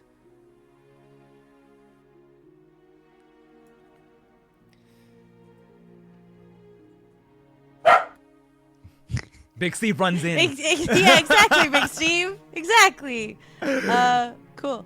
Yeah, as Eliana like hugs Ink, like Ink takes Eliana by the shoulders and goes, "You asking for help gave us power.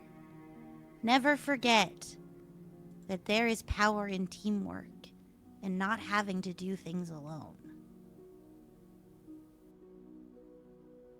That's it. Hank just says that. What? Am I the elders? What's happening? She nods. Dullahan. Oh, go ahead. No, what were we gonna say? I want to say, Dullahan, you do get inspiration. You defeated a mighty foe that's against your thing, so therefore you have an inspiration. Well, Thank you. and I look to Zendaric. Zendaric, you did desecrate this temple, so we probably should get out of here as quickly as possible. I don't think it's going to last long, especially now that the White Dragon's gone. This place is devoid of its power for now. We have broken the hex as I pet Allure and sort of nuzzle her and thank her for her strength. But you're right. I don't know. We'll have to send a group back here to investigate it, but we probably should leave. And we should get Eliana back to her father. We need to look for the people that fled the temple as well.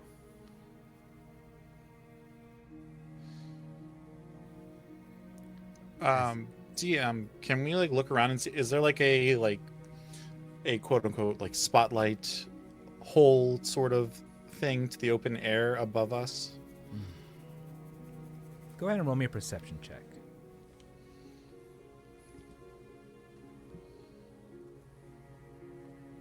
Perception. Well, I'm not going to probably see it unless it's obvious, because that's a 12. 12. You hop onto the back of Pelumbra and try to look up. The ceilings are high, they're 100 plus feet up there. But she carries you up, and you begin to inspect the ceiling. It's weak. A blast of some sort can you could probably get out if you do enough concussive force safely. Oh, you mean some singularity breath that could do some force damage to blow out the ceiling? Yeah. Is that what you want Pelumbra to do?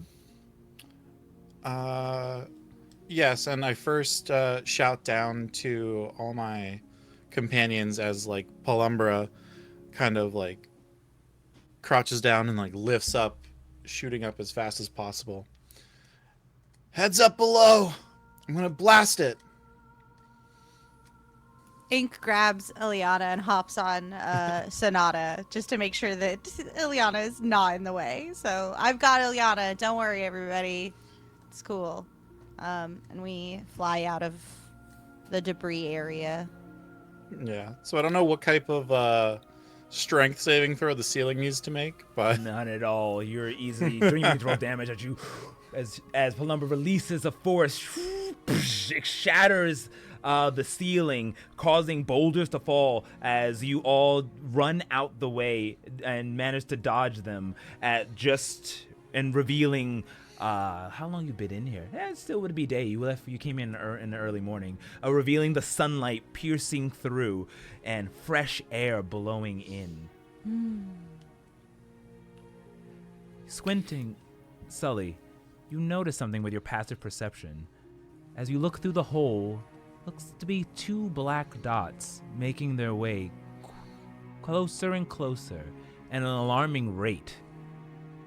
You stare and look harder, and now you see, finally coming into your vision, 2 humanoid shapes, as with an unseen speed just shoots directly through the hole that you created, and superhero lands directly in the middle of the temple. As all of you back up and stare, you see what looks to be a familiar shirt or tunic and robes of the Quandrix and the Witherbloom symbol, as one gentleman carrying a large spear with black hair and brown skin, standing about 6'3", looks around at all of you. Next to him is a small human man and a small gnome woman as well, with the Quandrix symbol, wearing glasses and silver hair, peach skin, slight pudge. As they look around, the gnome steps up. We're here by order of Lucian. We're here to save you. We felt a disturbance here. Is everyone all right? I hate this school. You are so late. We died. We came back.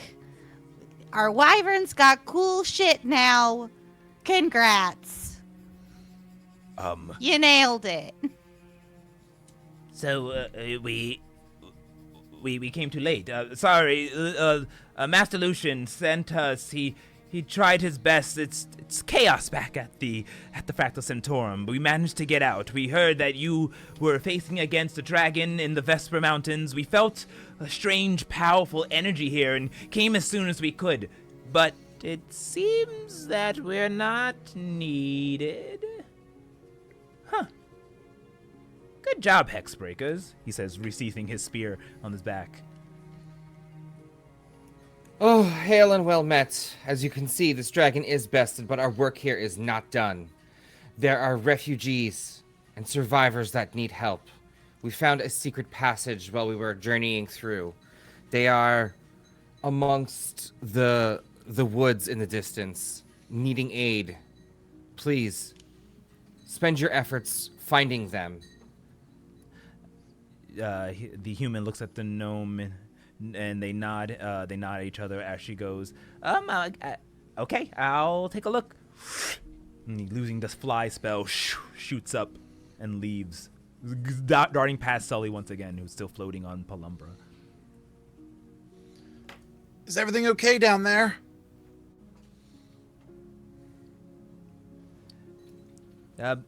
Everything is fine.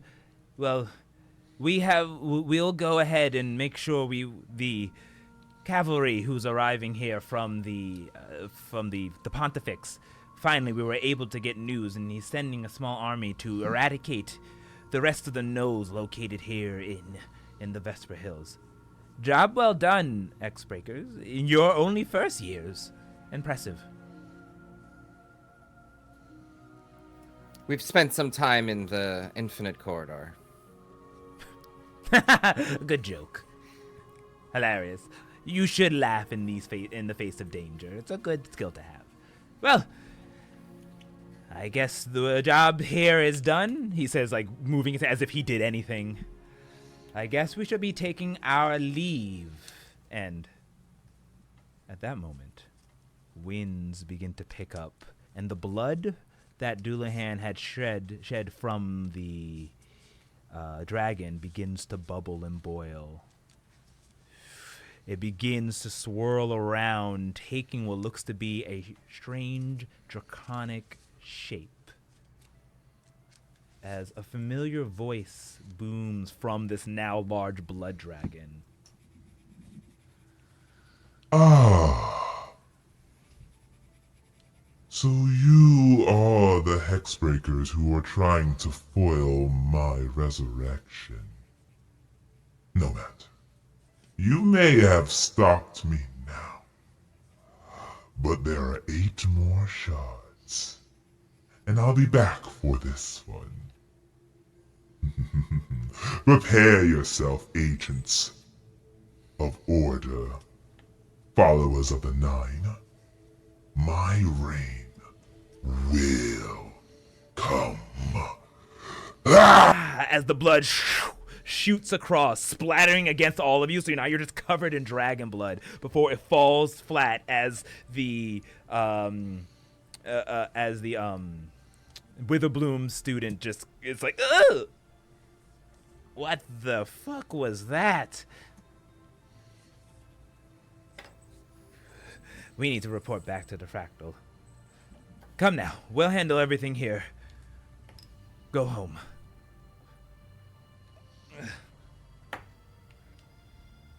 Before we leave, is it like the dragon's corpse is still there, right? The thing that we just killed, or is it possible to take one of its teeth? Sure. Go ahead and roll me a quick survival check to see if you can get pieces of the teeth intact. Should have taken dentistry in the college. Maybe I'd have had a skill then. As I see you doing that, I'll be like, don't chip it, and I'll cast guidance on Dullahan as he does that, and say to the other ones, in your report, mention that we get first dibs on the leather and teeth and scales. Yeah, chip it. I've turned it to dust. You get pieces of dragon skin teeth. Hey. As the oh, go ahead. No, I was gonna say maybe we just leave it to the extraction crew. If there's an is there an I look at Zendaric. I'm like, does this school at least have an extraction crew for? Yes, there should be at least proficient and skilled butchers that can clean this for us. Love that. As the elders say, though, I'll believe it when it's done. Don't you worry. We have people who can do this. Don't mess up the body anymore. These are valuable parts that we can use, and we'll make sure that you get your proper reward. Good job. MGUs, was it? I'll remember that. Yeah. Yeah, don't forget, because we're gonna... Never mind. You don't need to know. And I telepathically link to Dullahan and go, we're gonna fuck up this school. Next. Dullahan is literally, I mean, I've been to one class. That's all, I've been to one class. And he's just going to gesture down at and he rolls his eyes and then just kind of like, yep. And if he could try to produce flame, he's currently trying to produce flame, because they haven't taught him that either. So he's going to get up, he's going to get on ire. Okay.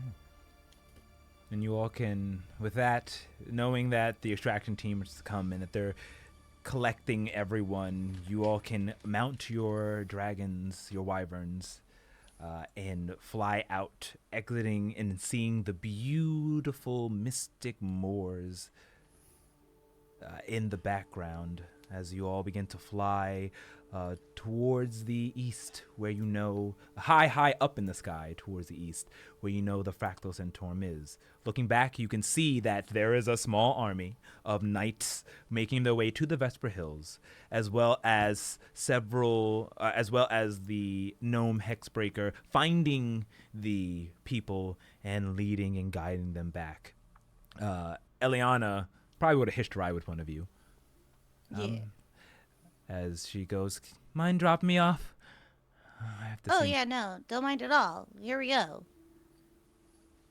Okay. And you can easily make your way back a few hours flying to, as the sun is beginning to set, to Roncalli.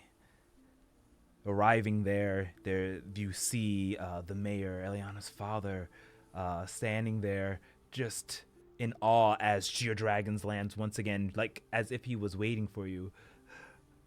My baby girl, Dad! And they hug and embrace. He turns to you all. Thank you so much. Thank you so much, Spellbinders. Without you, we would be lost. Praise the Nine. Praise you all. Can Dullahan take one of his scimitars and just gets down on one knee and holds it up as sort of like an offering. It isn't much, but I would like to give this to Eliana, savior of the Spellbinders. Me? I couldn't. I didn't do anything. I brought shame upon the Ravenshield family. You restored your family's honor. You saved, and Dolan's gonna look back at the others. We heard you, Eliana. In the dark, we heard you.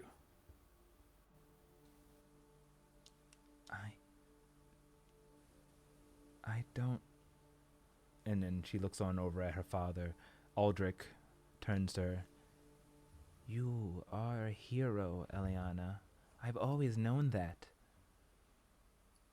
You've made us proud. You've made the Ravenshield family proud. I'm so sorry if I held you back. You are a true warrior and hero. And you need to make your own decisions. I know that now.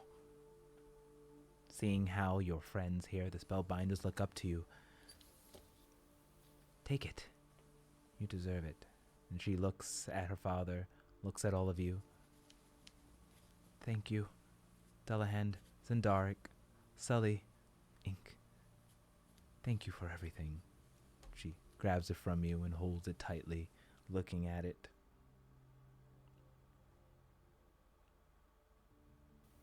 Thank you.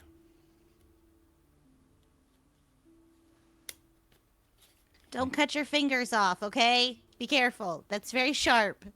I love you. Don't make deals with devils anymore. Understand. And save your money. Don't go to our blasted college. Learn what you have already started to show inside. You don't need a school to learn how to hexbreak. I mean, with all due respect, I think as much as you dislike your school, it brought you all together and you've taken down a dragon.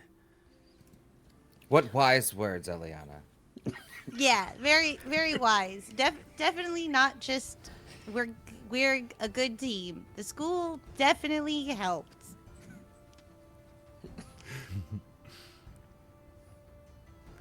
Well, if you don't mind, I really could use some rest. Yeah, get on out of here, cutie pie. Oh, that's good weed, probably. I do.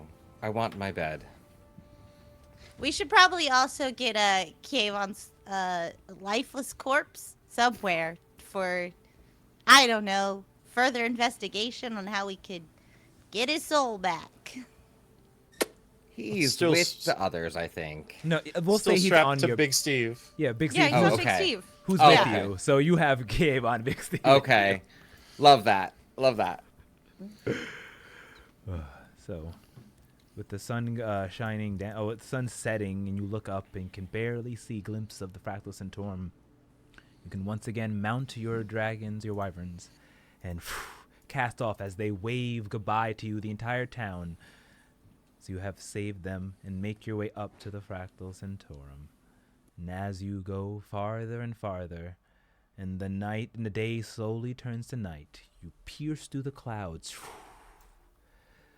and see the brilliance of this majestic cathedral, knowing that your beds are right there, rest is coming, and of course, your cantrips are just around the corner. And with that beautiful scene, we will end the finale of the Sent into the Void Campaign 2. Woohoo! Woohoo!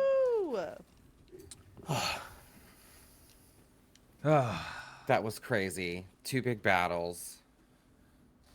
2 big battles and new powers. So you guys now have that ability, and going forward, things you will it basically will work as whenever you're in dire needs as determined by your DM, you can activate this and you will have certain abilities. Stone Skin and Freedom of Movement is just a couple of what will completely encompass. But you'll discover more as we see in the future exactly what those abilities of being these Dragon Knights, Rekatar, as it was said by the dragons, which is Draconic for Dragon Knight.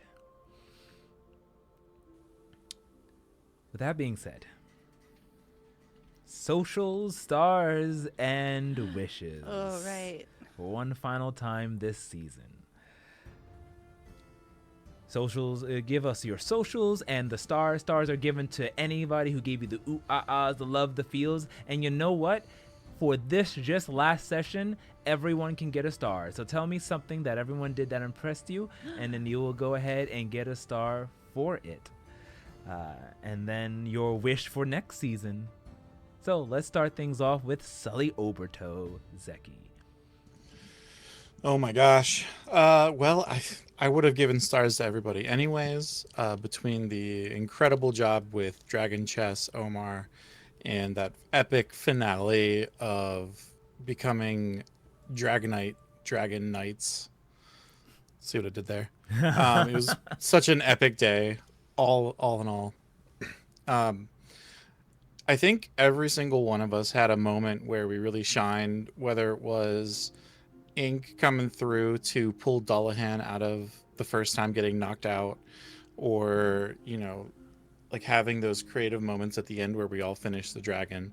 I think each one of us really stepped up as much as we could, dice allowing, to like change the battle, and you never really could tell exactly what was happening each round until the dust was settling. So props to everybody today, and in kicking ass and Dragon Chess, and also just like seeing this battle the whole way through was so epic.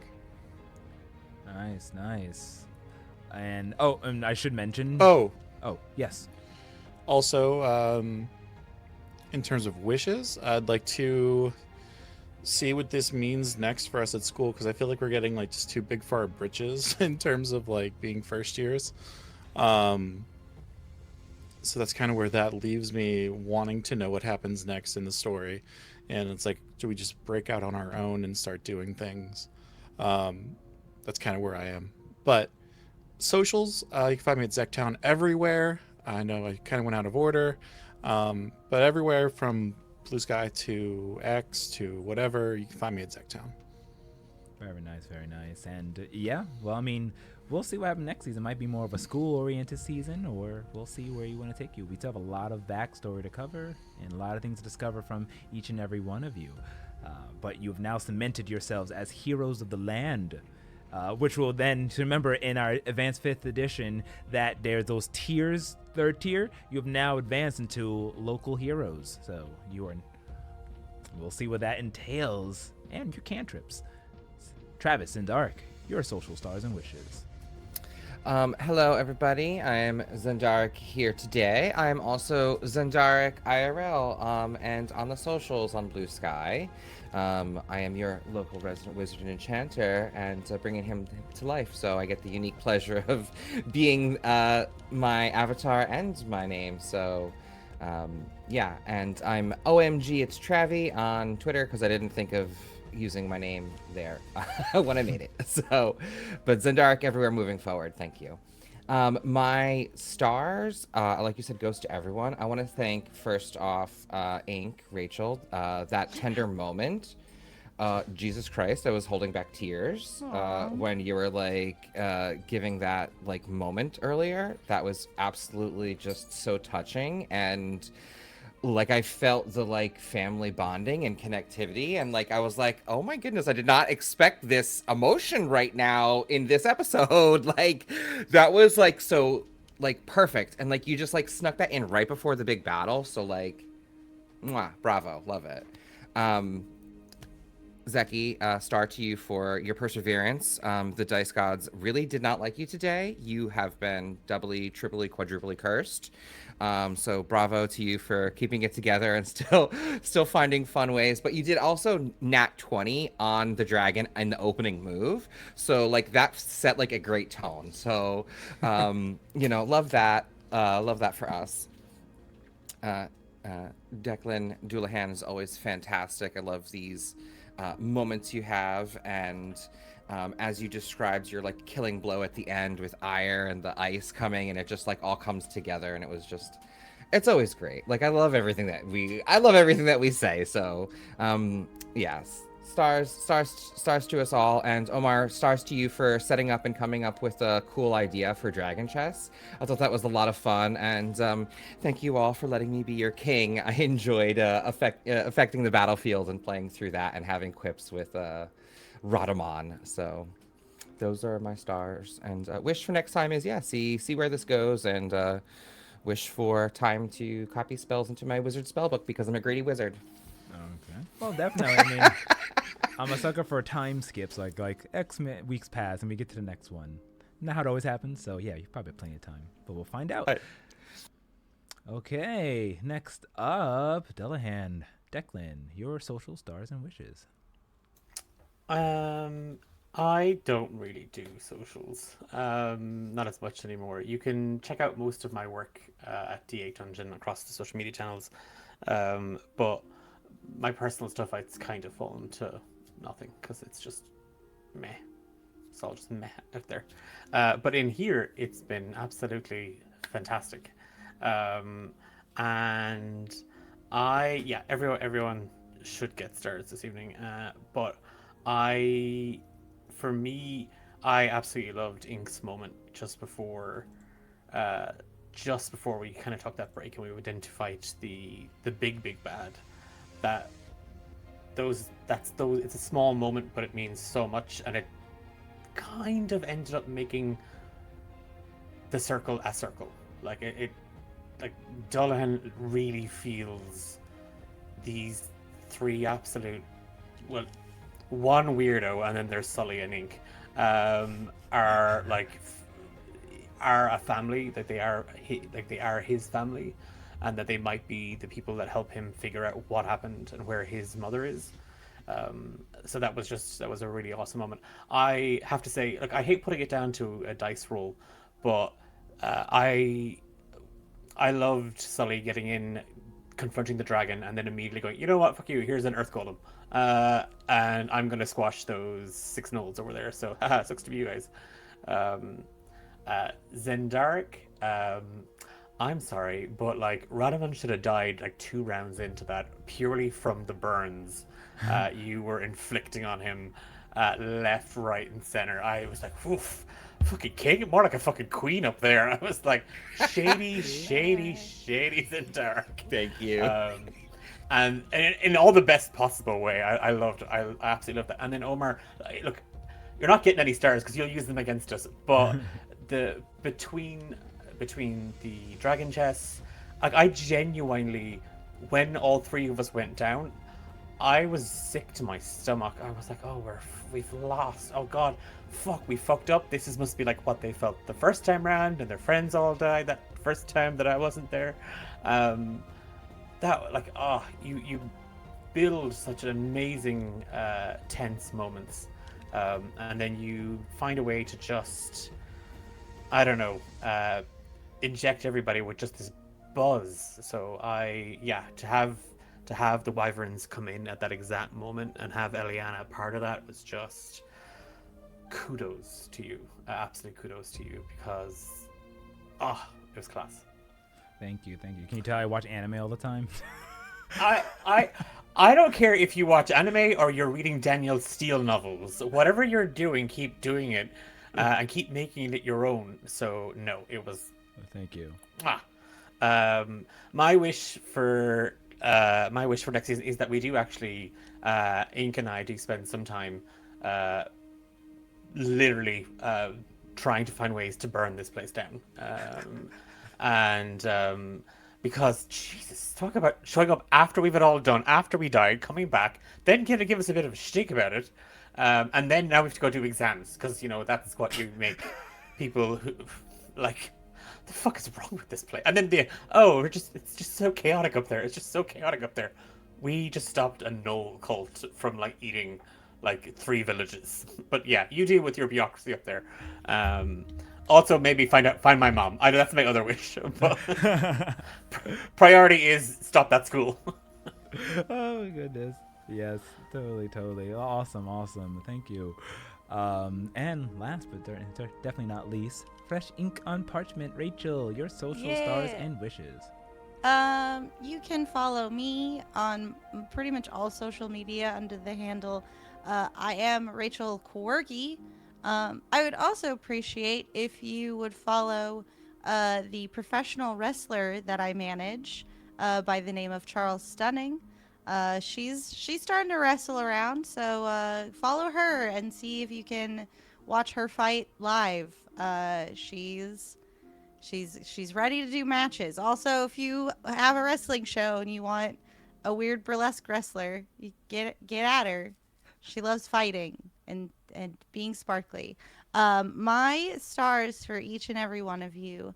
I'm gonna piggyback off of Declan and say, Omar, the wyvern reveal, getting into it through like the sound of Ilyana's desperation and like finally like achieving this again, like this goal of asking for help and help actually arriving in her name after all the like, no, I do it by myself, I don't need you, go away. It was just fucking delicious. We eat it. I want to eat it for breakfast. It was so good. And just the scales, the whole transformation, it was so visually pleasing to my imagination to watch us do that, and like getting to see the wyverns all finished. Aces. Another star for visual presentation to my imagination, Sully's elemental with the sulfuric veins. Loved that. Just so I was just like, yeah, that's just like the visual of that. Delicious. And to Zendaric, also gonna piggyback off Declan and say those sick burns, just like summoning the ley lines at the end is being like, yeah, this, what was it called? Your stratagem? Just like calling it the stratagem and then just doing it and kicking ass. Yeah, hold on. I made a note. That was so. I was like trying to come up with like cool names. It was the Mystic Rune Weaver Stratagem. Yeah. I love that it had a name and that we did it. And then Dullahan just like getting to watch you slay a friggin' dragon by cutting its head off. And also like a secondary star, like actually having a moment to like bond with you as Ink in the like, hey, I'm this. Is it like, I know that you're new, like this reach out of like, you don't have to accept us as family yet, but I love you as family, and like having us like feel that moment. Yeah. And just like saying, it's nice to meet the real you. Like, let's our piece. I'm coming out of the closet, and we did it. It was beautiful, and I'm so touched. And I was really nervous that was going to derail things. People were like, you lied to us. And it's like, I didn't lie. I'm not allowed to talk about, I'm breaking a lot of rules here. So super duper fun. And my wish is to just absolutely achieve some Destiny chaos by ripping this school apart piece by piece, brick by brick, and making something better, because what they're doing now, not working. It's not working on a lot of levels. Oh, and getting Kievan's soul back in his body, for better or worse. I'd like to do that too. More Kievan. Awesome. I wasn't planning on you getting Kievan's body back. I didn't think it would be a thing, but that deal, and I was like, you know what, Radaman wants it. And then lost. So awesome job with that. And yeah, I can't wait to see what comes next. Thank you so much, everybody, for hanging out. Of course, this was brought to you by a combination of Level Up Advanced 5e. You can find that at a5e.tools to find all these cool supplements, as well as Fantasy Grounds. Fantasy Grounds is a great VTT. Please check it out by hitting the link below for our affiliate page, and you can get a cool virtual tabletop. Music today was provided to you by both Dark Fantasy Studios and A Tale of D20's original soundtrack. Finally got to use the actual theme song. First time it's ever been heard on the final battle, so I am so happy I was able to throw that in there. A lot of work went into making that. And of course, the beautiful maps were brought to you by Chezpeku. Chezpeku, you can find out all their stuff on chezpeku.com or patreon.com/chezpeku. Links to that below as well. Well, I guess that's it. So for the last time for this season, from the first chapter to the last page, be kind to one another, spread love, and we will see you all next season. Goodbye, everybody. Goodbye. Bye, everybody. Cue the outro. Bye.